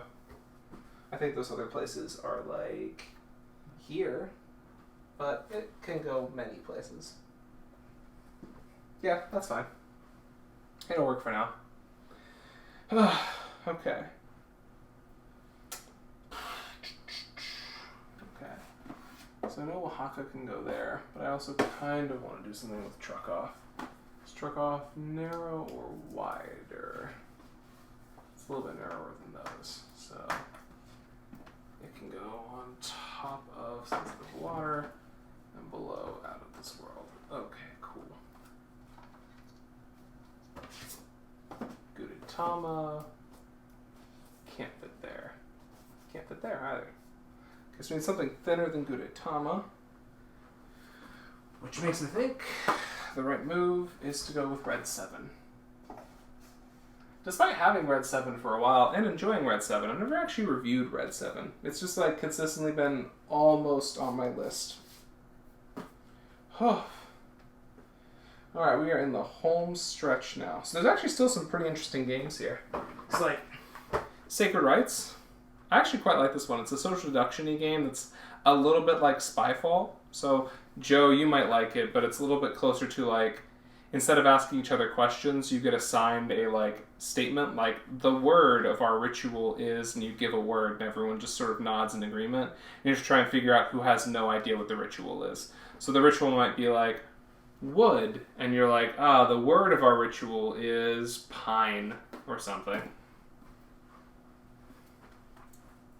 It's an interesting game. I don't really want to do it like that though, because then it's got this ugly blip in the side. I wonder if there's a way I can. Nope. Okay, let's see here. Just need a few more games to. Oh, that actually fits quite nicely there. I will just let that happen.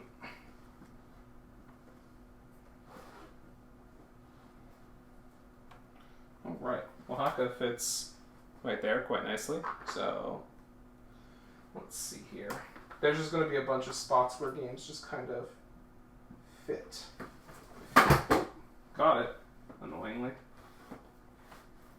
Sacred Rites can go there instead of a game that rolls all the time. And the game that rolls all the time, I will find a better spot for.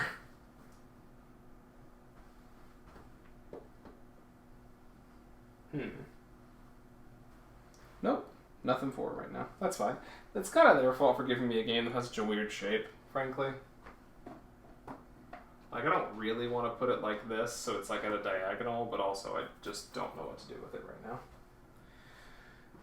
now. Okay, let's see here. Yeah, this is always the hardest part, because since every game is roughly the same size, there's no real organizational scheme that matters. And so you're stuck in a spot where you're like, there's no reason why everything could not be the next game that you grab. And so if everything could be the next game that you grab, then why grab any game in particular? And so I am trying to short circuit that by just grabbing games at random.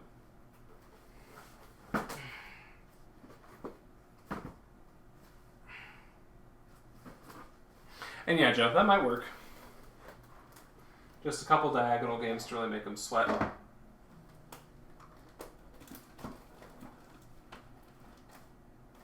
Honestly, if I could just... almost got it. I think if I do this correctly, I can slide. Yeah, there we go. That's what I want. I need it to be suspended between two other sets of games. Or actually, I think that means it needs to actually be like this, between this and the wall. Lost it. This is definitely a process. There we go. Okay, cool. That'll work. It's not great, but it's passable. Yeah, every couple of weeks I'll just take everything off, put everything back on. I think that's really I mean, apparently that's the way to really get this stream rolling, because we've just had, like, you know, tons of great folks come and hang out. So apparently that's what y'all are into.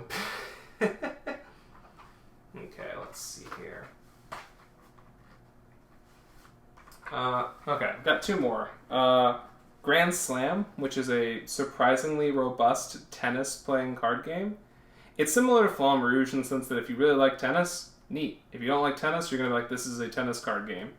Illusion, very fun unless you are colorblind in any way, in which case the game is completely unplayable. It is basically them going, well, we made a game that's all about color, and someone's like, what if you're colorblind? And they're like, oops. And that seems to be the, like, rough take on it. There does not seem to be any way to fix that problem just based on the, like, fundamental implementation of the game. Which is unfortunate, but not a problem that they are looking to solve at this exact juncture. Okay, let's slide Gudetama underneath of these, and then this on top. Alright, so there we go. Alright, a few more games. I just gotta grab games essentially at random. Because we got basically one more wide shelf. So if we can do that wide shelf, we are good to go. and then I can show you the remaining games that I have not moved up yet. Oh, you should see what I'm going to do once we like hit the near end point there, and I just start stuffing games into spots. That's really where people are going to start getting like deeply upset. Like for instance, I just slid 2 Oink games in there because I was like, yeah, why not? It's just at some point you like get a sense of how long things are, and once you get a sense of their like rough dimensions, you know exactly how to slide them in places.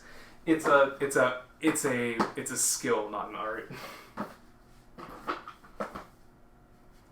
Okay, let me grab all the games that are within this size category, and I will tell you about almost all of them while I throw them onto the shelf.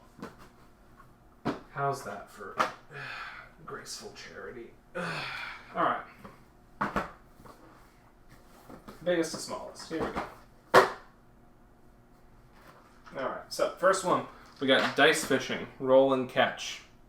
I played it. It's pretty fun. I remember playing it at Gen Con and getting just thrashed by my friend, like just annihilated, like in a he's playing, I'm clearly not way.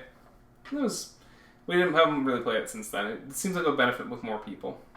Manhattan Project Chain Reaction, got this a long time ago, back in my back when I was still kickstarting every game possible, was roughly the phase that I was in. A lot of people go through that phase. I've talked to a lot of, especially content creators who are like, oh, let me just buy as many games off Kickstarter as I can, because I need to have a bunch of games to be an authority figure in the hobby, which is harmful.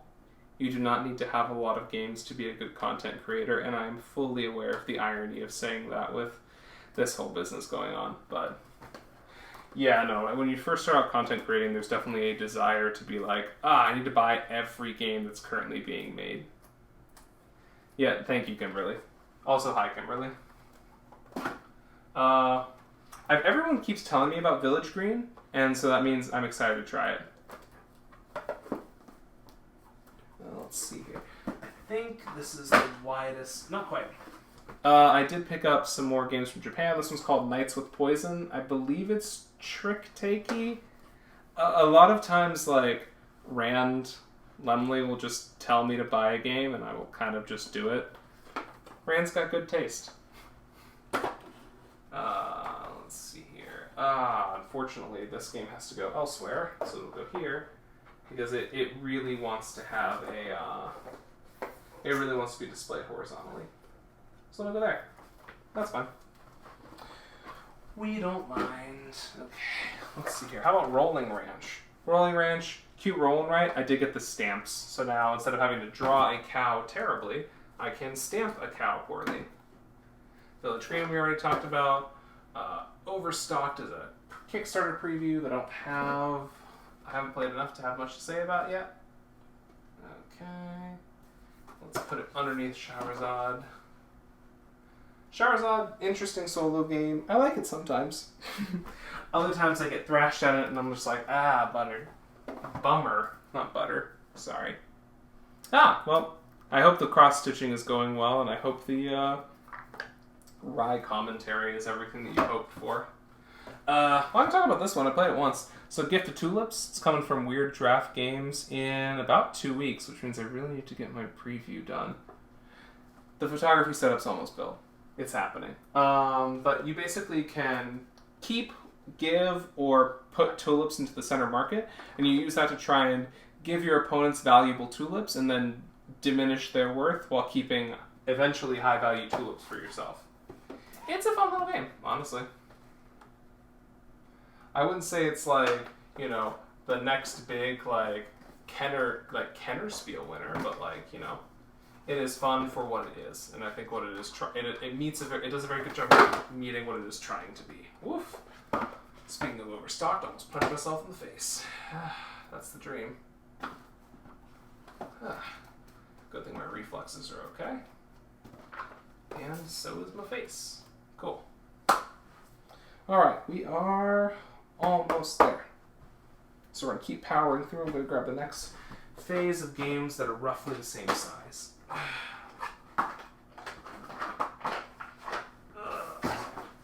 Okay, cool. Putting them here for now. Looking at the rest. What else we got here? This game can probably put on a shelf. And there it is. A lot of these games are about the same size. And there's an attic.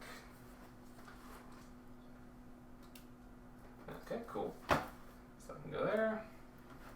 That can go here. Alright. Alright, so Mesozoic, I haven't played, but looks fun. Oh yeah, absolutely. Thank you for hanging out while I've been shelving. Like, I don't have any of, like, the analytics up or anything. I really am just, like, hanging out, kind of letting my hair do its own thing. And it seems to desperately want to do its own thing. And then just kind of, once this is done, I'm going to be like, well, them's the shelves. And then I will hang out for a bit, answer a few more questions, and then probably peace out to do the remainder of my own thing this evening. This is always annoying. So, I like Someone Has Died. I don't love that they only print Someone Has Died on the sides. Is it? Is it working for me? I don't think that's true. Okay, let's see here. Okay, we can move Roland right and put Someone Has Died there. And then we could slide Roland right in here. The problem is, we would need... Oh, I don't want to do that yet. That's a different level of shelf agony.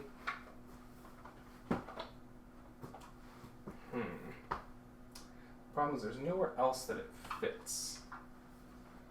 Unless... Can it fit here? Can I move composition and then... Nope. Okay. So that's not happening. I could move forward thinking and stack it right there, which will annoy the hell out of me. This game just does not want to be put somewhere. Unless... Oh, that's actually a good idea. Let's do it like this. Put forward thinking. Nope, that was not a good idea. Now it's stuck in there. Dang it. Ugh, I wish my ideas were better. Okay, let's see here.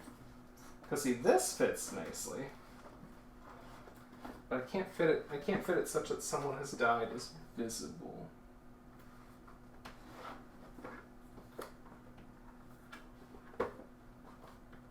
Ooh, that might work. There we go. I'm going to slide Oaxaca right here. Alright, problem solved. The game she has fixed.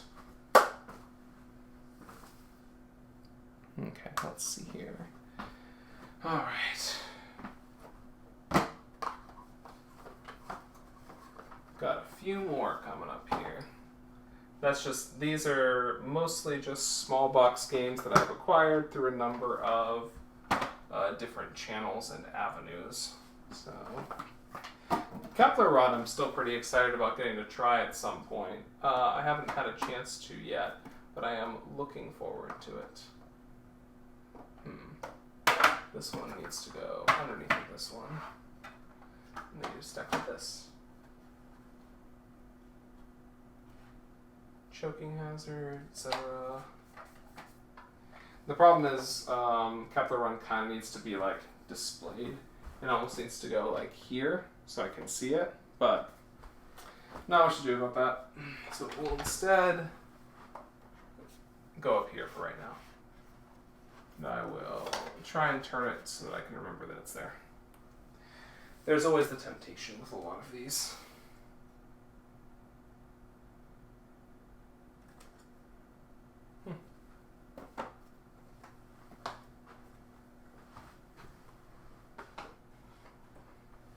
All right. Kawa. So Kawa looks pretty fun. I just haven't had a chance to like bust it out yet because of, again, largely pandemic concerns. If it has a Tabletopia implementation, or if it's a Kickstarter game that has like a tabletop simulator implementation, I've typically been able to make something work, but not all of them. Alright, let's see here. Where's this guy going to fit? Nope. Well, that seemed like it was going to be a winner for a second.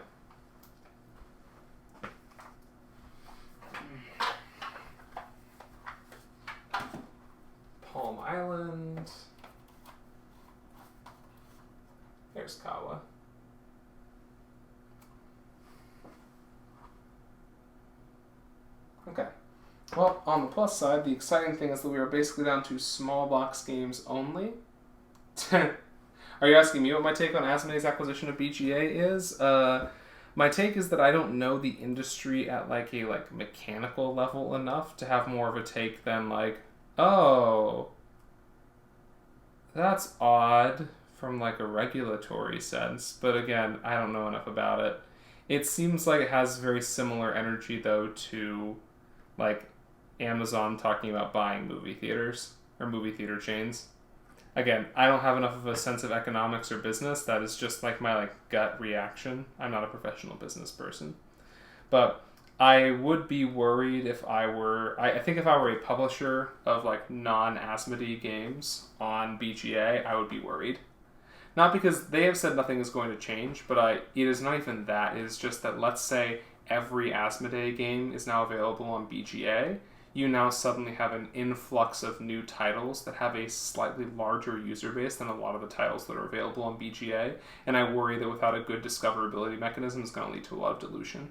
It's similar to what's happening with Tabletopia right now, right? Like, Tabletopia is good.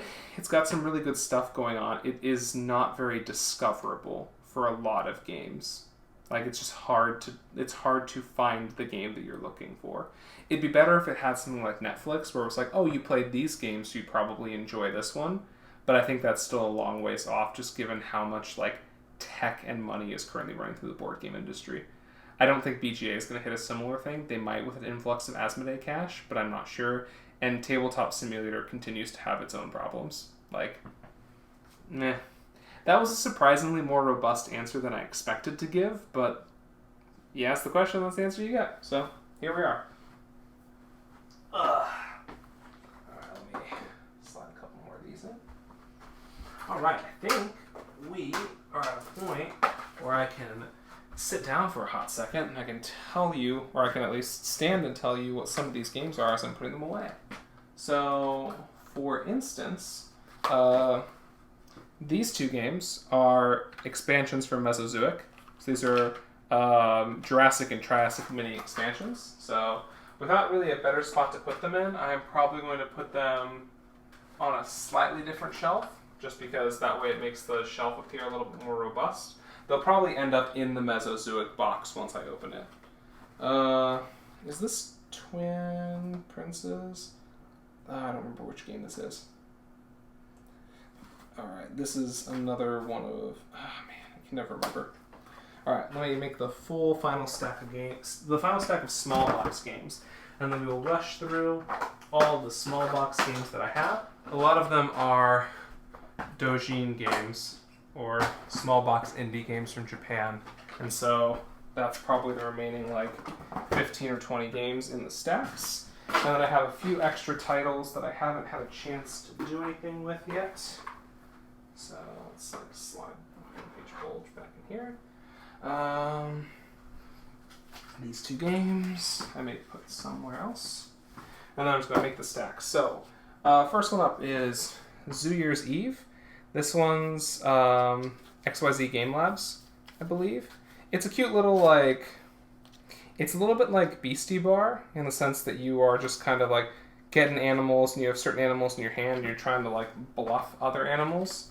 It's pretty cute. I haven't had a chance to play it too in depth, but I have played it a little bit. Let's put it there, because then I can still see it. Alright.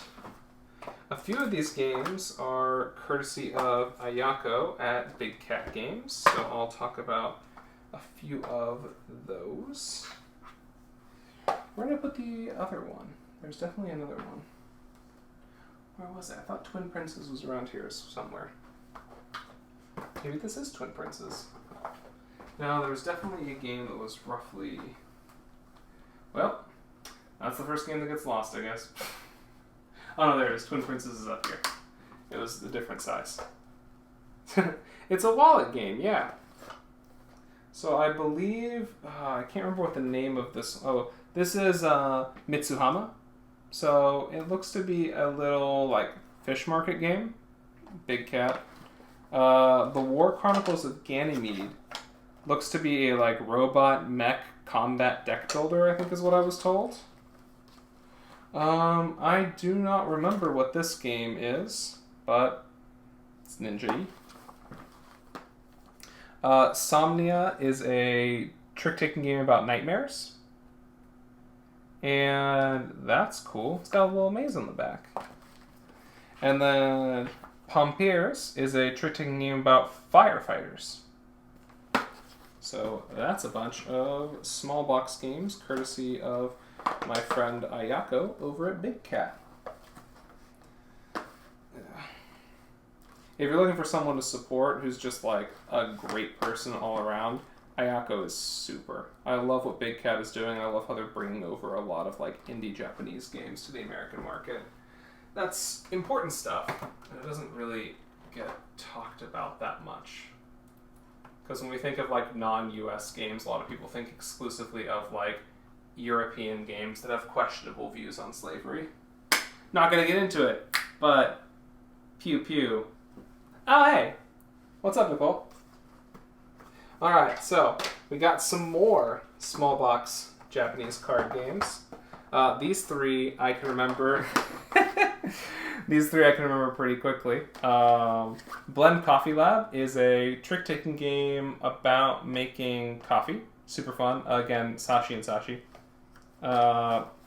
Wind the Film is one of my great loves. Wind the Film is all about taking photos while walking through town. It has possibly one of my favorite game variants of all time, called, I think, the Image of Sorrow or something.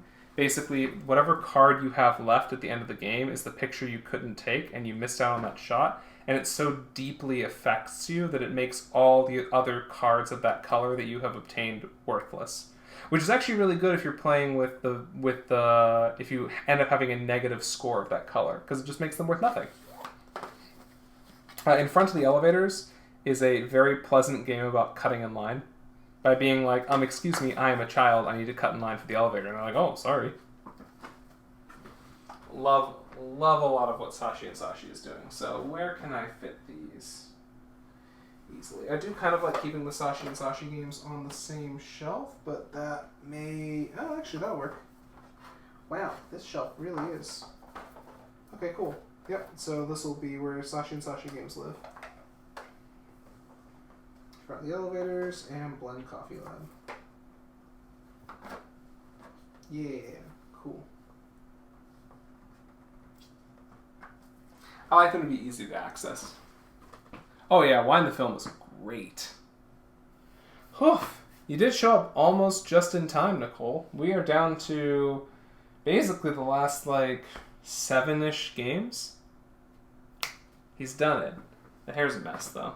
It's just going to keep being like that. So we're just going to let it happen. Gosh.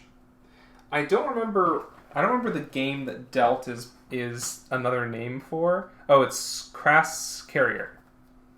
A lot of people have recommended Crass Carrier to me, and Delt is the US Amigo Spiel version of it. So that's fun. I think 535 has some similar energy. It was, again, another one of the, Rand recommended, where I'm just like, well, if Rand's recommended it, then I will buy it. No questions asked. And similarly, Scout is... I think Scout is Crass Carrier, but you have double-sided cards with different values on each side. You can flip cards, flip your cards around occasionally. I need to try Crass Carrier, and I just haven't had a chance to do it. It's on my list. But, a lot has happened.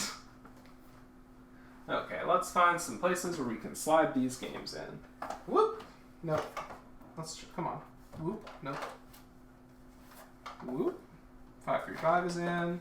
Scout is in. And Delt is in. Okay, cool. That's nice.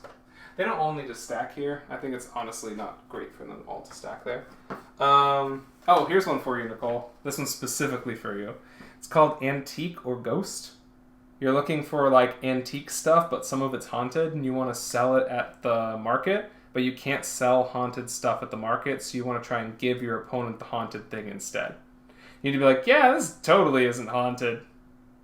It's super haunted. They're like, oh, what a cute little book, and they open it up and it's 7 days. And you're like, oh no, every time. Yeah, I got another one for you in a second. Anti-Gorghost. Alright, here's another one for you. I told you about Animal Itatica, right? Animal Itatica. Oh, you could probably make a Fiasco game. Ah, thanks for hanging out. Animal Itatica is just designed to, like, deeply wound Nicole. Look. Cute dog. Let me get that in focus. So, like, let's see here. Cute dog. Cute dog. Cute dog. Cute dog. Cute dog. Oh. More cute dogs. This dog has a spear. This dog's got a shield. This dog's got a better shield. This dog's got an even better shield. Look at how regal that guy is. This dog is the king of dogs over here. Oh, you think you're loving that. So then, just in case, if that wasn't enough, they also have an entire set for me, which are all the penguin wizards. Look at this guy. Look at him.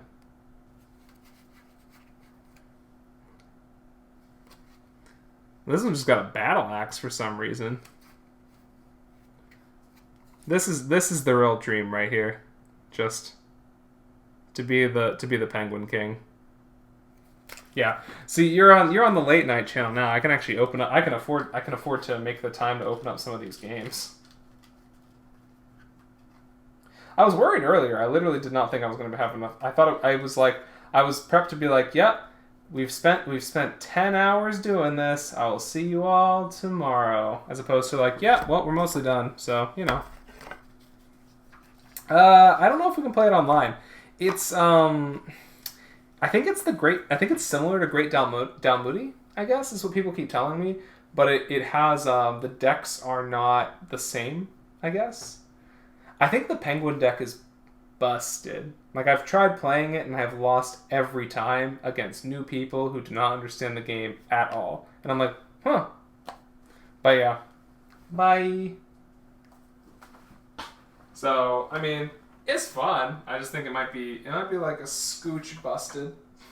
Which I don't really mind. Like, as long as it's cute, it stays, right? Like, Goodsmaker was another Rand recommendation. I know very little about it. It looks good, but I just don't know anything about it. And then for our final, one of our final small box games. Oh yeah, the bonus shelves are coming. But thanks for hanging out. Marvel Infinity Gauntlet. I was like, oh, Love Letter Infinity Gauntlet?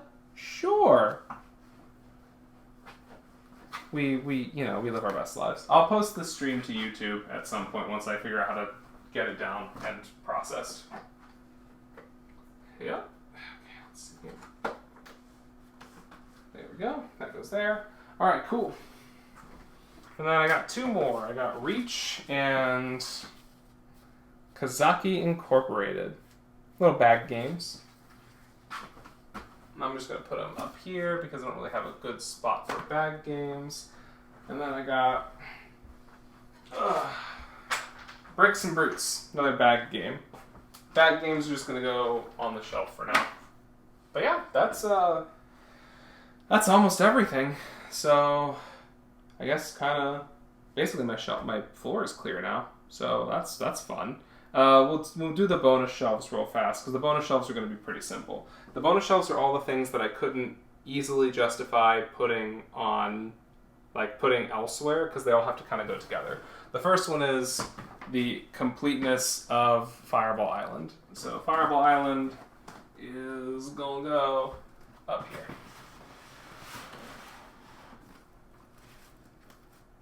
There we go. Maybe I can actually, I wonder. Nope. Oh, come on. Yeah, there we go. Maybe, nope. It's just not going to happen, is it? The thing is, I want this to all fit, and I know it's not going to. And I also don't want to muss up the Fireball Island box trying to make it fit, you know? So, instead, we just get Fireball Island. So that's all Fireball Island.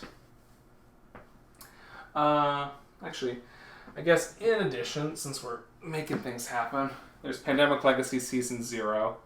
I think my other Pandemic Legacies are at the office. So this is another one I'm not really sure where to put, so I'm actually going to put it here, because I think it'll fit horizontally.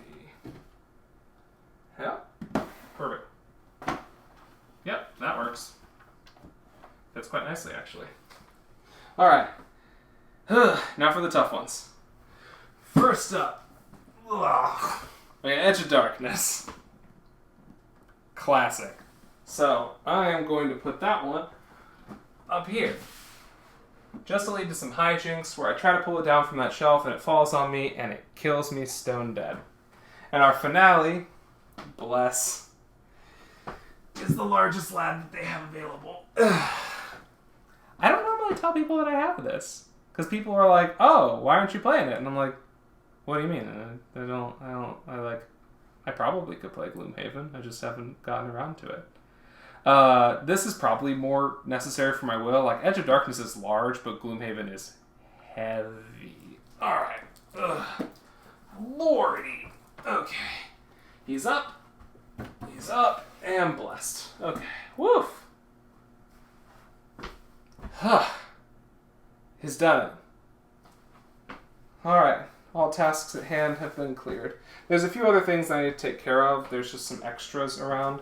So, for instance, since you're here already, I will tell you that I have a new storage device for my bag of bags. It's in this bag. I use this to store all my bags, so that way I always know, a bag hazard. Yep. Apparently Untitled Goose Game just sends you this bag, whatever you buy, some of their stuff, and it's incredible. I have a few more games that I could put on shelves, but I just haven't. I've decided not to bother with right now because I haven't played them anytime recently. But I'll probably keep them in my closet, and I've got a few other titles that I need to figure out what to do with in the near future. But I'll sit a little bit because now I need to figure out the sighting of stuff. Oh yeah, the one other thing that's kind of fun is, let me see if I can turn my camera enough. So right here, I have some plastic shelving that's just for play mats. Thanks for hanging out, Nicole. All right, let me sit down. I'm going to readjust my... So yeah, see, that's the thing, is that the camera's actually pretty high up relative to where I'm seated. So it will actually probably be closer to this. Oh yeah, Legend of Korra Pro Bending Arena. Yeah, I love that game. There we go. Cool. Woof. Oh, buddy. We did it, friends. My board game cred is restored or something.